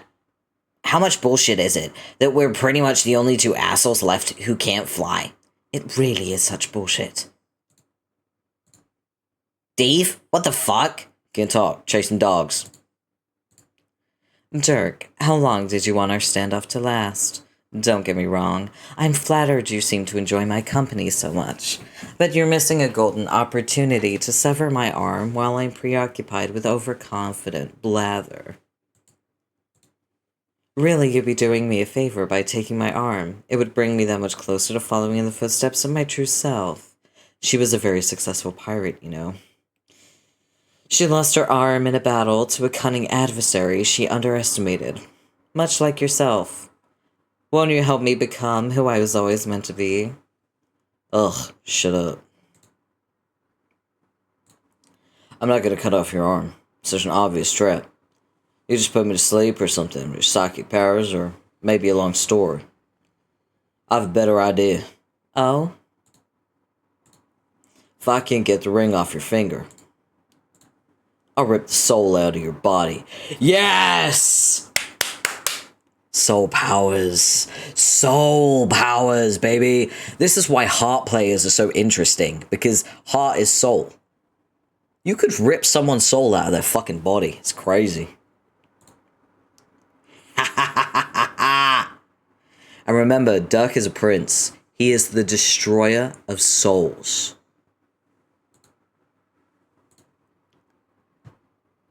Yeah. It might be painful. Who knows? Possibly. Maybe.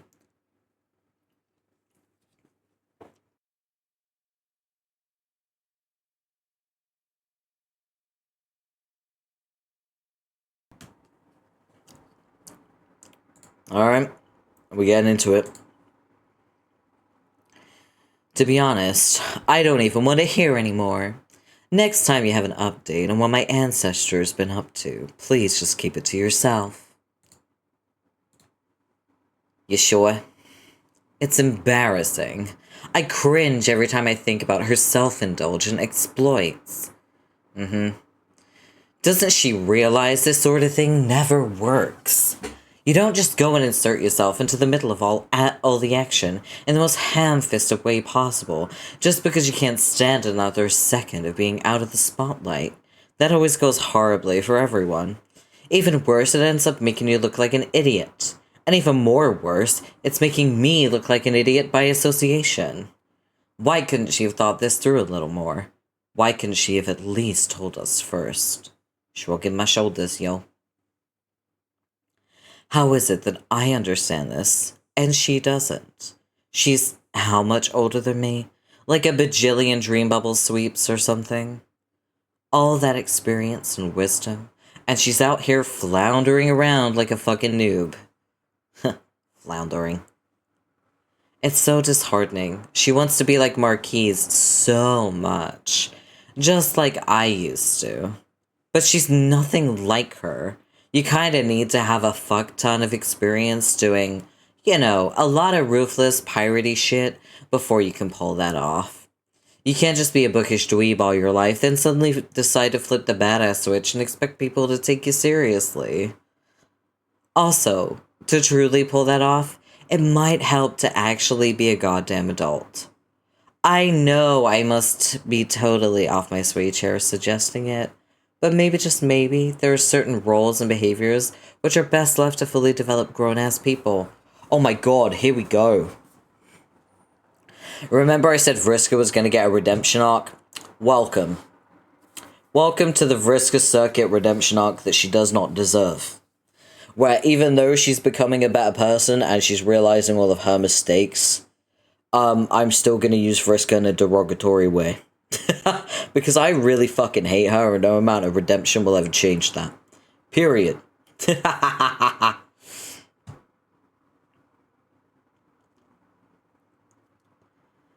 Not to sound like a wet blanket, but my ancestor's journal contains some extremely mature content. So now we have yet another stupid kid trying to fill the boots of a legendary pirate queen, and it's amateur hour all over again. All I can see in her is me when I used to... and it makes me want to... Stop fucking moving around all angry. You're fucking me up here. Sorry. I'm just dismayed by some of the implications of her actions. Is this really how I came off? I used to pull this sort of shit. Dunno, wasn't there. I have a sickening feeling it was just like this. No wonder nobody could stand me, and here I am bitching at my ancestor like I know better. Like I've evolved beyond all that. But have I, really? Do I go around thinking I'm smarter than I used to be, but end up repeating all the same old patterns without even realizing it? Was the plan to find this treasure and build an army just a resentment of my immature oh my god, I can't speak. Restatement of my immature egomaniacal bullshit disguised as a more strategically sensible plan? If I can apparently keep kidding myself about this crap forever, then how would I know the difference? I guess the thing I hate most about her stunt is that it's a dumb plan. Isn't that it's a dumb plan, or that we weren't included. It's that it's making me wonder if I can trust any of my own judgments, even after all this time. That's the baller inward reflection circ. I don't know about that. If it's so baller, why is it making me feel like shit? That's what it's supposed to, I think. But like temporarily. I guess. What about you? Does any of this resonate at all? I know you used to stir up shit with your friends. You must have done some outrageous things, for which you thought were necessary for the good of the team. When you look back, do you ever wonder what you were thinking, or if you ever truly evolved? Nah. Oh, come on. Don't leave me hanging in self-doubt limbo here. Give me something, Paishes. I don't know, maybe. See, my thing is, I don't verbally torture my crazy schemes like all the circuit girls. And that works okay for me. I guess I made some mistakes, but who really gives a flip? You don't care if you made mistakes? Not like you and she do. Arania's deal is, what she's doing now isn't much different from how she always did stuff. The stuff she does is never really about the things she's actually doing. It's more about what those things mean, and making sure everyone knows what they mean. And above all, making sure everyone understands how important she is, because she's obviously the source of all that critical meaning, without which all action would be pointless, right? But that's not how I rolled. I just did shit, and the shit I did meant only the things the shit accomplished. And if that shit accomplished a dumb thing that sucked, then I guess that's what you call a mistake, and all fucking well. Mistakes ain't making me feel too bad, since I don't really connect results with my self-worth. You feel me? Yes! That is so right on. If you'd asked me a long time ago, I'm sure I would have insisted that's exactly how I felt about everything. I did too. But I don't know if that's true anymore. In fact, I'm sure that wasn't true. I was always invested as hell in the consequences of everything I did, and how it made me look. And how it made me feel about myself especially. Okay, I will admit, I always felt hella bad about decisions leaving me with less gold. Glub damn. Felt the tightest shame wash over me, just thinking about going broke. Well, of course. Who the fuck wants to be poor? That's for losers. Word. Haha, poor. I say as I'm not even affiliate yet. Let's never forget that I ate durian on stream for free. It wasn't even a redeem. I just did it. Anyway, I have no idea what to do now. Her ill-advised power play has ruined everything. Well, we still have this treasure here. Why don't we just do the shit without her? You can whip up another ghost army, march it straight to English, and start beating them down. I don't think so. Why not? If you want to throw the truth. When we were manipulating all those ghosts, Arania was doing most of the work. Her abilities are a lot more advanced than mine, I guess because she's been around for so long. I was kind of riding her coattails, making it seem like it was a true collaboration between us. It was actually very nice of her to allow people to get that impression. She didn't have to. I could have just told everybody that. I guess I wanted to believe it too. Like we were equal partners in crime. Ancestor and descendant united at last. And working great together. Hope you don't think that makes me a huge phony. Why would I give a fish about that? Yeah, you're right. You wouldn't. I shouldn't be saying needy shit like that. I'm just a bit depressed. Because it feels like I'm running out of friends all over again. I hear you. She ditched me too. I can't blame her, I guess. What can I say? Girl loves a pirate sooner. She wanna be that pirate chick so bad. Who am I to fault ambition? She cast her lore into the lake of cute, but dumbass dreams. I think her my thing ideal is ridiculous to be Loch Ness with you, but... That journal, man. Tales from the pirate who won't shut up. But then, I'm not the one to talk about hero worship. I think my adult self happens to be the best, greatest, most perfect, beautiful woman ever. And if you asked me if I wanted to crack at her job, I'd be like, Glub, yes, put me down for that. So I legit hope it works out for her. But yeah, that don't mean I didn't get ditched. And that's just, makes me real sad. Same. You sure we can't salvage a plan without her? I don't know. Possibly. The way I was picturing it, a major feature of the original three-pronged approach was to use the army to lead a first wave assault against him. Then while he was preoccupied by all those ghosts swamping him, I would go in for the kill with a secret weapon. So without an army, I guess we'd need to get close enough for him to use it before he killed us. Like a sneak up on him? I guess. But I get the feeling Lord English is not the kind of guy you can just sneak up on. Okay. What if I found some way to teleport over to him, and I beat the shit out of him with my wrestling moves? Then you bust out the weapon. That would be awesome. If somewhat implausible. I guess we can think it over. But if we're getting real here, this has all made me feel pretty lukewarm on the plan. Arania checking the fuck out and me recoiling at her hubris, which is obviously just my own bullshit getting thrown back in my face. It's a bit much. You have to be able to trust your own judgment to make good plans, right? I don't know if I do anymore. I certainly don't right now. Remember when our crew started rebelling against me in that cave, and I was kind of lashing out? I think I might have been forcing it a little. Like that whole dramatic speech I gave when I jumped into the flaming pit. Was that really a genuine thing, or like a desperate last attempt to be who I think I should be? That was badass though. I mean, yeah, you were chewing at the scenery and being hammy as fuck, but I thought it was cool and kind of funny. It wasn't supposed to be funny, though. Oh, man. I really don't know what to do. I'm too depressed to think proactively about any of this. Welcome back from the luck. Thank you for bringing energy drinks. Woo! What did I miss? Okay,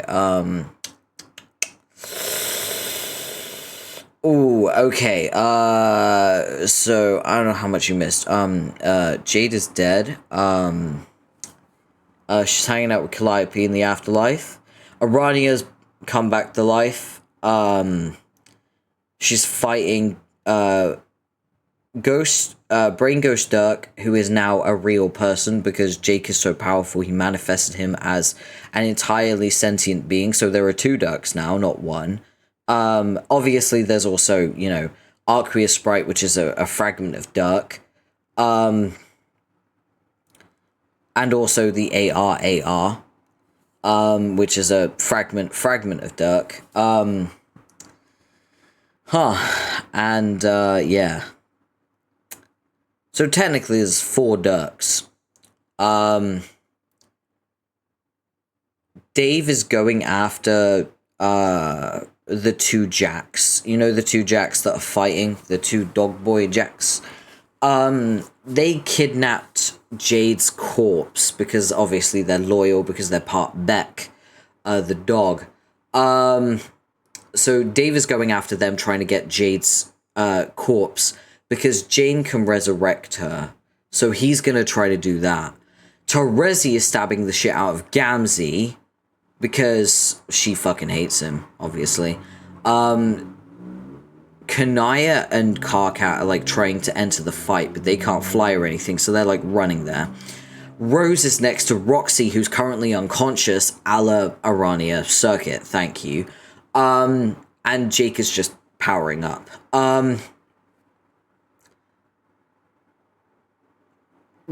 So, yeah,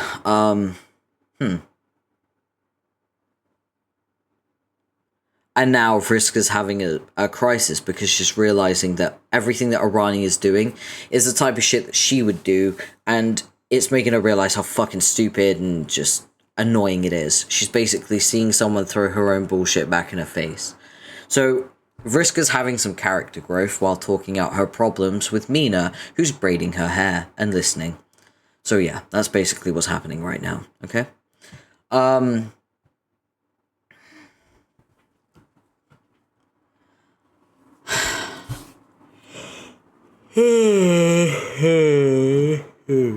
am I still yawning? I'm on my 3rd energy drink. This is crazy.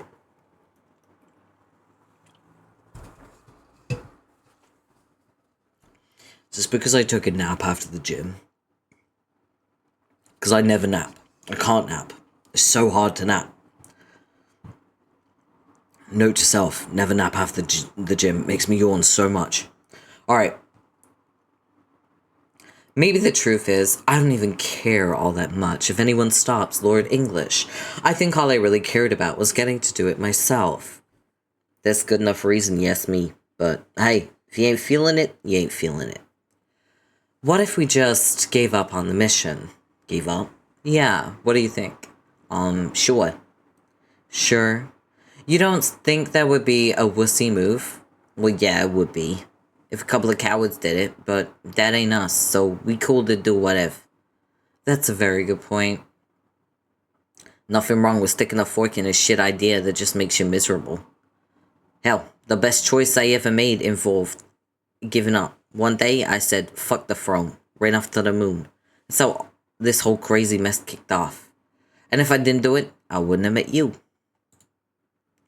Oh yeah, Brain Ghost Dirk is, by the way, ripping the soul out of Arania, because he can do that.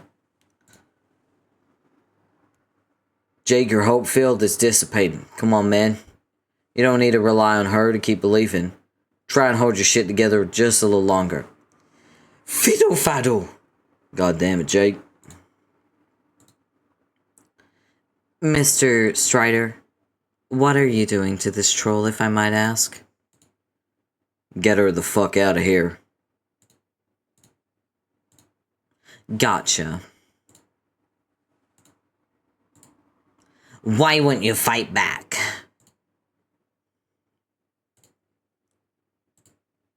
Why wouldn't you say something? Oh yeah, because he's ripping the soul out of Arania, her control over Gamzee is probably gonna break. So he's about to snap.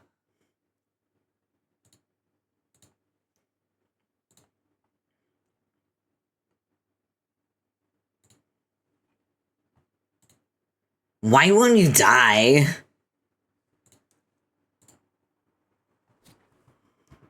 Forgive me, Jake.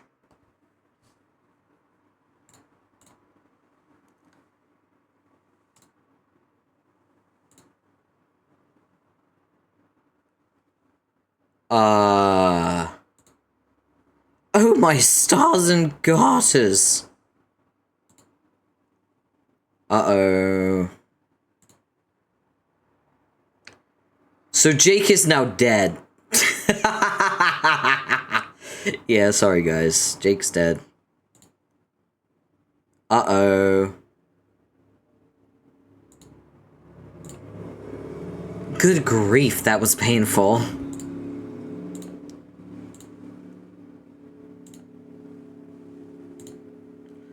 Terezi? Whoa, please stop, you motherfucking hurting me.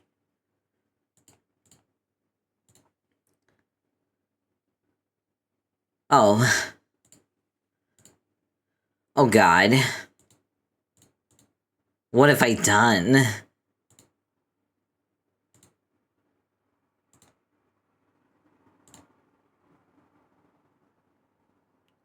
Okay. Jane's asleep. I'm sorry. Uh-oh. Honk! Oh, she's sleepwalking. Great, we love that.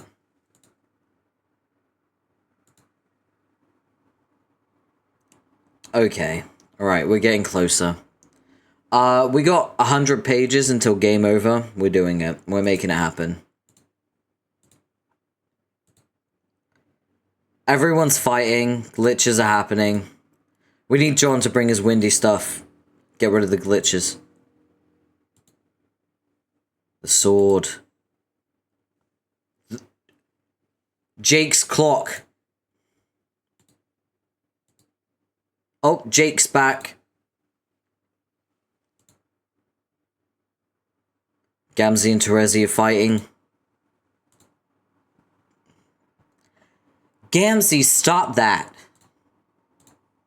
Or, wait, is this some sort of Black Realm thing? I certainly hope not. Think, Lalonde, think. What can I tell you about this quadrant? Does it really involve such gruesome fisticuffs? I can't remember. I was probably drunk during that particular lesson. What am I saying? I was drunk for all the lessons. Ugh, what a disgrace. I am the actual worst auspicist who ever lived. The actual worst.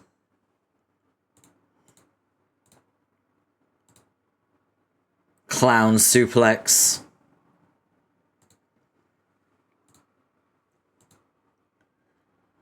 Atomic double juggalo backbreaker. He broke the entire building with Terezi.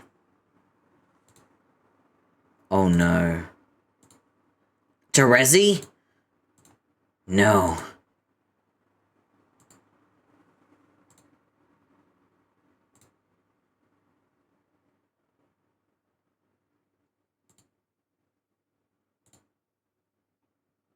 Oh no. Pardon me, Sir Jester. I don't know what this masked bandit has done to deserve such a throttling. Something sufficiently felonious, I presume. But it's hard to imagine she's not been punished enough, and then some. Perhaps you could, if it's not too much bother, see to unhanding the lady, maybe? Enough! I don't care if it is some sort of grisly courtship ritual. This has to stop.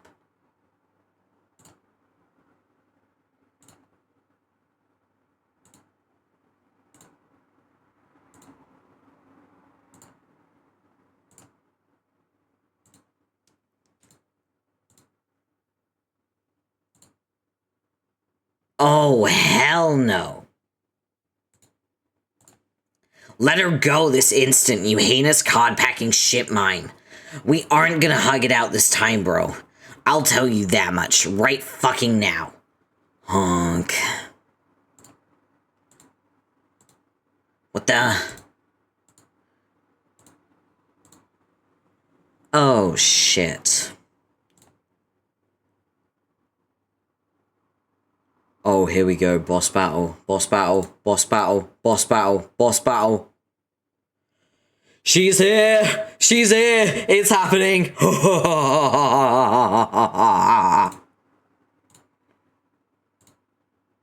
Okay, right. Act 6, Act 6, Act 3. Okay, right. How to draw manga. Welcome back, again. Your unimpatience has been appreciated. I can only assume that waiting for the next installment of my vaunted series Homestuck was as time-consuming for you as it was for me. I've been working my ass off like one of your human motherfuckers at perfecting my craftsmanship. You're probably wondering if the fruits of my laborious toil were extremely successful. I believe you'll find the answer to be the following word. Yes. I've done it. Where the fine arts are concerned, I've reached the pinnacle of Achievement Mountain. I stabbed my cane into the peak like a flag, thus making a snowy avalanche to the haters below. Jealous much? Fat ass. How did I do such a sensational feat, you ask? The mystery to success lay hidden amidst the Byzantine mangas all along. These occult wizardries of the brush, purloined from cool scrolls of wise men from the earthling east, have been gathered for my studious perusal inside a seductive tome, emblazoned with frivolous tart. However, mastering such each sly gambit of the trade is no easy task, and yet easily mastering them with great difficulty is exactly what I did. The fact is called a game changer. To professionals in the business, that is, previously, before I literally transformed into the supreme doujinshi mangaka. Mangaka. Standing before your very eyes, I made some predictable plans regarding what goes next in my story. I got everything ready. I drew all of the trolls. Look, all of your favorites are here. Yeah. Eridan, my boy, my baby. Crab, honk friend, Cape douche. Yes, Cape douche is my favorite. We love Cape douche. Smelly horseman, other guy, bullhorn wimp. Unless we forget a salty array of miscellaneous bitches. Oh, also before trolls in case of emergency. Such as in case I was in need of more fictitious idiots to murder inside my drawings. But these portraits are now a moot point. All of this wretched trash goes in the place where it belongs, which is to say, the garbage. That is what happens when you're an artist. Sometimes you change your plans, because they suddenly seem terrible. Due to your astronomical strides in creative mastery, these were the pixel puppets of a laughable amateur. They are beneath me now, much like you are. But in spite of all your bad shortcomings, I will let you observe my artistic breakthroughs because of how proud of them I am. And watching people be impressed at my drawings. Even dumb jerks makes me feel great about my accomplishments. Behold, my exclusive private gallery. I want to let you know, by the way, to everyone watching, that this is when I caught up to Homestuck when I first read it. When I first read Homestuck, I binged it and got to the most recent update at the time. We're now here. We have arrived. This is when I started reading Homestuck in real time. I had to wait for these updates. I waited months. Oh my god, DeviantArt, here we go. DeviantArt, everyone. Abra-ca-fucking-dabra, you nasty shit nerds. Read it and weep. And tell me how good you think it all is. Thanks. Okay, that's enough admiration. Back to our story.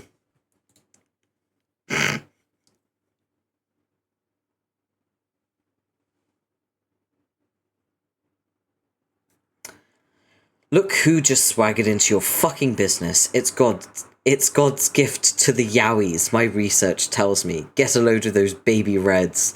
You may recollect that this blushing Bishonen dreamboat is our alpha male. Not that I blame you for not recognizing him from his once previously odious visage of before, but now my skillful hand. By my skillful hand, this gorgeous male hero has been allowed to radiate with the supreme divinity of boy manga heaven. Oh my, what have we here?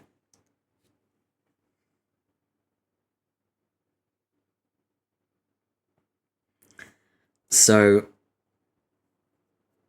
how's everyone doing? Because this is the Homestuck I remember. This is the Homestuck that every time I clicked the next page, I went, oh god, it gets worse. It keeps getting worse. What is happening?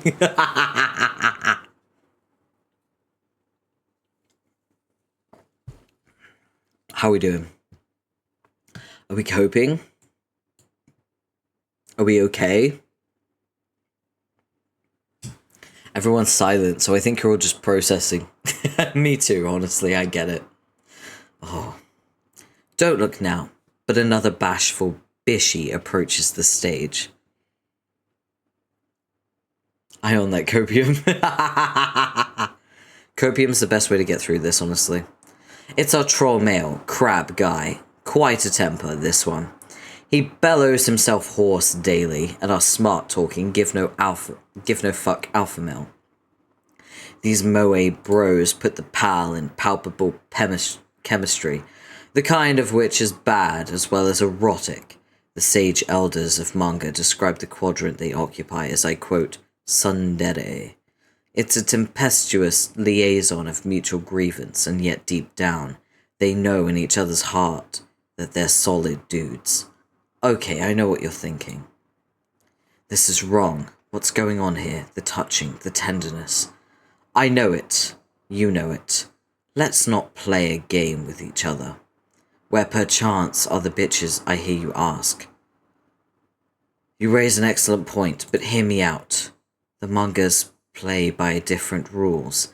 You'll agree with this when you hear the facts of my rationale. Naturally, such maudlin displays of touching and simpering have no place, where only cocksure masculine gentlemen are present. However, by the mangaka's illusionary, he changes everything. Where before our males were coarse, chiseled, and crudely angular, built for prime time like a fucking garbage truck, plowing through the wall of an industrial beef mill, so cut, so maxed out they could only provoke inside a young man. Thoughts of raw power, never debauchery. Until now, that is. Because of manga and its inherent capability to transform all that is hard and cruel into figures of sublime beauty, I find this artifice to be much like the siren spell of the trickster. Yet impossibly, even more haunting in its allure. I must say the artistic ploy is ingenious. It opens up so many possibilities to the fiend of indecent smut, whereas before it was all but impossible to render truly sentimental imagery without resorting to babes and bimbos galore, due to the utterly unacceptable happenstance wherein macho guys are physically poignant with each other, which to reasonable men is most unwelcome persuasion of lechery. Or, that is, it was, until now. Look how smart this hoax is. Thanks to manga, see through the elegance of beauty and finesse, it softens the uncouth male exterior, beveling the angles of pure muscle, taming his incredible angriness, and by the flushing of cheeks, the dewing of brow, the glassing of eyes, one brings out of any brute his true inner bishi, which actually is manganese for a beautiful fucking dude. If you're confused, basically the idea is you pretend them to look more like girls, to make it less weird for everybody when they decide to touch each other. I mean, it's repulsive to witness, do not get me wrong, but yet it remains magical in its forbiddenality. So, Caliborn is basically obsessed with the debauchery of femboys. That's basically what's happening here. Oh, but what's this? An amorous female sachets into the sexual picture to spoil the boy fun. It's none other than what's her face. Don't be deceived by the fact that this feline doozy is too unimportant for me to bother naming, that this is an original character who shall not be stolen. Please respect my property. This saccharine twit has some interests which include giggling, making me puke, using cat words instead of normal words, serving no purpose, wearing stupid clothes, probably smelling horrible. 7. Getting murdered in drawings. Can someone say owned? Moving on. Well, what have we here?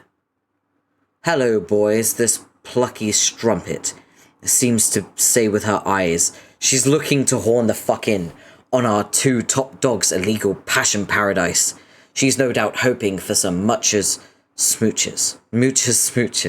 Fat chance, sister. Idiot girl number whatever likes.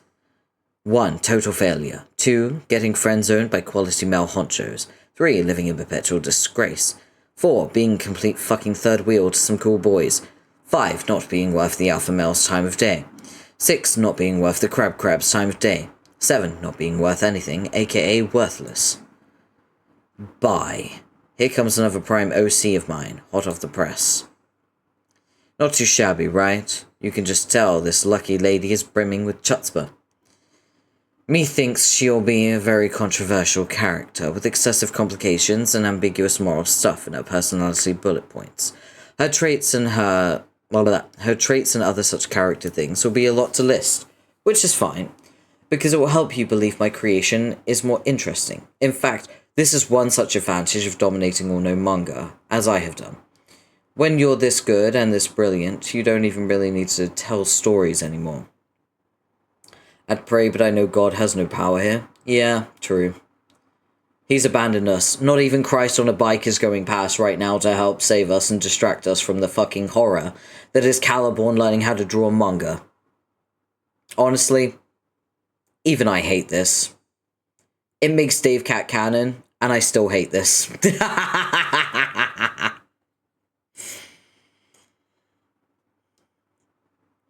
When you're this good and this brilliant, you don't even really need to tell stories anymore. You can just make some characters and list their various qualities extensively, and that's good enough. The many, many intriguing personal facts of this truculent female provocateur shall be listed extensively as follows. She actually thought she was going to be relevant. Keep dreaming, bitch. I think we've wasted enough time on these nobodies. Don't you? Let's drop the bullshit and stop fucking around. You're probably wondering, who's responsible for all this mayhem, you ask? Uh-oh. Thank you, Christ on a bike. Appreciate your presence. Thank you. Uh-oh, here he comes. Don't look now, but it's none other than the big man himself. Who, you ask, is this brooding, beautiful dude. This is yours truly, my self-insertion guy, which is my prerogative to do as an artist, which I learned this from my master, the wise-ass ghost who haunted my computer. He was the best there was at stuff like this. He told me once, truly, he was quite the piece of shit. Seriously, can I get a goddamn? Ask any decorated scholar to the school of manga, and he will say, he's here. Oh, he was always here. He was already here. Before you stands the yowiest motherfucker who ever lived. All things about this gorgeous bastard tell you loud and clear this is a man of class and style. He's dressed to kill, literally. Yes. Look at this fancy Dan, strutting his stuff and dapper as fuck. Your boy here peacocks hard at his honies aplenty, negging the bitches and closing the hose in a coat that is fit for a lord. Look at that goddamn coat. I don't know how he gets that coat, probably due to a shenanigan that takes place later. I doubt it matters that much, looks great though, and I love it. Also, how about a hat? Sure, why not? The hat is not canonical to my fanon, but I do not see any harm in such a dignified accessory. Ah yes, perfect. Who could ever be accused of being an asshole while wearing that? Nobody. He's literally a fedora freak. Oh, also, sick nasty green electricity wings. Fucking check. I think we're good to go here. Okay, I'm gonna be real with you for a hot second, okay? Homestuck is a lot. And I took my meds a bit too late because I forgot to take them earlier before stream. And when I took them, it was because I was in a lot of pain, and I am in a lot of pain. But my meds have kicked in, and now I'm fucking zooted, and I need to make sure that I eat some food to regulate my meds. So I'm gonna take a short break just to like have some crisps. That's chips for you Americans. So I need to regulate my meds because I'm fucking zooted right now, okay? So I'm gonna take a break, and give you some time to recuperate from the horror that is Homestuck and Caliborn's yaoi manga, okay? Alright, so we're gonna take a short break. I will see you soon, okay?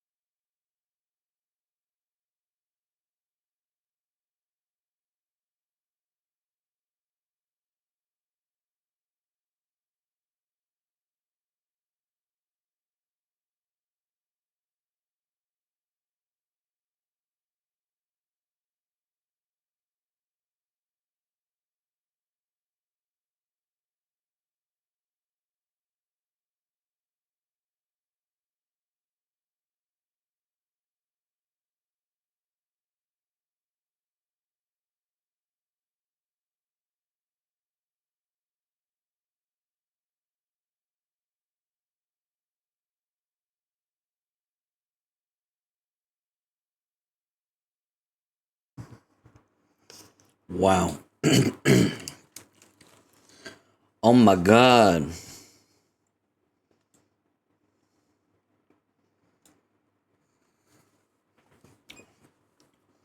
Okay, so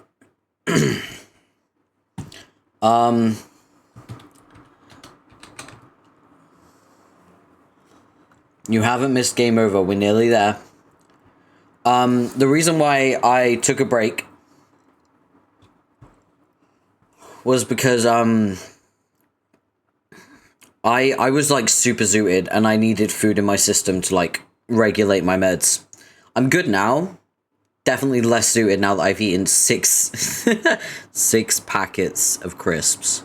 Chips for the Americans, but 6 packets. That's why I was gone so long. But yeah, I feel better now. I got food in my belly. Let's recap. I'm gonna pin this.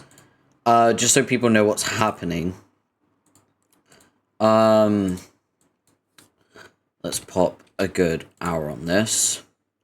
Oh wait, it's 30 minutes? That's crazy. Okay.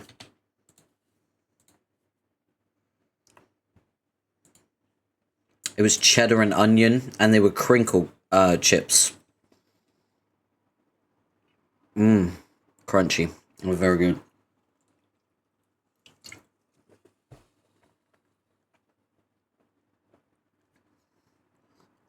I love the cheddar and onion ones.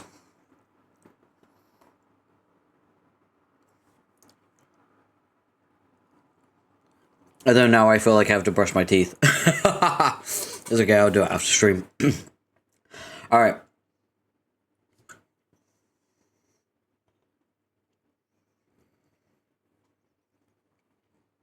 I'm just gonna use a wipe real quick. I clean my fingers because my feral ass zooted self didn't think to grab chopsticks and eat with those. I was just like going at the crisps like crazy. But luckily I always keep wipes at my desk because it helps like clean my mouse and everything, and also like clean my hands and stuff and my face. It's very good. Always keep like wipes and tissues at your desk because you might sneeze or like need to clean your fingers or your mouse. Always do that. It's a good thing to do. Hygiene. Are we ready? Are we prepared? So the body count, I'll just repeat what I said during the break. Jade's dead, Dirk is MIA, and he has a twin self. Jane is unconsciously wrestling Arania because she's still under control. Terezi pissed off Gamzee. The two Becks stole Jade's body. Dave is chasing them. Rose took Roxy to safety. Kanaya and Karkat only just caught up to Gamzee. And John is jumping around the comic, pissed off at Caliban for trying to make Rose and Dave kiss. Okay? That's what's happening right now.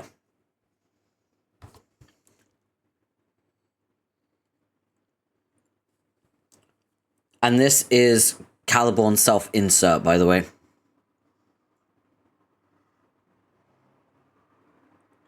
Alright.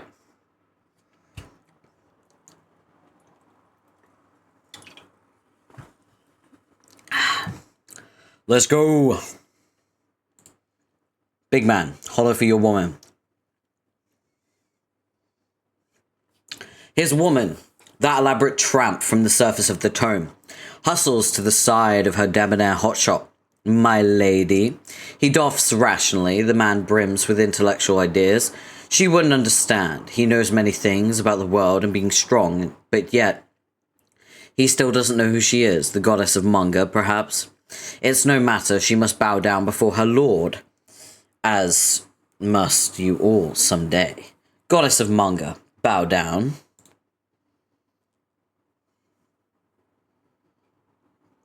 She bows before you submissively in a subservient manner. Everything is correct about the situation. You think she's really attractive and it makes you feel weird physically, and yet unlike your sister, she knows her place, and has no opinions or words to remark about. I mean, not to imply that any other aspect of her is like your sister, like being attractive. Wow, what? Read into stuff much? You decide you have too much time on your hands. You stop thinking about this topic, starting as of immediately. All is well and ideal again without you blurting out unnecessary sexy scandals. It's almost a bit too ideal. You think, something is amiss. Hey. Go in for a closer look at the eyes of the handsome boy's appearance and notice a worrisome discrepancy. No, this is all wrong, you frown. These are glassy red peepers.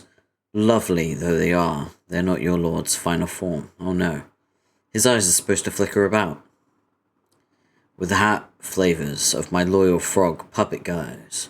Legend demands this is a trait of supreme invincibility, owed to a full body union with the clockwork magic.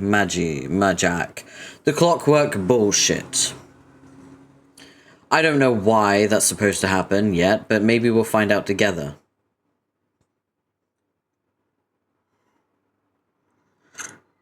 Oh yeah. I'm always fascinated by it as well. Like, what the fuck? Also, there's something I would like to add to the screen. Something else has managed to make it to the board. I screenshotted it while I was eating. So I would like to say to you, Coco, congratulations. You made it onto the board again.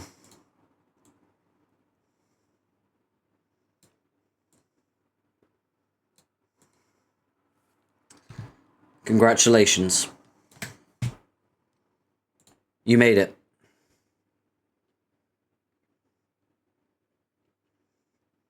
That is the funniest reaction I've ever seen.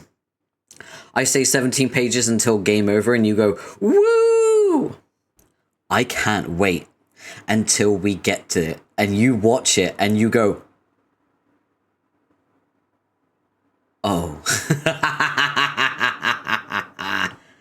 There's a reason it's called game over. Hey, asshole, I'm talking to you.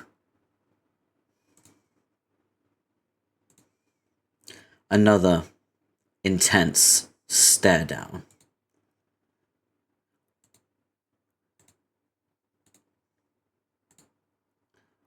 Five pages until game over. It's you, isn't it? You're the guy who wrote that horrible story with all the fake Daves. You're behind all this, aren't you? I don't know how I know that, but I can just feel it. You're the one who Friska and our pirate pals are trying to stop. It was you who put all this into motion in some way I don't really understand. Which means you're responsible for like 1 trillion people dying and universes blowing up and all my friends getting scattered around acting like idiots and my dad being dead. Okay, maybe you're not totally responsible for us acting like idiots. Most of that is on us. But all the other bad stuff is your fault somehow, isn't it? I'm gonna kick your ass!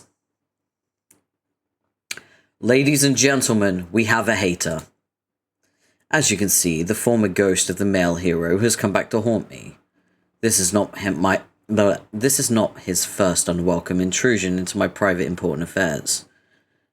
Who are you talking to? Technically, it will not be his last either, but it will pay mark to the first time he's forced to pay a toll for his rude teleportation crime. Oh yes, today he will pay with his teeth and with his blood. Game over, kid. Let's go! Okay, right. I'm turning Homestuck all the way up. Making sure you hear everything. It's time to lock in. It's time to lock in.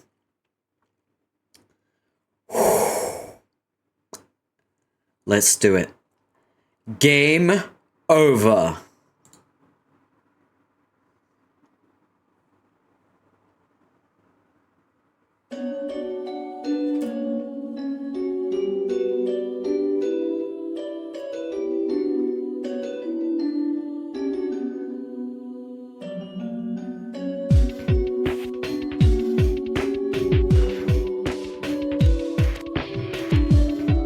Pay attention.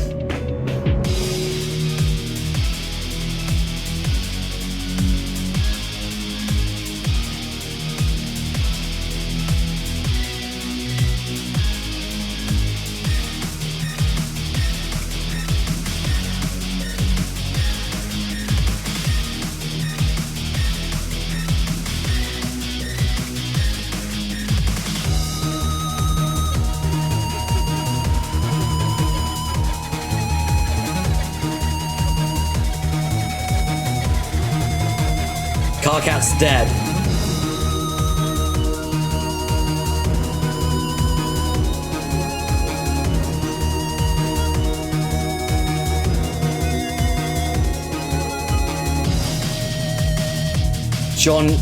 Not John. Jake is dead.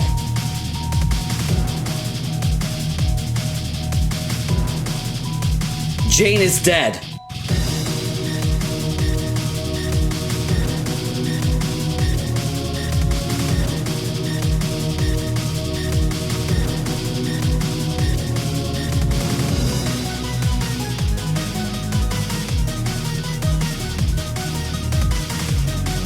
Gamzee is dead.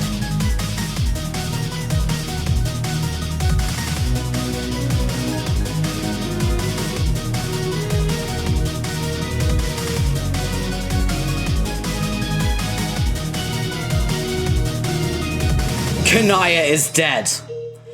Dave is dead.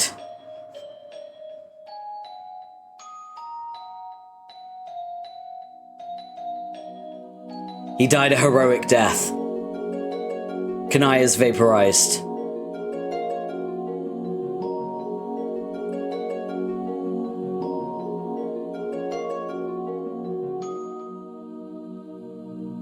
Heroic and just. They're dead.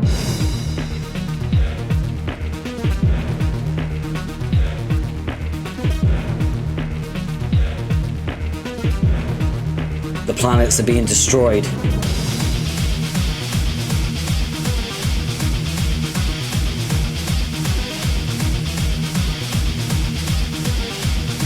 By the way, the mayor's on that planet and now he's dead.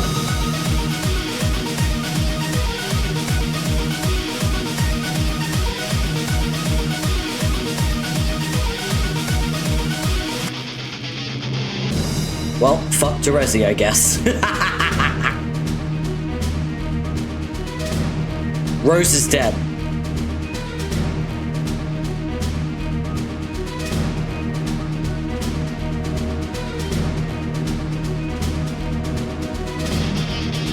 Roxy, let's go! Let's go!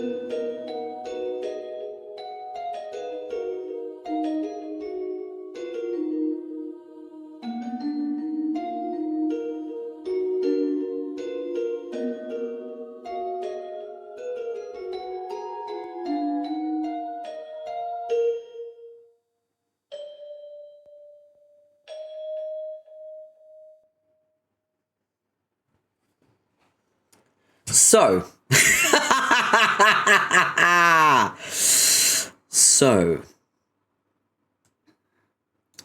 that was game over. Man, this popcorn's good. So David's dead. Carcat's dead. Kanaya was vaporized. Rose was impaled, so she's dead. Jake and Jane are dead. Their deaths were heroic and just. Carcat was stabbed twice, dropped in lava. Gamzee was sliced in half, and Terezi's on the brink of death because she's been impaled. And Dirk is still MIA. Oh, and his ghost brain duplicate is dead because Jake is dead. What the fuck? Yeah. So, that was game over. And I joined the fandom right before that dropped. Okay? So you have to understand, I was into Homestuck. I binged it. I waited through the Gigapause, and the Gigapause ended. And this was the update. And it broke the entire fandom. Everyone was like, what do you mean Carcat's dead? What do you mean Dave is dead? What do you mean? What is going on? Everyone's dead. The only people that are alive right now is Roxy Terezi, and John. Everyone else is dead. Everyone.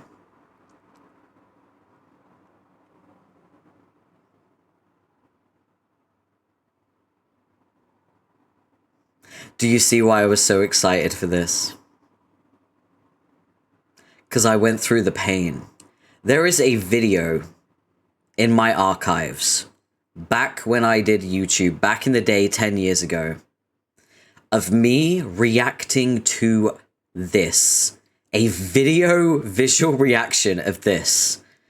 And you see at the start, I start to laugh. I'm like, Karkat's running really fast, and he's gonna kill Gamzee, and then he dies, and my smile drops, and my soul leaves my body, and the entire video is me sobbing, because all of my favorite characters are dying. And now I get to inflict that pain on you. Yes! Kanaya, my girl. You mean Kanaya, your dead girl. Vaporized. Dust. Not even a body to bury. The fandom must have rioted back then. Their souls left their body. They didn't even have the, like, juice to riot. Like, it was dropped the same weekend as multiple conventions worldwide. People were in their Homestuck cosplays, ruining their grey paint because they were sobbing so much. There are people who aren't even in the fandom that are like, yeah, I remember that one time I was at a convention and a whole bunch of Homestucks were like crying. And we don't know why. And it's because of Game Over. Game Over broke the fandom. It also broke Newgrounds. Newgrounds actually broke because of it. And also because of Cascade. Cascade, Game Over, broke Newgrounds. And also the Homestuck website at the same time. There were people on Tumblr like, I can't watch Game Over, and everyone's crying about it, and I don't know what's going on because the website broke and Newgrounds broke. You sadistic fuck. I've told you! How many times have I told you that I'm sadistic? Why does no one listen to me? I'm the most self-aware person ever. I tell you I'm sadistic. It's true. I am. This is the evidence. So what I'm gonna do is I'm gonna save where we are. This was a fantastic stream. I'm so happy about this. Fan-fucking-tastic. So what we're gonna do is we are going to find someone to raid.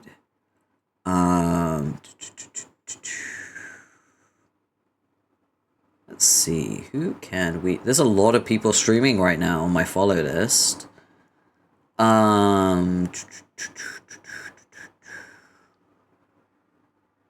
Let's see.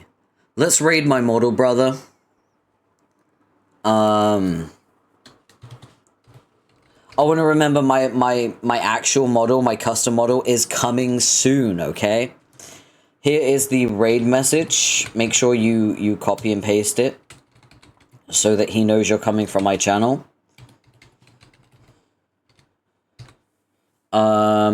Read his rules. Be respectful. Don't be a dick.